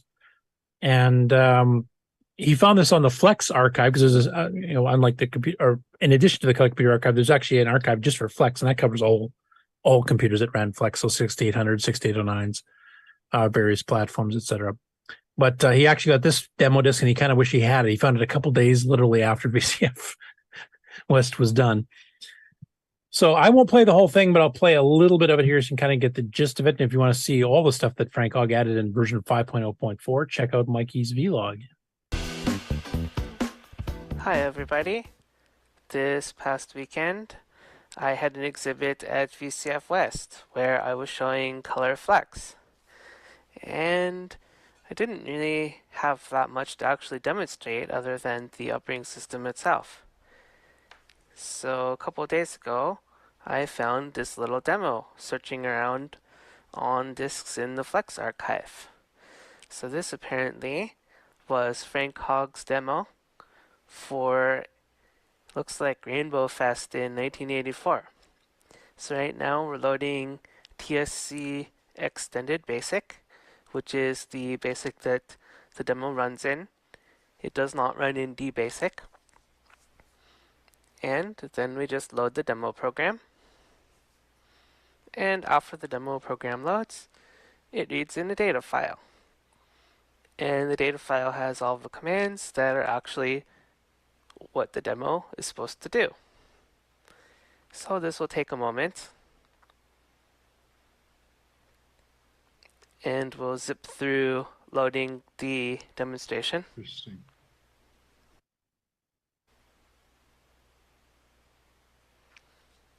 So now that the demonstration is loaded, it goes through to show some of the new capabilities in ColorFlex version 5.0.4.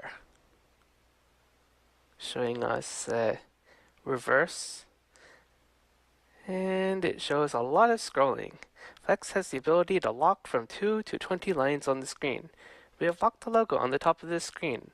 Watch what happens when we scroll this text off the screen. Notice how easy it is to read the screen during scrolling. This is because Flex now has smooth scrolling.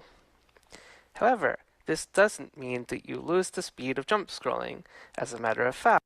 Anyway, I'll let you guys watch the rest of it. There's some stuff like you can have 2 scrolling areas on the screen at once. Various scrolling speeds, both in the smooth one and in the jump scrolling. I think it's cool that Flex has the exact same bug as OS 9 in that the date is a hard-coded 1/9 and then a 1 byte year after it. So it's 19123. And that wasn't hard to patch in OS 9, so I mean it shouldn't be too hard to patch Flex to fix that either, I would think. Pretty funny though. Anyway, he's got a demo to show next year anyway. Right. Maybe we'll have 5.05 by then.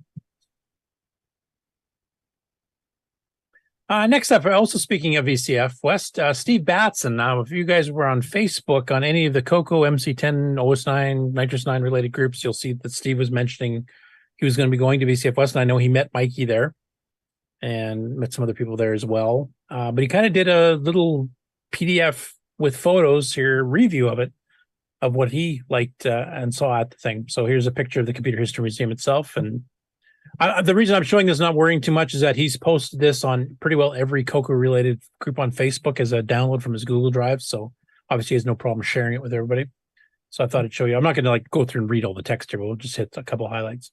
So that's the Computer History Museum itself, which I have never been to, even though I've been in the area. So I'll definitely have to check it out at some point. There's a shot of the floor, which is kind of similar to what Mikey was showing. Mikey said it was the former headquarters of Silicon Graphics, I guess, SGI. Yeah, it's kind of an impressive open building. So those posts running through it are kind of interesting, though. Mm-hmm. Earthquake protection. Headache. You mentioned the first schedule on the speaker was actually Jerry Ellsworth, who we just talked about, is probably going to be at the show that Frank was mentioning earlier in September in Kitchener. And then he covered some of the other ones that he attended. He didn't attend all of them, obviously, because there's quite a few of them, but who did what and what they were talking about type thing. A couple more pictures, some of the people that were involved in some of the presentations. And he goes through some of the machines he saw that kind of piqued his interest.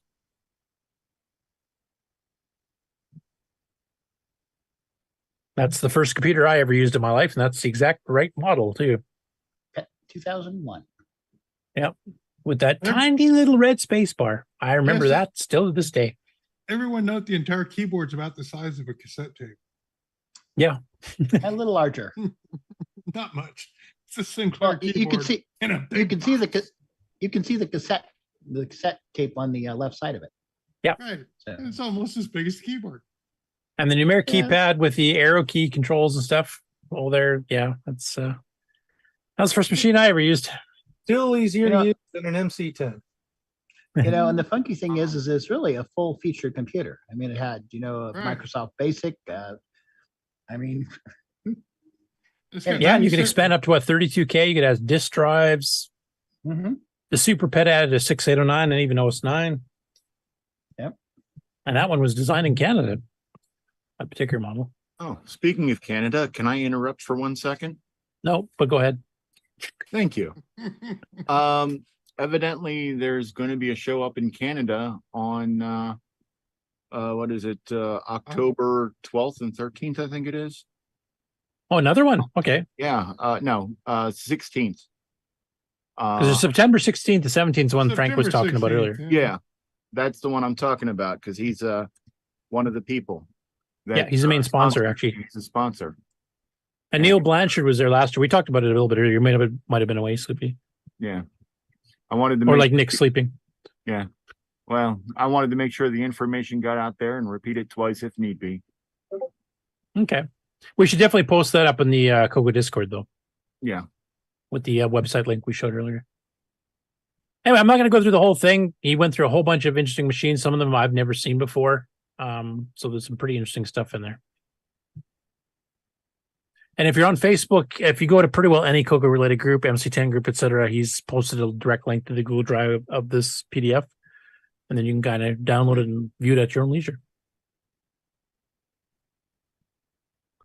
Next up, this is on Facebook itself here in the Tier City Color Computer CoCo group. This was posted under the account of Cafe Cito, which is actually Torsten Diddle. And this is various service manuals, including some that are a little bit harder to find, like some of the PAL stuff. So like here's the Color Computer 2 PAL version for the 3134A, 3136A, 3127A. Yeah, we'll probably need some of those on the archive. Yeah, I think some people had mentioned that, so hopefully that actually happens too. Here's the CoCo 2 3026-27. That's the North American one, I believe. Color Computer 2 PAL version for the 3626-27 and 3003B. So these are the old melty keyboard ones. The big white case one. Yeah, what we called the 64K color computer case. The white full size is the gray ones were. There's the original Tier City color computer itself, and a little handwritten notes here. It's for the 4 and 16K version of the D board. So that's what my original CoCo was, that exact model. And then there's a color computer supplement for a 32K, 64K F board. So that'd be the last of the gray. Case That's what CoCos. I need. I've never seen that supplement. And here's here's the an E-board 64K mod, a little bit of the schematic for it. So hopefully these all get completely scanned, which I think it sounds like, that's the plan. Just not sure when it'll happen here, but it does sound like, just from, on our panel here, there's a few people interested in a few of these that we do not have. So that's cool. Next up, Glenn Hewlett of Transcode fame. All the Williams arcade games that were transcoded to the CoCo 3. That's the author. There was some talk on Discord, I think it was. I only caught bits of this because of being busy with work this week. But some people were asking about doing scroll protection and different directions of scrolling on a CoCo 1 or 2 text screen. Because then you can do some pretty interesting games. Because right now you can scroll up just by printing past the bottom of the screen. So what Glenn has done here is he created a little machine language subroutine that you can load in, and you can pass the parameters through some pokes, and then you can call it with a USR statement, which will return an error. Like if you told it to, scroll at the 45th column. Well, we don't have a 45th column, so it'll return an error, so it didn't work. But this will allow 4-way scrolling with your being able to tell it which row or column for the scroll to stop at. And he has some basic, sample programs and stuff here, a bit of explanation. So the first one here, I'm just going to run a little bit of his first demo. And it's kind of doing a matrixy style thing. So what I created there was... So that's scrolling from the top to the bottom as opposed to the normal, like you do in BASIC, the bottom to the top. And he's just printing some random characters at the top that you can see scrolling down. But like I said, he's got left scrolling, right scrolling, vertical scrolling in both directions. All callable. There's a couple pokes you do for which row or column and what direction you want to do. And looks pretty easy to use. So I'd like to see what some of the people can do with this, like a Jim Gary or Davey Mitchell or something like that. Because this routine should work on a Dragon without any changes at all. So you could use it on any Dragon stuff too. And I know David Mitchell's been doing a lot of basic stuff on the Dragon, so it'd be kind of cool to see what they can do with this kind of thing too. And I think there was some talk, any of you guys that were a bit more active on the Discord this past week, I think there was some talk about actually expanding this to work on the CoCo 3 text screen modes. So you could use it on the 40 and 80 column screen as well, including attribute bytes. So it would move, blue text up and, whatever colors you happen to pick, or blinking and flashing as well. Because then you could do some pretty interesting stuff like, adventure games with, window for the, entry area where you're typing your commands, leaving the description on the top, for example, or a rogue style game where you can literally scroll on all 4 directions, displaying rooms. So go ahead. Oh, just a question about, does the CoCo have a Vaptra or variable pointer command? Variable pointer? Yes, it does. Ah, it does. Okay. I'm just wondering if you set up, say, a string variable. This would be just a quick side shoot.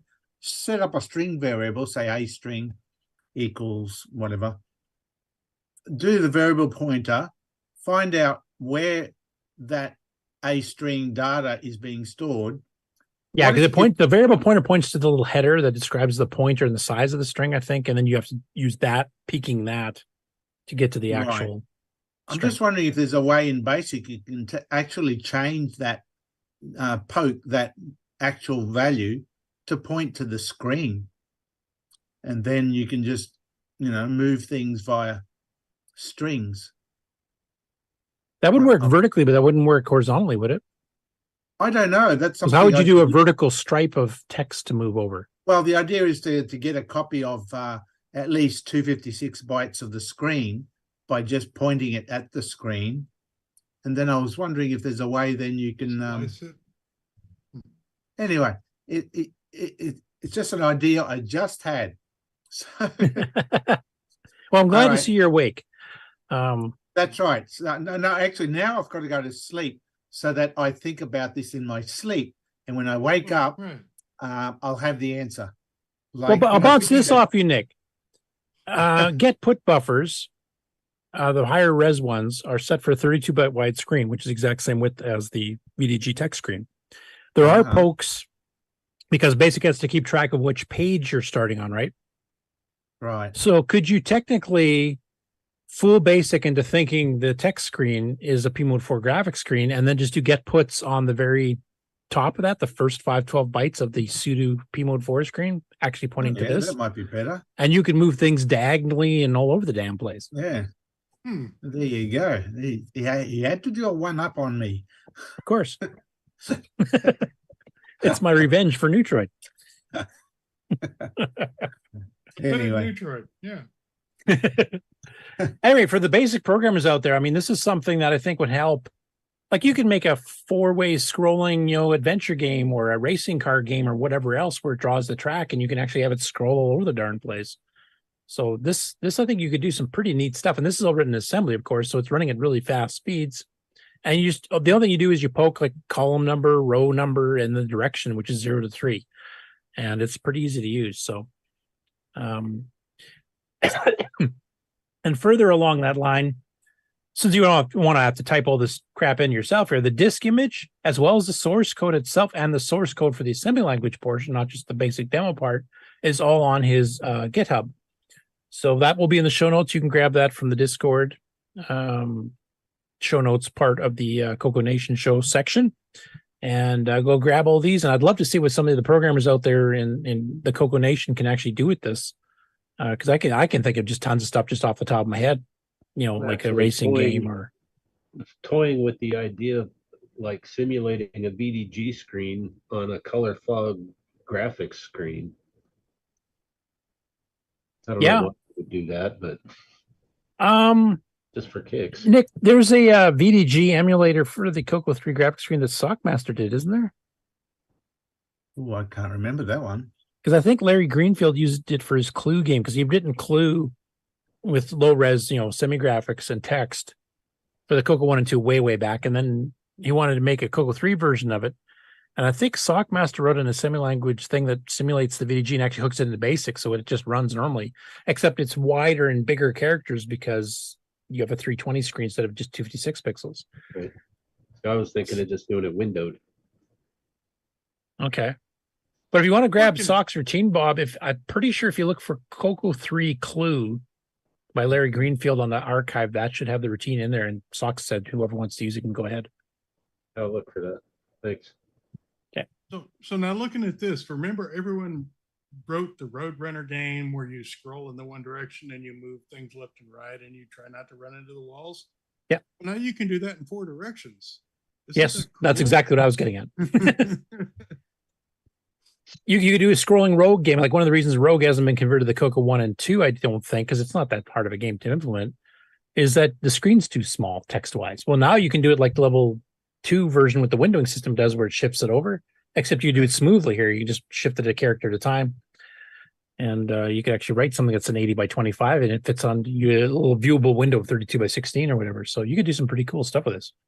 So in 1985, there wasn't any thought of this? No, there were some basic enhancements, and I can't remember. Alan DeCock did one. Tino DeBorgo did one. Colin J. Stearman on Cooking a CoCo might have done something like that too. I can't remember. Charles Forsyth had one routine, but he only did vertical, both directions, and also a cutoff point.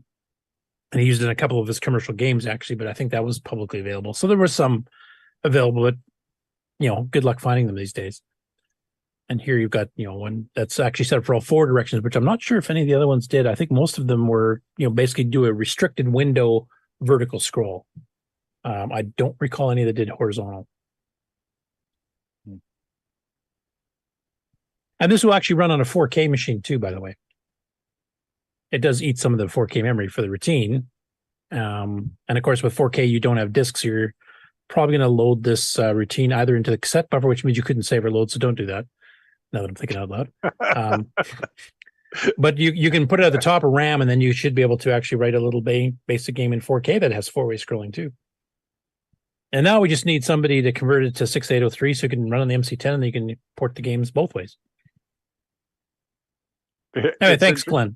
It's interesting that you would do that, and then you sit there being able to scroll but not do anything else, right? Pretty much. Well, the routine's not that big. I mean, basically on the MC10 with 4K or even on the CoCo with 4K, what you'd want to do is you'd want to load in the assembly language routine externally to the program you're actually running, and then load your basic program so that the pokes and stuff don't have to coincide at the same time and take the memory up just to poke the routine. You want to like run that first and then have it automatically load in the actual program that uses it. That way it only takes a few hundred bytes instead of, 500 to 1,000, whatever the source code does. Wonder if it works with the high semi-graphics modes like SG12, 24. I don't think this one does. I think this one's just set up for SG4, but there's no reason you couldn't modify it. Yeah, right. Yeah, X position, Y position, width and height, and then your direction, which is one of these 4 here. There's this error checking to see if you did something a little too stupid you told it to do. Yeah, right. Make it pretty easy for even dummies like me to make a game as good as Nick's. Well, if it's Neutroid, that's not hard at all. So I was thinking of Rally ST, but that might be reaching a little too. Yeah, like Rally SG and low res might be something to tackle for a lower end machine, because I think Rally SG takes 64K, Nick. My one does, yeah. Yeah, so if somebody wanted to make a smaller version for, 16K CoCo, that'd be perfect for it. Yeah. Wouldn't have Nick's flair, of course. How many 16K CoCos do you think are out there? I see a lot of them on eBay still. Do you? I mean, do they stay that way? I think it depends on who buys them. Yeah. Some people buy them to collect and they want the original machine. They don't want any mods to it. So they want the warranty seal to come off so you can't upgrade it. So it just depends on the person, I think. Yeah. And some people buy not having a clue it can be upgraded, because, I mean, the label says 16K and they probably think that's all it can do if they're not familiar with the CoCo. True. Now, this one, Ron, you're going to have to talk about, because I think you actually took some of these screenshots on Simon's behalf, did you not? Yeah, we had some difficulty trying to get this thing to show using my camera on the phone. But, he's a genius. So he just try this, try that, so I try these different things, and then he posts what he thinks is the best result. And here he's added more color to, it's stuff the CoCo VGA probably can do, right? Yeah, it's done differently though. Yeah, very different. Yeah, and I don't think you can call any of these colors up to use them in a program, right? Like, as long as the screen's not moving, you could. It's precise timing. It's what he's calling wobble mode. Right. This is where you're disabling. I'm trying to remember. Is it the H sync and V sync? Like, I know Nick has done something similar to this in a different fashion. He did it for Erica. We actually showed it on the show, where you can even mix text, character, scan lines together to create brand new characters that don't exist, as well as mix the background colors. And I think, Nick, in your case, you were page flipping every V-Sync or something. Yeah, I was. Yeah, just a page flip. Yeah. So basically you require 2 screens, like 512 bytes for the first one, 512. So it takes a K to do Nick's method. I wrote a little driver that you installed, and it still allowed BASIC to run. So the idea was you could write a BASIC program to create all the colors while it and then mix characters. Yeah, mixing characters on the screen. So I couldn't do too much CPU stuff in between, and page flipping was the easiest one. But it did work. Yeah.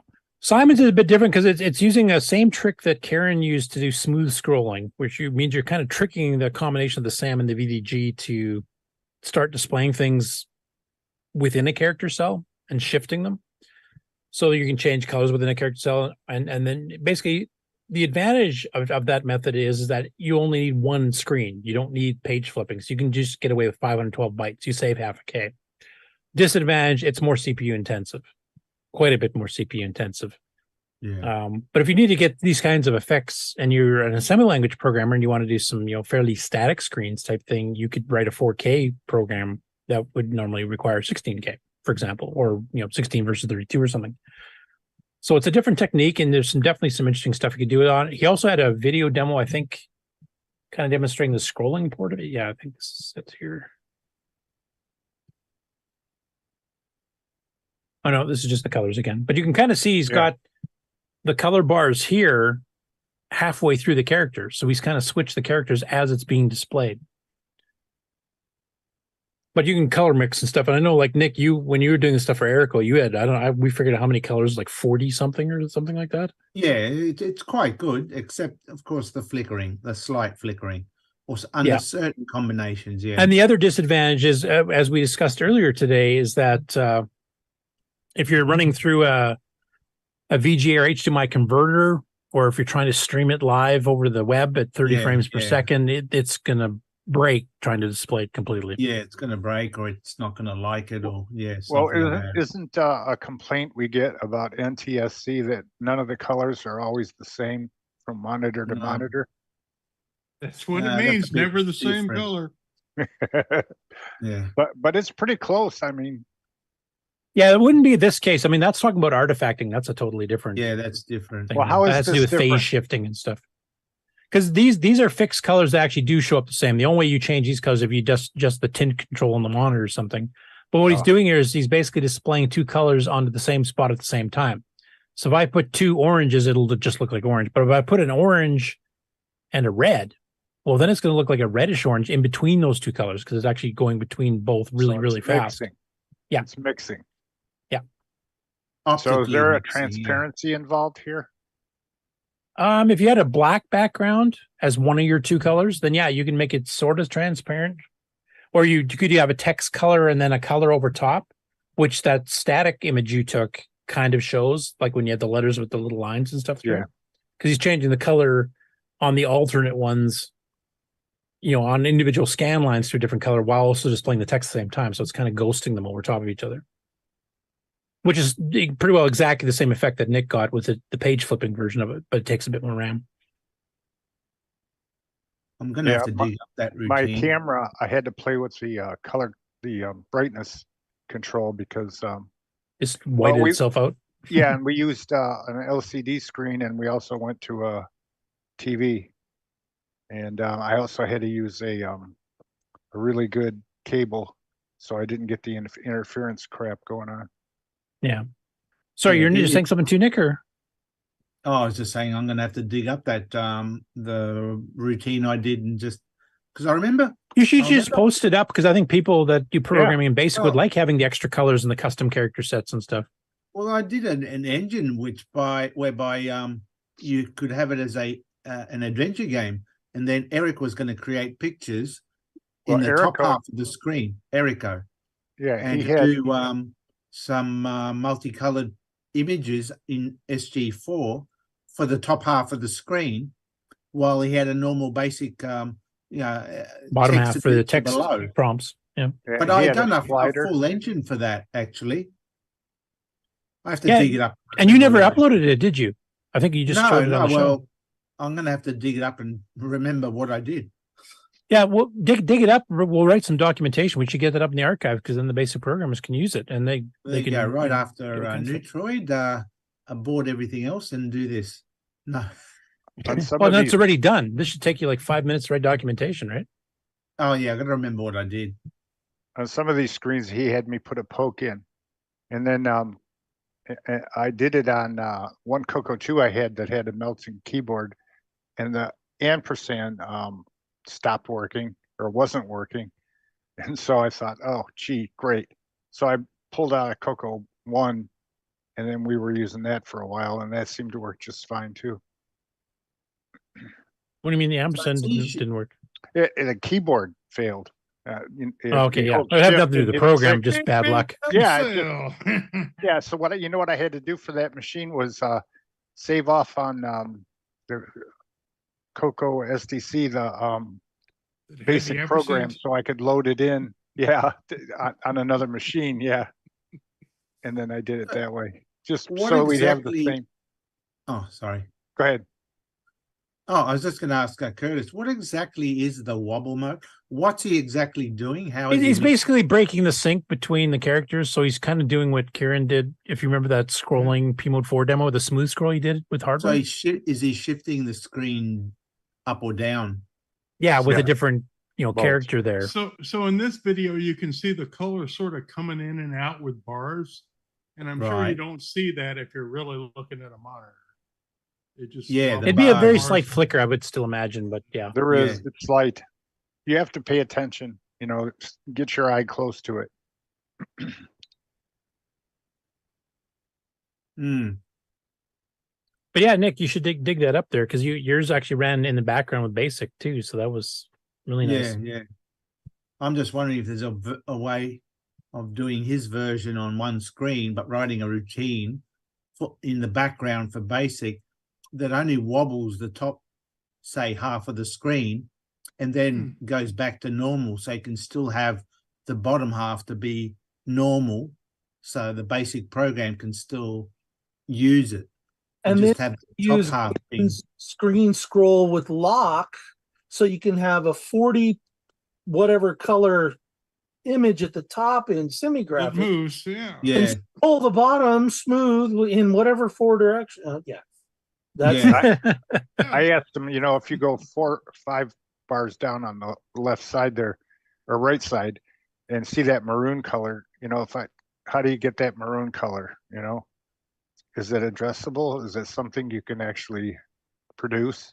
Because you can, but it's usually used for static images because both, well, Nick's maybe a little bit less so, but both these take a fair bit of CPU time because you're trying to change what's drawn in the background, several times per viewable frame, I guess, per 30th. You basically you're alternating them every 60th of a second. I'd have to have a look. Wobble mode's a little bit different, but similar idea. I can't remember exactly what I did. That's several years ago. I think in your case, you just basically did a VSync and you just swapped, the top of that screen, what was getting displayed. I did. And then you shut that off or repointed the pointer back to the original screen for the bottom half. And then it just looked normal, I think. But mine was meant to be an environment that anyone then could use to create programs. They didn't have to worry about all that. It was just loading the machine code in, and you controlled it with a few pokes, and in the meantime you just wrote your basic program. And it would slow down basic a bit, but not tremendously.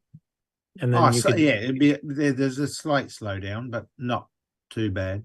And because a basic on a CoCo 1 or 2 is in ROM, of course you can just turn the speed up poke on and regain it back. Yeah, no, this was going to be for an adventure game, not really for an arcade game. Yeah, but I mean, technically, because you were just doing it on VSyncs as opposed to by individual scan lines, you could make an arcade game, just combine a couple to get different colors. Technically, yeah. Anyway, I've got to So go. this is like a science, isn't it? Yeah, it's a bunch of timing techniques is basically what it is. Yeah. What if I do this? That's what Simon does. Simon says, "I'll get right back to you 10 minutes." And then he comes back in 10 minutes. I'll do it. Try this one. And then he says, "I had a poke, see what happens." That's kind of like me sending code for Nitrous 9 level 1 to David Ladd back in the day, except I normally crash his machine every time. Yeah. And sometimes he says, "Why isn't it working? It should be working." I say that all the time in my code. Yeah. Okay, this next one is based on a Facebook post by Carl Doherty. It's an interesting video card project that is meant to work with a variety of 8-bit systems, and it's basically a modern video card with a mega RAM, video RAM on it. And one of the targets for the 8-bit system that this will be hosted on is a 6809. So this technically could work on a CoCo. So for the people that are in the audio viewing here, you actually got some pretty impressive looking graphics here. There's a 512 color palette. You can get up to 16 or 256 colors with transparency, etc. So I'll just read kind of the specs here. So it's an all new video display processor compatible with Z80, Z80, 6502, 6809, and other 8-bit machines. high quality, high performance arcade level graphics, up to 6 layers, independently positioned, chosen from. You've got text with 4 software fonts built in, 16 colors from a palette of 512. So it's got the same number of colors as an Atari ST does. And 8 times as much as a CoCo 3 normally does. Bitmap graphics, which can be 16 or 256 color palettes with transparency. Tile-based system, so 16 color 8x8 tile maps, full scrolling. This would have been perfect for the Wizard's Den. And up to 96 sprites of 16 by 16 pixels with 16 color, 16 palettes for the sprites. You can have up to 1024 sprite and up to 4096 tile definitions. Resolutions can go from 320 by 240, 640 by 480, 424 by 240, and up to 848 by 480, which is into Super VGA territory. And if you notice those resolutions there, that's both 4:3 ratio, like our old TV monitors and stuff were, and 16 by 9, which is, the modern widescreen TVs we're all used to. 512 color palette, a megabyte of video RAM built in, a programmable line interrupt built in. So basically you can get an interrupt as it hits each scan line. Memory mapped interface, emulates 16K static RAM, including paging controls, would be like the MMU on the CoCo 3. Some hardware stuff like, voltage regulation on the board, 5-volt compatible I/O. Fast external SD card interface. I'm not sure what you load on the SD card, but maybe the tile maps and stuff, you can just load it right off there instead of having to power them up to the card from the host computer. It's about the size of a Pico, 25 by 52 millimeters. And for the audio listeners, basically the person's holding it between their thumb and their index finger, and they're not that spread apart. So, just literally, I think 1 inch by 2 inches roughly is the size of the card. This isn't going to put a little crater in our CPU? No, it should actually help it out, if anything. And as you can see some, samples here with some actual sprites flipping around and some, color effects, et cetera. And there's what it kind of looks like in one 8-bit machine. I'm not sure which one it is, but that looks like a really interesting project. So, of course, that's another video standard that's out there. We've got the Super Sprite FM Plus board, which also has sound built in too. So maybe that's still a better one. Plus, that one actually has some software support on the Dragon, the CoCo already. So when this is running, the VDG is just sitting there going, well, I'm thinking you might be able, depending how this works, you might have a second display. You can actually do both at the same time. Okay. But I don't know for sure. This is just the quick one. I mentioned that we mentioned earlier that Bill got the Matchbox CoCo and Mr. version of EOU version 1.0.0, which went up on Thursday. So you can go down onto the download portion of the EOU page on my site, and you can download it somewhere. Oh, right here at the top. So you can go download it now if you have a Matchbox CoCo or a Mr. with Roger Taylor's code. I don't think it works with the free public domain CoCo 3 core. I don't think that's far enough along to run this yet. The OS 9 hasn't been fixed for that problem with the latest firmware yet. I don't know if I'm going to bother, because the way to fix it is I have to slow everything down. That to me is a bug in the SDC. That's not a bug. I didn't change in the code. None of the code for accessing the SDC has changed. And it's Darren's own driver that he broke, because he wrote that SDC driver. So now that Bill's kind of got free time, I know Bill was in contact with Darren early on, and they were going to try to work out between them, because we don't want to slow it down. One of the advantages of having the SDC is it's faster than a standard floppy drive or hard drive. So slowing it down just rubs me the wrong way. And I'm hoping he can just reverse that little snippet of the code and leave some of the other extras that he put in at the same time, because he did do some other updates that aren't have no effect on this. Or figure out what's actually broken and patch that, and so that you get all the new features. Yeah, exactly. That would be the ideal situation. But I know he's been running low on space in that thing. So depending on what has to be done, I don't know. So is the previous firmware available somewhere if you have the new one and you would really just like to run you can. Yes. Can someone put that in chat or something? Because I don't know. I'm clueless, but I have a newer one and I would like it to not be so new. Alan, do you know, is there an official repository for the various versions, or is it just we should just throw one up there for people to use? I think we're just going to dig it out of our personal collections and share it back if you don't have it.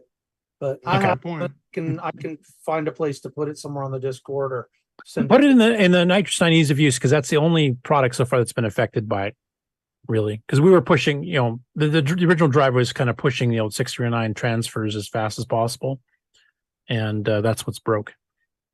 Rick, your Is voice that- is low. I'm sorry, my mic is expensive and useless. Now that's the SDC Firmware. basic is The one that busted your SDC, that's the update. the MCU. Yeah. The SDC DOS you can do, that works fine.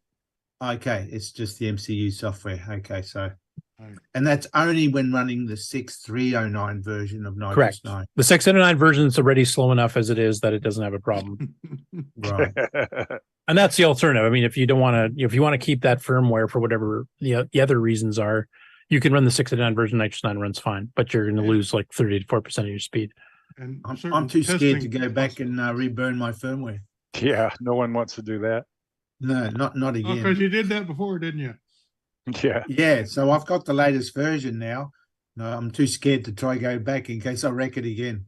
Well, you have more than one SDC card, Yeah, right? but they both got the new firmware. Well, you make Right, another but you one. got 2 chances. It's like flipping a coin, Nick. Come on. Actually, if you flashed it, like you basically you wore your old one out. Now you got 2 new ones, so you should have no problem doing the firmware update. Oh, right. Yeah. Unless bought he fixes what the bug Disclaimer, is. I'm not responsible if Nick's SDC fails working after he tries the update. I bought a Dynex TV like that one and thinking it was really cheap and awful and no one ever uses it. And then here's one there on the screen. Oh, cool. Never heard of it. No, they're pretty cool. They Are cheap they? and You got cheerful, one? as they say. Yeah, I've got a couple of Dynex things. Like I say, they're cheap and cheerful. They work, and when they die, you throw them away because you didn't pay much for them. Oh. Move on. It came with the zapper. All right, we got any more news? Oh yeah, I was just waiting for them to quit talking. Another hour. We're at the 5-hour mark. Yeah, you shouldn't do that. You should just move on. Yeah, just let me get through it here. My wife's in Ohio. We keep going. Hey, so back. This video here is actually by Brendan Donahue of CoCo VGA fame. So this is a modification for the MC10, and it's about a 9-minute video that explains how to do it as far as he's gotten so far. So one of the things with the MC10, it's got a VDG just like the CoCo, but it only has 4K of RAM on board.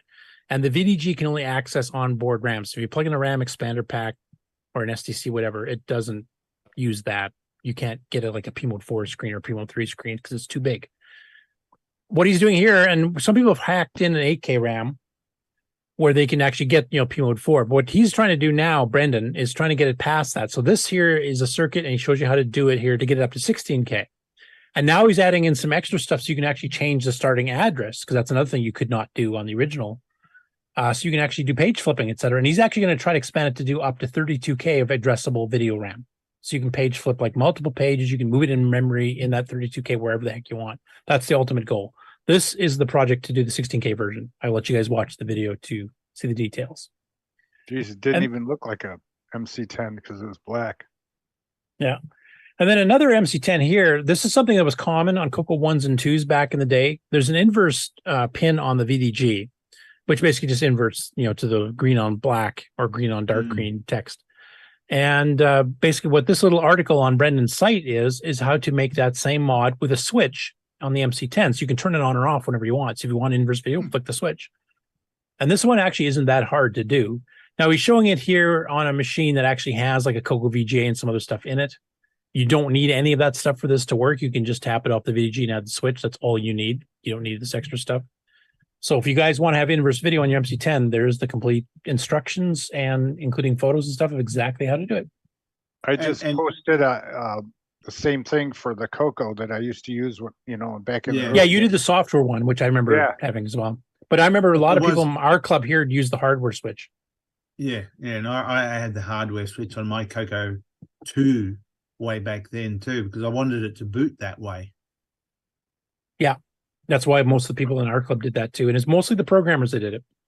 A few people that were in school and did word processing. I really hated that green. You still do. It didn't calm me at all. No hated past tense there. You can't see it on a black and white monitor. No, but I did have a color screen, so Yeah. Next up, Julian Brown, who actually I think was in the chat earlier here too. One of our Dragon people that's actually been doing the new motherboards to replace. Now he's been working on keyboards. I think we covered this last week or the week before. He actually got some spacers and he's just using some keys around just to see for making a replacement keyboard, and they didn't quite fit properly. I think they were sunk too low, if I remember, into the case because a lot of empty space. So now he's got 15 millimeter spacers. He said, looks right, but has revealed a very slight misalignment of the keys, which you can kind of see in this picture here. So basically it needs to shift up 1 millimeter or the thickness of a dime and left 1.5 millimeters or 1.5 dimes. So it's a little bit off center. My world. So anyway, he's working on that. And once he gets everything finished there, then you can actually start sourcing the keys properly because he's just throwing in whatever he had kind of handy. And once he's done that, he's going to have to shift it 0.25 millimeters to the left. And yeah. Well, how many dimes to buy it? Right. I don't know because he's still working on what he needs to make this. So the price isn't fixed yet.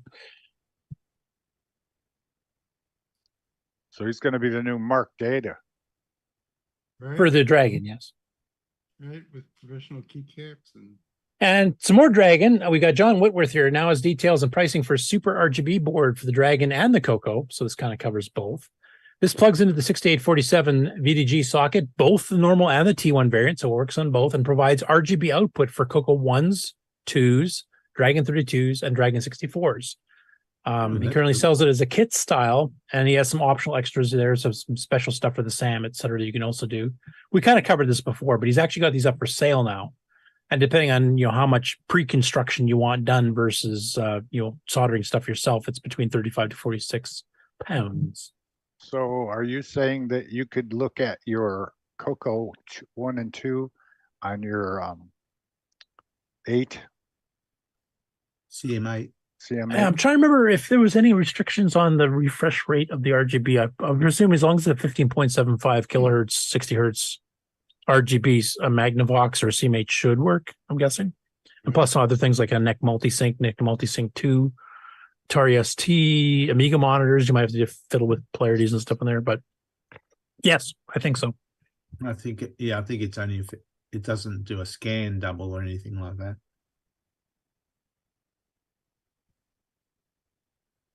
And then the final story was one we've already talked about here, but this is the actual website link for the Dragon Meetup, 7th and 8th of October, 2023, at the Center for Computing History in Cambridge, UK.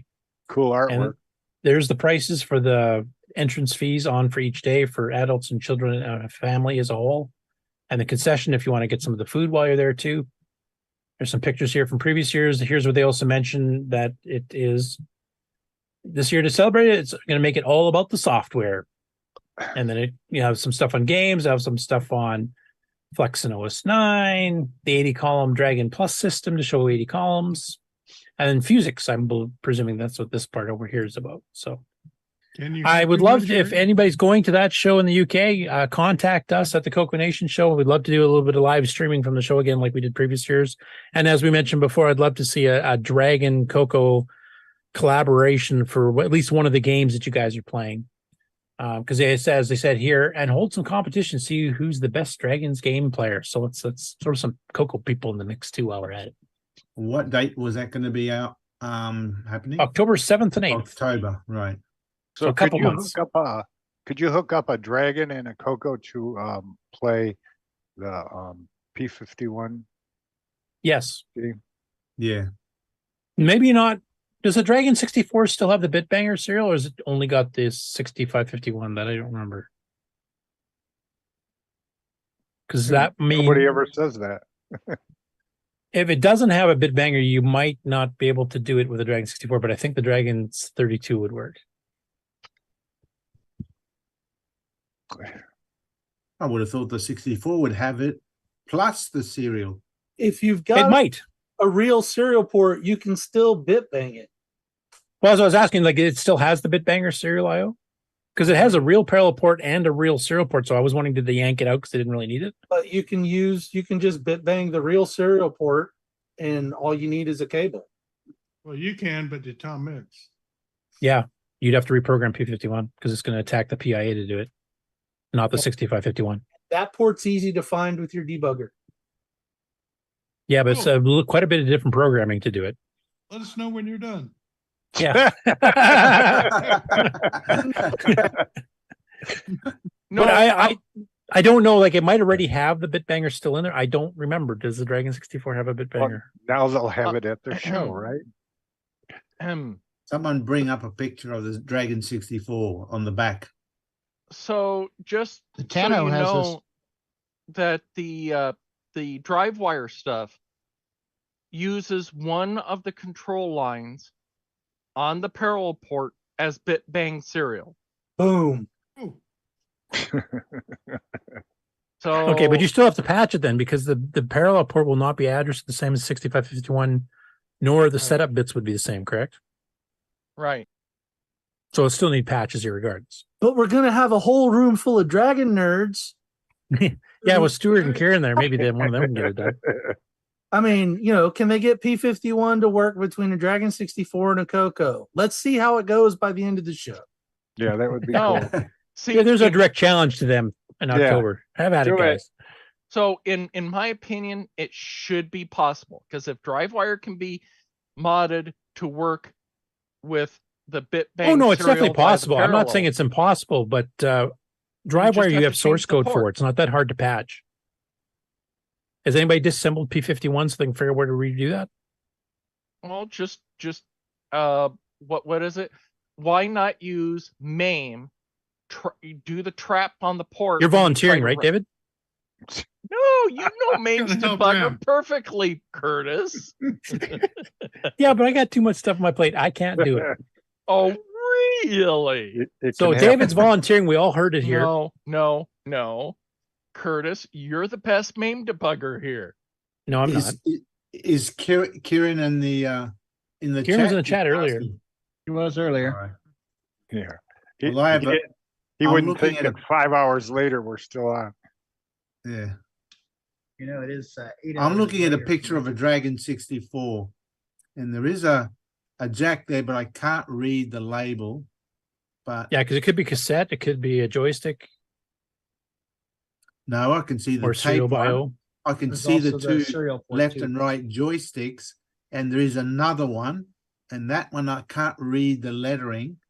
You'll find I it when we assume- go off the air. I thought the parallel port was on the side. It is, and the serial is right next to it, or what I think is the RS. Yeah, and that's the DB25 serial, right? No, it's a round one. Oh, hang on. Wasn't there I'll, power jack? Also, some weird round DIN and- connector. It's Right. it's a 9 DE9 on the Tano. Because I know it was a 6551. And I thought it was using a DB25 because DB9 wasn't popular that early on. Well, there's a DIN jack with 1, 2, 3, 4, 5, 7 pins. That might be the power connector. Ah, maybe that word says power. Wayland, who's actually in that realm of things there, said the Dragon 64 has a real serial port. It's not the same as CoCo serial. It doesn't have the CoCo It's actually like serial the at CoCo all. with the RS-232 card. Yeah, it's an R32 Yeah. pack. It's the same chip, 6551. Right. Yeah, It's, it's FF04, I believe, is the start address for the Dragon 64 / Tano's serial port, I believe.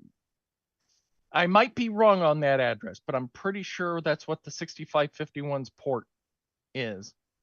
Now, Mikey's saying his Tano Dragon, and Tom Eric Anderson said this too, that the R32 on the Dragon 64 or on the Tano Dragon is a DIN connector. It's not a DB9 or Right. 25. DB9. It's a 7 DE9, and it's the 6551 is a DIN connector.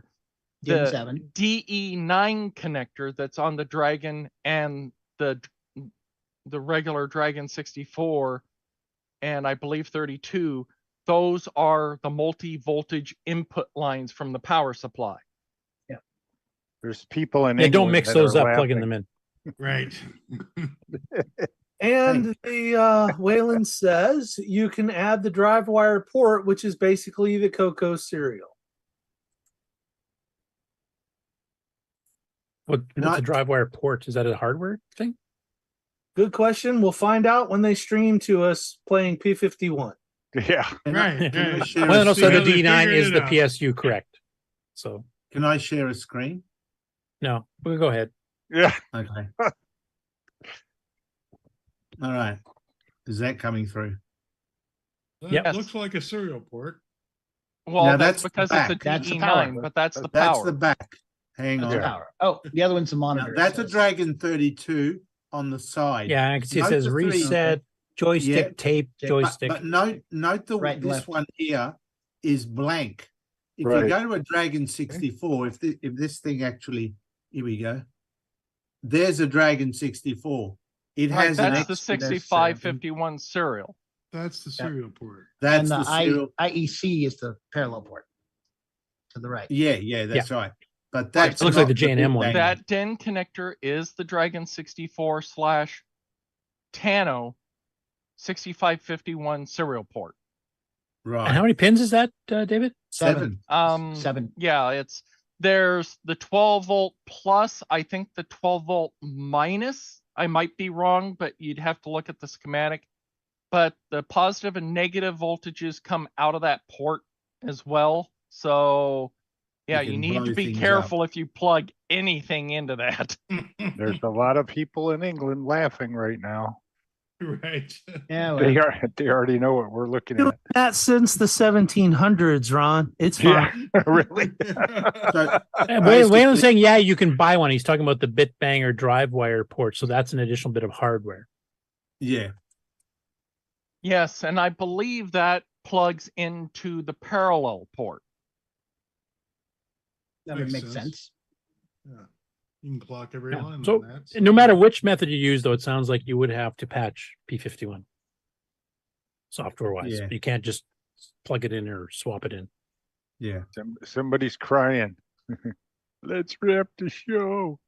Did someone plug Yeah, my in- cats are crying about that. They've been in here a few times bitching at me. So It's not dark yet. My dog too. Oh, no, wait, they want to get fed. August. All right. Well, on that note, then I guess everybody's wanting the show to end. Oh, hang on. I'm going to share another screen. Just tell me how it comes out. How does that look? Colorful. Yeah, it's not doing the flashing between properly, though. We're getting the missed frames. Yeah. Now that it looks good on my screen, but yeah, over the internet, you lose. Yeah, that you those. need to write some docs for it, how to interface with it, and then release a disk image so people Well, can this fiddle is with it. well, this was only a test program I was doing at the time to try see what it looks like, all the extra colors. There's another one I did as well. I can't find that yet. You need to hook up with Simon. The other thing that you could try is see if you could use MAME's AVI write feature and Right. actually create a video output from MAME and see if it actually does AVI at the full 60 frames. Yeah, because Nick loves emulators so much. Yeah, Right? He's going to be right on Jump top of right that. in there and yeah. Well, it's a Well, it's 14 either or that or else screen he has to get a We're- better capture device. We're gonna have to do an After Dark episode of all of Nick's cussing at the emulator while he tries to- Learn some new Australian words. Yeah. Yeah. No, works on I can Android. show Nick some interesting words. I didn't know how you spell kookaburra. Yeah. Crikey. Works How on it's pronounced Android. either. Any more news? the crikey. Nope, I'm done. The show's done. Yeah. Thanks again to Matt Harper for being our interview guest this week. Thank you, Matt. Very interesting. We just haven't pushed the red buttons yet. Matt, work on version 2. This concludes another episode of the CoCo Nation, the world's leading live interactive talk show featuring the Technicolor computer. For all things the CoCo Nation, visit us on the web at thecoconation.com. We'd love to hear from you. Send feedback, suggestions, even segments via email to show@thecoconation.com. The CoCo Nation Show would not exist without the community and its cast and crew. The CoCo Nation theme song, copyright 2022, D. Bruce Moore. Mixed, mastered, and produced by D. Bruce Moore. The CoCo Nation is over.